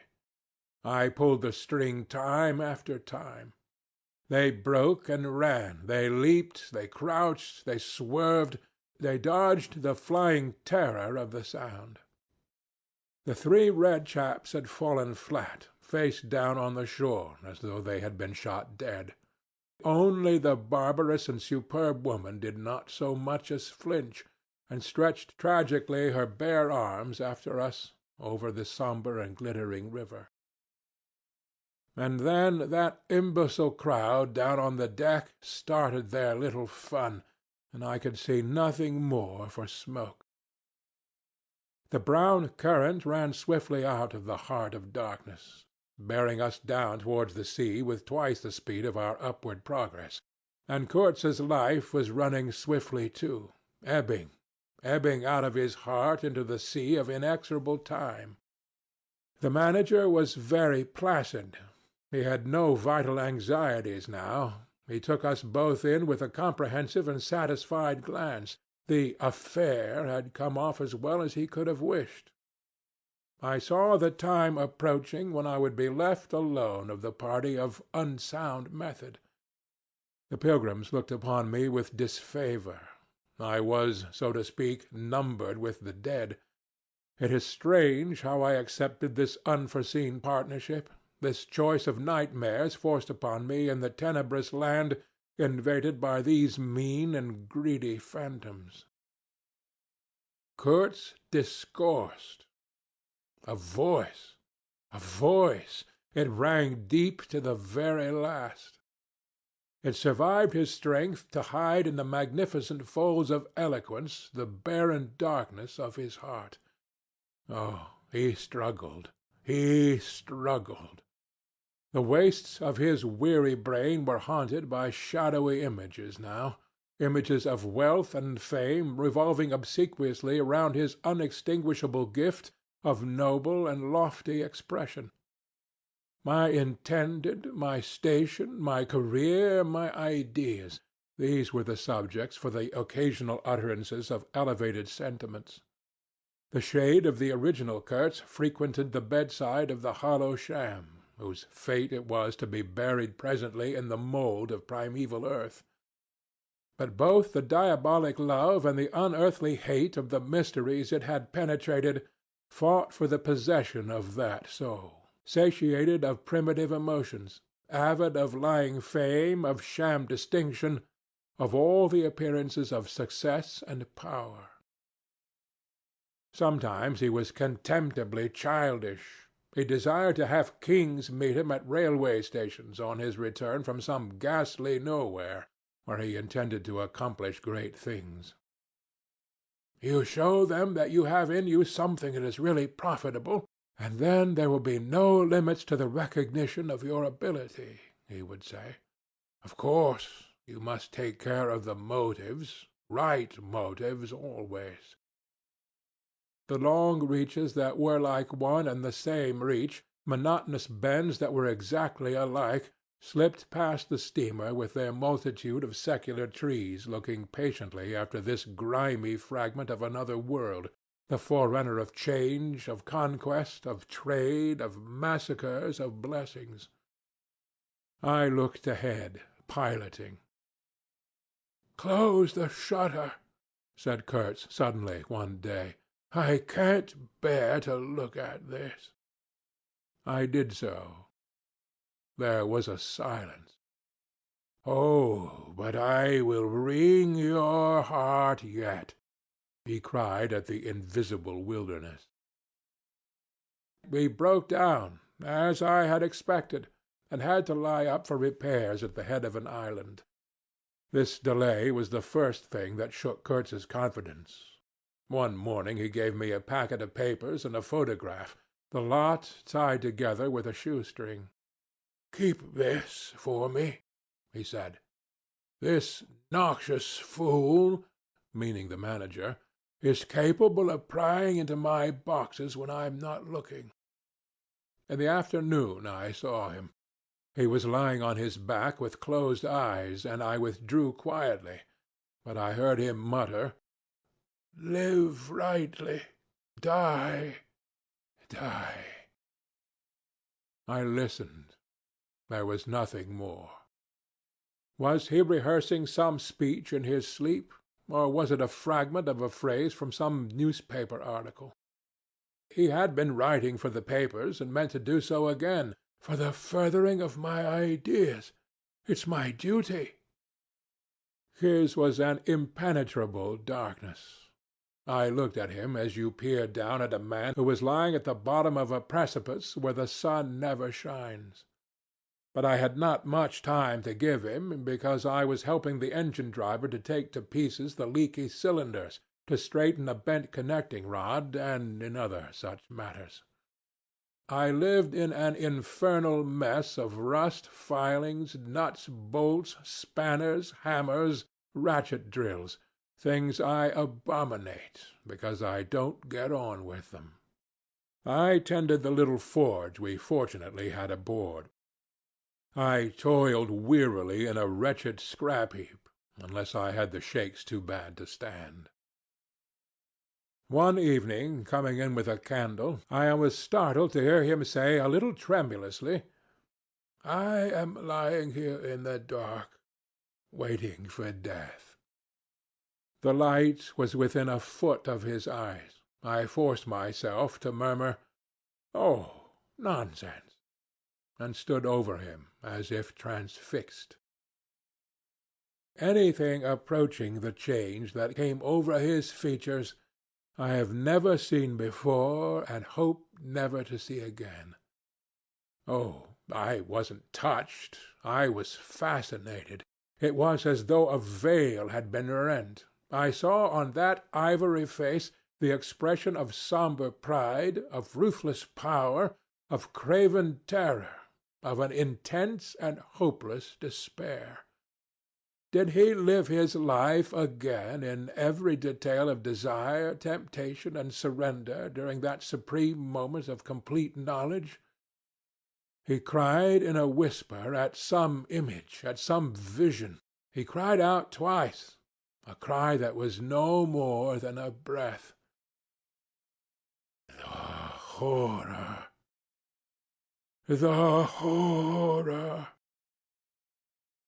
I blew the candle out and left the cabin. The pilgrims were dining in the mess-room, and I took my place opposite the manager, who lifted his eyes to give me a questioning glance, which I successfully ignored. He leaned back, serene, with that peculiar smile of his sealing the unexpressed depths of his meanness. A continuous shower of small flies streamed upon the lamp, upon the cloth, upon our hands and faces. Suddenly the manager's boy put his insolent black head in the doorway and said in a tone of scathing contempt, "Mr. Kurtz, he dead." All the pilgrims rushed out to see. I remained and went on with my dinner. I believe I was considered brutally callous. However, I did not eat much. There was a lamp in there, light, don't you know, and outside it was so beastly dark.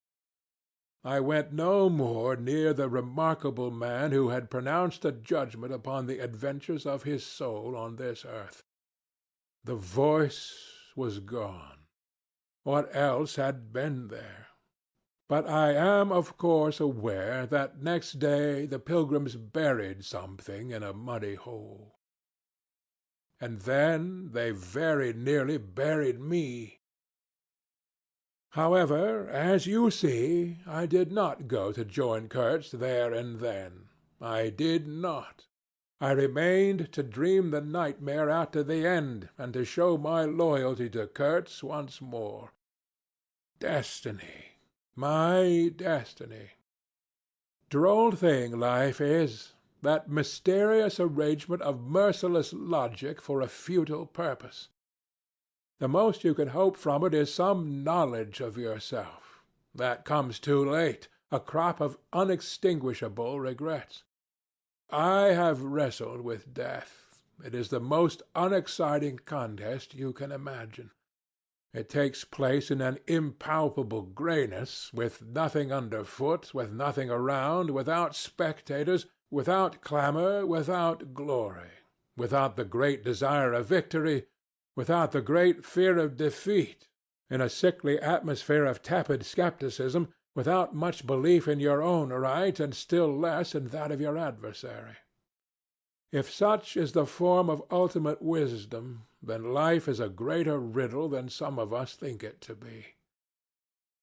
I was within a hair's breadth of the last opportunity for pronouncement, and I found with humiliation that probably I would have nothing to say.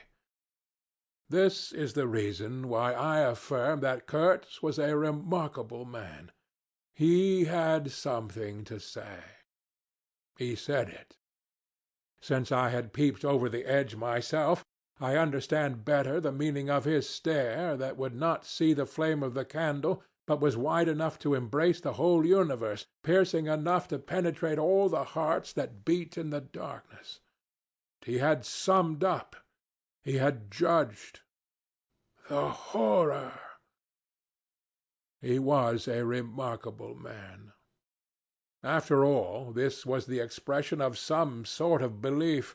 It had candor, it had conviction, it had a vibrating note of revolt in its whisper. It had the appalling face of a glimpsed truth, the strange commingling of desire and hate. And it is not my own extremity I remember best, a vision of grayness without form filled with physical pain, and a careless contempt with the evanescence of all things, even of this pain itself. No, It was his extremity that I seemed to have lived through. True, he had made that last stride, he had stepped over the edge, while I had been permitted to draw back my hesitating foot. And perhaps in this is the whole difference. Perhaps all the wisdom and all truth and all sincerity are just compressed into that inappreciable moment of time in which we step over the threshold of the invisible. Perhaps. I like to think my summing up would not have been a word of careless contempt. Better his cry, much better. It was an affirmation, a moral victory paid for by innumerable defeats, by abominable terrors, by abominable satisfactions. But it was a victory. That is why I have remained loyal to Kurtz to the last, and even beyond, when a long time after I heard once more, not his own voice, but the echo of his magnificent eloquence thrown to me from a soul as translucently pure as a cliff of crystal. No, they did not bury me, though there is a period of time which I remember mistily with a shuddering wonder, like a passage through some inconceivable world that had no hope in it and no desire. I found myself back in the sepulchral city, resenting the sight of people hurrying through the streets to filch a little money from each other, to devour their infamous cookery, to gulp their unwholesome beer, to dream their insignificant and silly dreams. They trespassed upon my thoughts. They were intruders, whose knowledge of life was to me an irritating pretense, because I felt so sure they could not possibly know the things I knew. Their bearing, which was simply the bearing of commonplace individuals going about their business in the assurance of perfect safety, was offensive to me like the outrageous flauntings of folly in the face of a danger it is unable to comprehend. I had no particular desire to enlighten them, but I had some difficulty in restraining myself from laughing in their faces, so full of stupid importance. I dare say I was not very well at that time. I tottered about the streets. There were various affairs to settle, grinning bitterly at perfectly respectable persons. I admit my behavior was inexcusable, but then my temperature was seldom normal in these days. My dear aunt's endeavors to nurse up my strength seemed altogether beside the mark. It was not my strength that wanted nursing, it was my imagination that wanted soothing. I kept the bundle of papers given me by Kurtz, not knowing exactly what to do with it. His mother had died lately, watched over, as I was told, by his intended. A clean-shaved man, with an official manner and wearing gold-rimmed spectacles, called on me one day and made inquiries, at first circuitous, afterwards suavely pressing, about what he was pleased to denominate certain documents. I was not surprised, because I had had 2 rows with the manager on the subject out there. I had refused to give up the smallest scrap out of that package, and I took the same attitude with the spectacled man.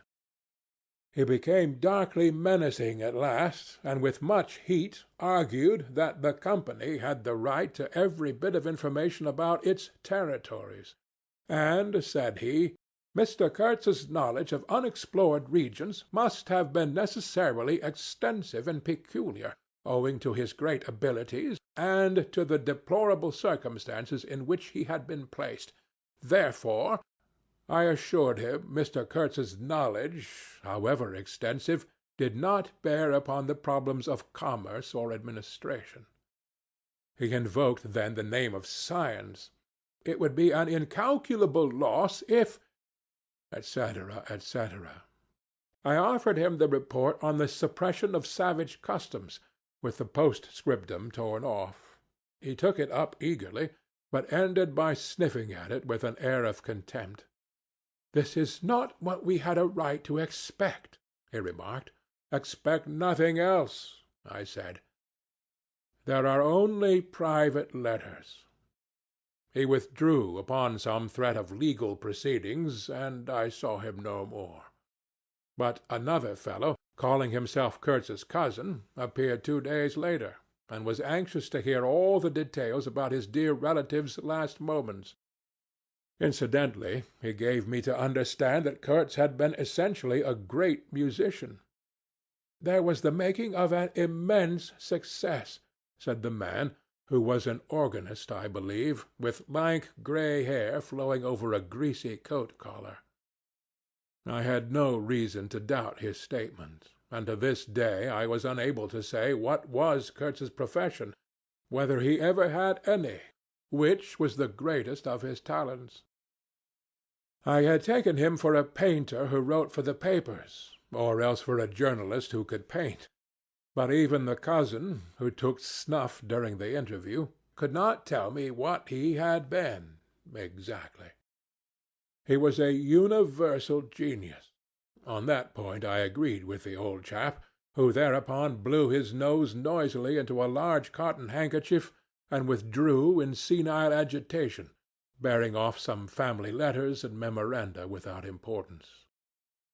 Ultimately a journalist, anxious to know something of the fate of his dear colleague, turned up. This visitor informed me Kurtz's proper sphere ought to have been in politics, on the popular side. He had furry, straight eyebrows, bristly hair cropped short, an eyeglass on a broad ribbon, and, becoming expansive, confessed his opinion that Kurtz really couldn't write a bit. But heavens, how that man could talk! He electrified large meetings. He had faith, don't you see? He had the faith. He could get himself to believe anything, anything. He would have been a splendid leader of an extreme party. "What party?" I asked. "Any party," answered the other. "He was an extremist." Did I not think so? I assented. Did I know, he asked, with a sudden flash of curiosity, what it was that had induced him to go out there? "Yes," said I, and forthwith handed him the famous report for publication, if he thought fit. He glanced through it hurriedly, mumbling all the time, judged it would do, and took himself off with his plunder. Thus I was left at last with a slim packet of letters and the girl's portrait. She struck me as beautiful. I mean, she had a beautiful expression. I know that the sunlight can be made to lie, too, yet one felt that no manipulation of light and pose could have conveyed the delicate shade of truthfulness upon these features. She seemed ready to listen without mental reservation, without suspicion, without a thought for herself. I concluded I would go back and give her back her portrait and those letters myself. Curiosity? Yes, and some other feeling, perhaps. All that had been Kurtz's had passed out of my hands. His soul, his body, his station, his plans, his ivory, his career. There remained only his memory and his intended, and I wanted to give that up, too, to the past, in a way. To surrender personally all that remained of him with me to that oblivion which is the last word of our common fate. I don't defend myself. I had no clear perception of what it was I really wanted. Perhaps it was an impulse of unconscious loyalty, or the fulfillment of one of those ironic necessities that lurk in the facts of human existence. I don't know. I can't tell. But I went. I thought his memory was like the other memories of the dead that accumulate in every man's life, a vague impress on the brain of shadows that had fallen on it in their swift and final passage. But before the high and ponderous door, between the tall houses of a street as still and decorous as a well-kept alley in a cemetery, I had a vision of him on the stretcher, opening his mouth voraciously, as if to devour all the earth with all its mankind. He lived then before me. He lived as much as he had ever lived, a shadow insatiable of splendid appearances, of frightful realities, a shadow darker than the shadow of the night, and draped nobly in the folds of a gorgeous eloquence. The vision seemed to enter the house with me. The stretcher, the phantom bearers, the wild crowd of obedient worshippers, the gloom of the forests, the glitter of the reach between the murky bends, the beat of the drum, regular and muffled like the beating of a heart, the heart of a conquering darkness. It was a moment of triumph for the wilderness, an invading and vengeful rush which, it seemed to me, I would have to keep back alone for the salvation of another soul. And the memory of what I had heard him say afar there, with the horned shapes stirring at my back, in the glow of fires, within the patient woods, those broken phrases came back to me, were heard again in their ominous and terrifying simplicity. I remembered his abject pleading, his abject threats, the colossal scale of his vile desires, the meanness, the torment, the tempestuous anguish of his soul. And later on I seemed to see his collected languid manner when he said one day, "This lot of ivory now is really mine. The company did not pay for it. I collected it myself at a very great personal risk. I am afraid they will try to claim it as theirs, though. It's a difficult case. What do you think I ought to do? Resist? I want no more than justice." He wanted no more than justice, no more than justice. I rang the bell before a mahogany door on the first floor, and while I waited he seemed to stare at me out of the glassy panel, stare with that wide and immense stare, embracing, condemning, loathing all the universe. I seemed to hear the whispered cry, "The horror! The horror!" The dusk was falling. I had to wait in a lofty drawing-room with 3 long windows from floor to ceiling that were like 3 luminous and bedraped columns. The bent gilt legs and backs of the furniture shone in indistinct curves. The tall marble fireplace had a cold and monumental whiteness. A grand piano stood massively in a corner, with dark gleams on the flat surfaces like a sombre and polished sarcophagus. A high door opened, closed. I rose. She came forward, all in black, with a pale head, floating towards me in the dusk. She was in mourning. It was more than a year since his death, more than a year since the news came. She seemed as though she would remember and mourn forever. She took both my hands in hers and murmured, "I had heard you were coming." I noticed she was not very young. I mean, not girlish. She had a mature capacity for fidelity, for belief, for suffering. The room seemed to have grown darker, as if all the sad light of the cloudy evening had taken refuge on her forehead. This fair hair, this pale visage, this pure brow seemed surrounded by an ashy halo from which the dark eyes looked out at me. Their glance was guileless, profound, confident, and trustful. She carried her sorrowful head as though she were proud of that sorrow, as though she would say, I alone know how to mourn for him as he deserves." But while we were still shaking hands, such a look of awful desolation came upon her face that I perceived she was one of those creatures that are not the playthings of time. For her he had died only yesterday, and, by Jove, The impression was so powerful that for me, too, he seemed to have died only yesterday, nay, this very minute. I saw her and him in the same instant of time, his death and her sorrow.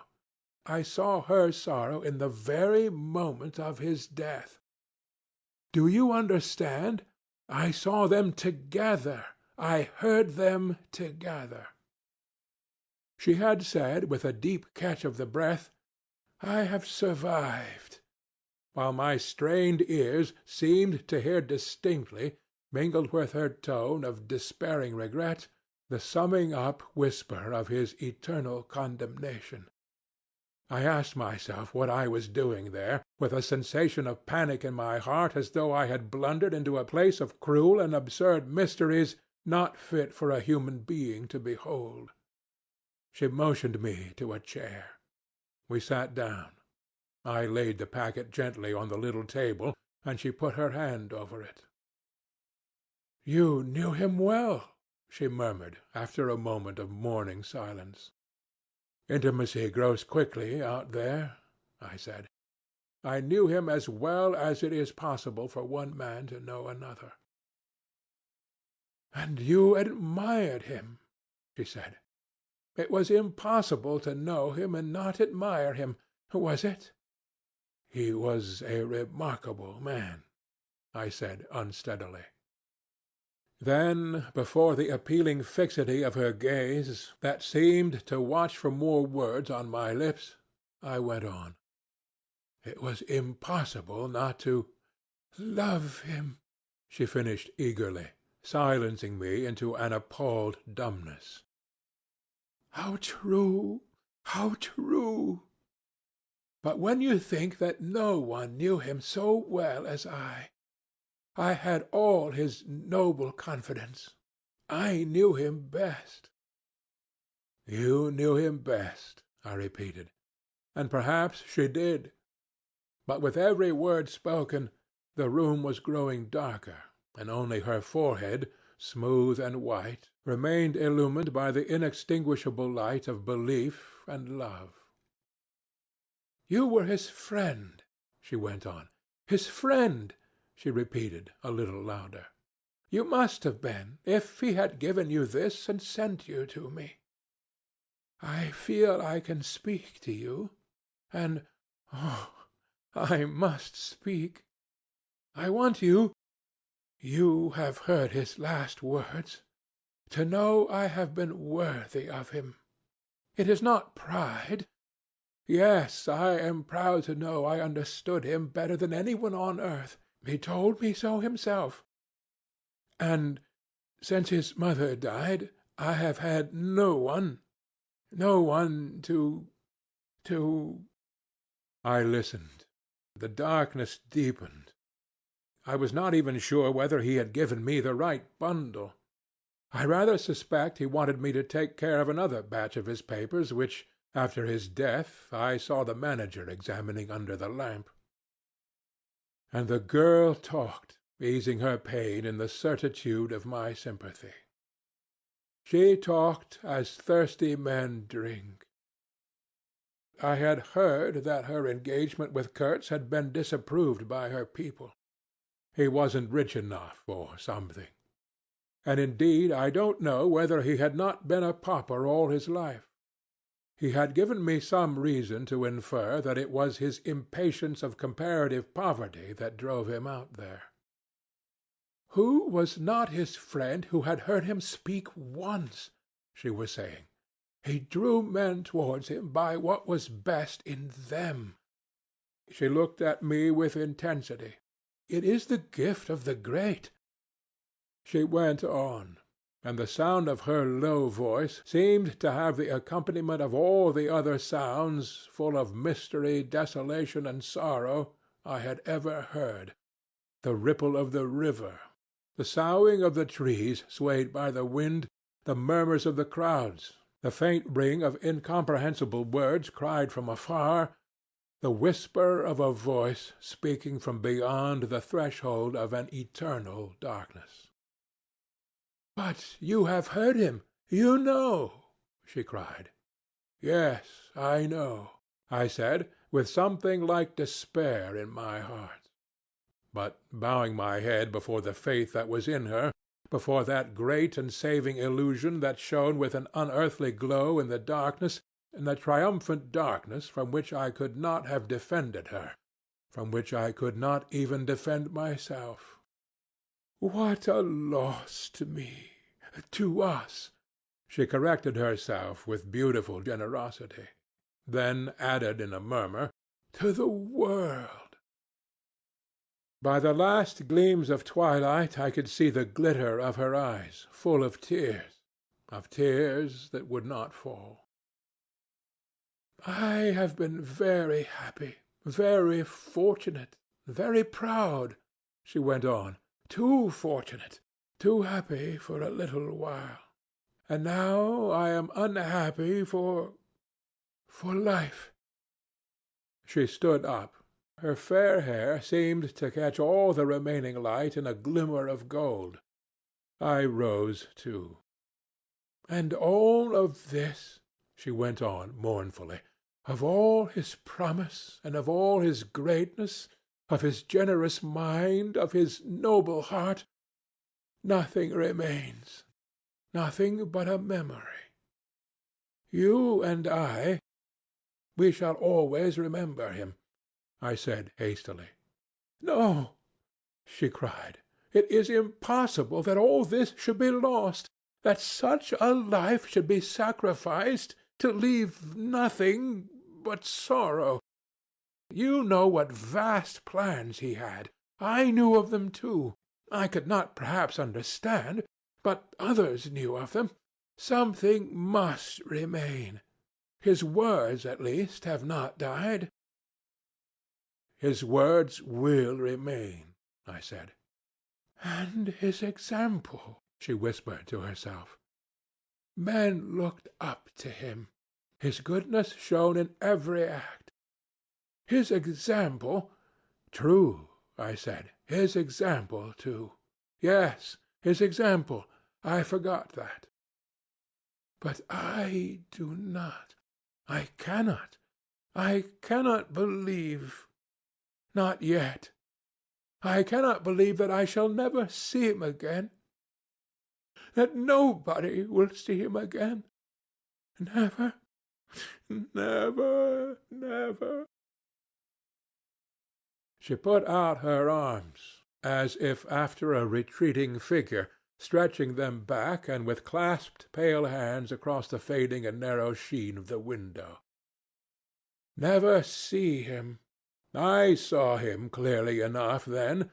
I shall see this eloquent phantom as long as I live, and I shall see her too, a tragic and familiar shade, resembling in this gesture another one, tragic also, and bedecked with powerless charms, stretching bare brown arms over the glitter of the infernal stream, the stream of darkness." She said suddenly, very low, "He died as he lived." "His end," said I, with dull anger stirring in me, "was in every way worthy of his life." "And I was not with him," she murmured. My anger subsided before a feeling of infinite pity. "Everything that could be done," I mumbled. "Ah, but I believed in him more than any one on earth, more than his own mother, more than himself. He needed me. I would have treasured every sigh, every word, every sign, every glance." I felt like a chill grip on my chest. "Don't," I said in a muffled voice. "Forgive me. I have mourned so long in silence. In silence. You were with him to the last. I think of his loneliness. Nobody near to understand him as I would have understood. Perhaps no one to hear to the very end," I said shakily. "I heard his very last words." I stopped in a fright. "Repeat them," she murmured in a heart-broken tone. I want something to live with." I was on the point of crying at her, "Don't you hear them?" The dusk was repeating them in a persistent whisper all around us, in a whisper that seemed to swell menacingly like the first whisper of a rising wind. The horror! The horror! "His last word, to live with," she insisted. "Don't you understand? I loved him. I loved him. I loved him." I pulled myself together and spoke slowly. "The last word he pronounced was your name." I heard a light sigh, and then my heart stood still, stopped dead short by an exulting and terrible cry, by the cry of inconceivable triumph and of unspeakable pain. "I knew it. I was sure." She knew. She was sure. I heard her weeping. She had hidden her face in her hands. It seemed to me that the house would collapse before I could escape, that the heavens would fall upon my head. But nothing happened. The heavens do not fall for such a trifle. Would they have fallen, I wonder, if I had rendered Kurtz that justice which was his due? Hadn't he said he wanted only justice? But I couldn't. I could not tell her.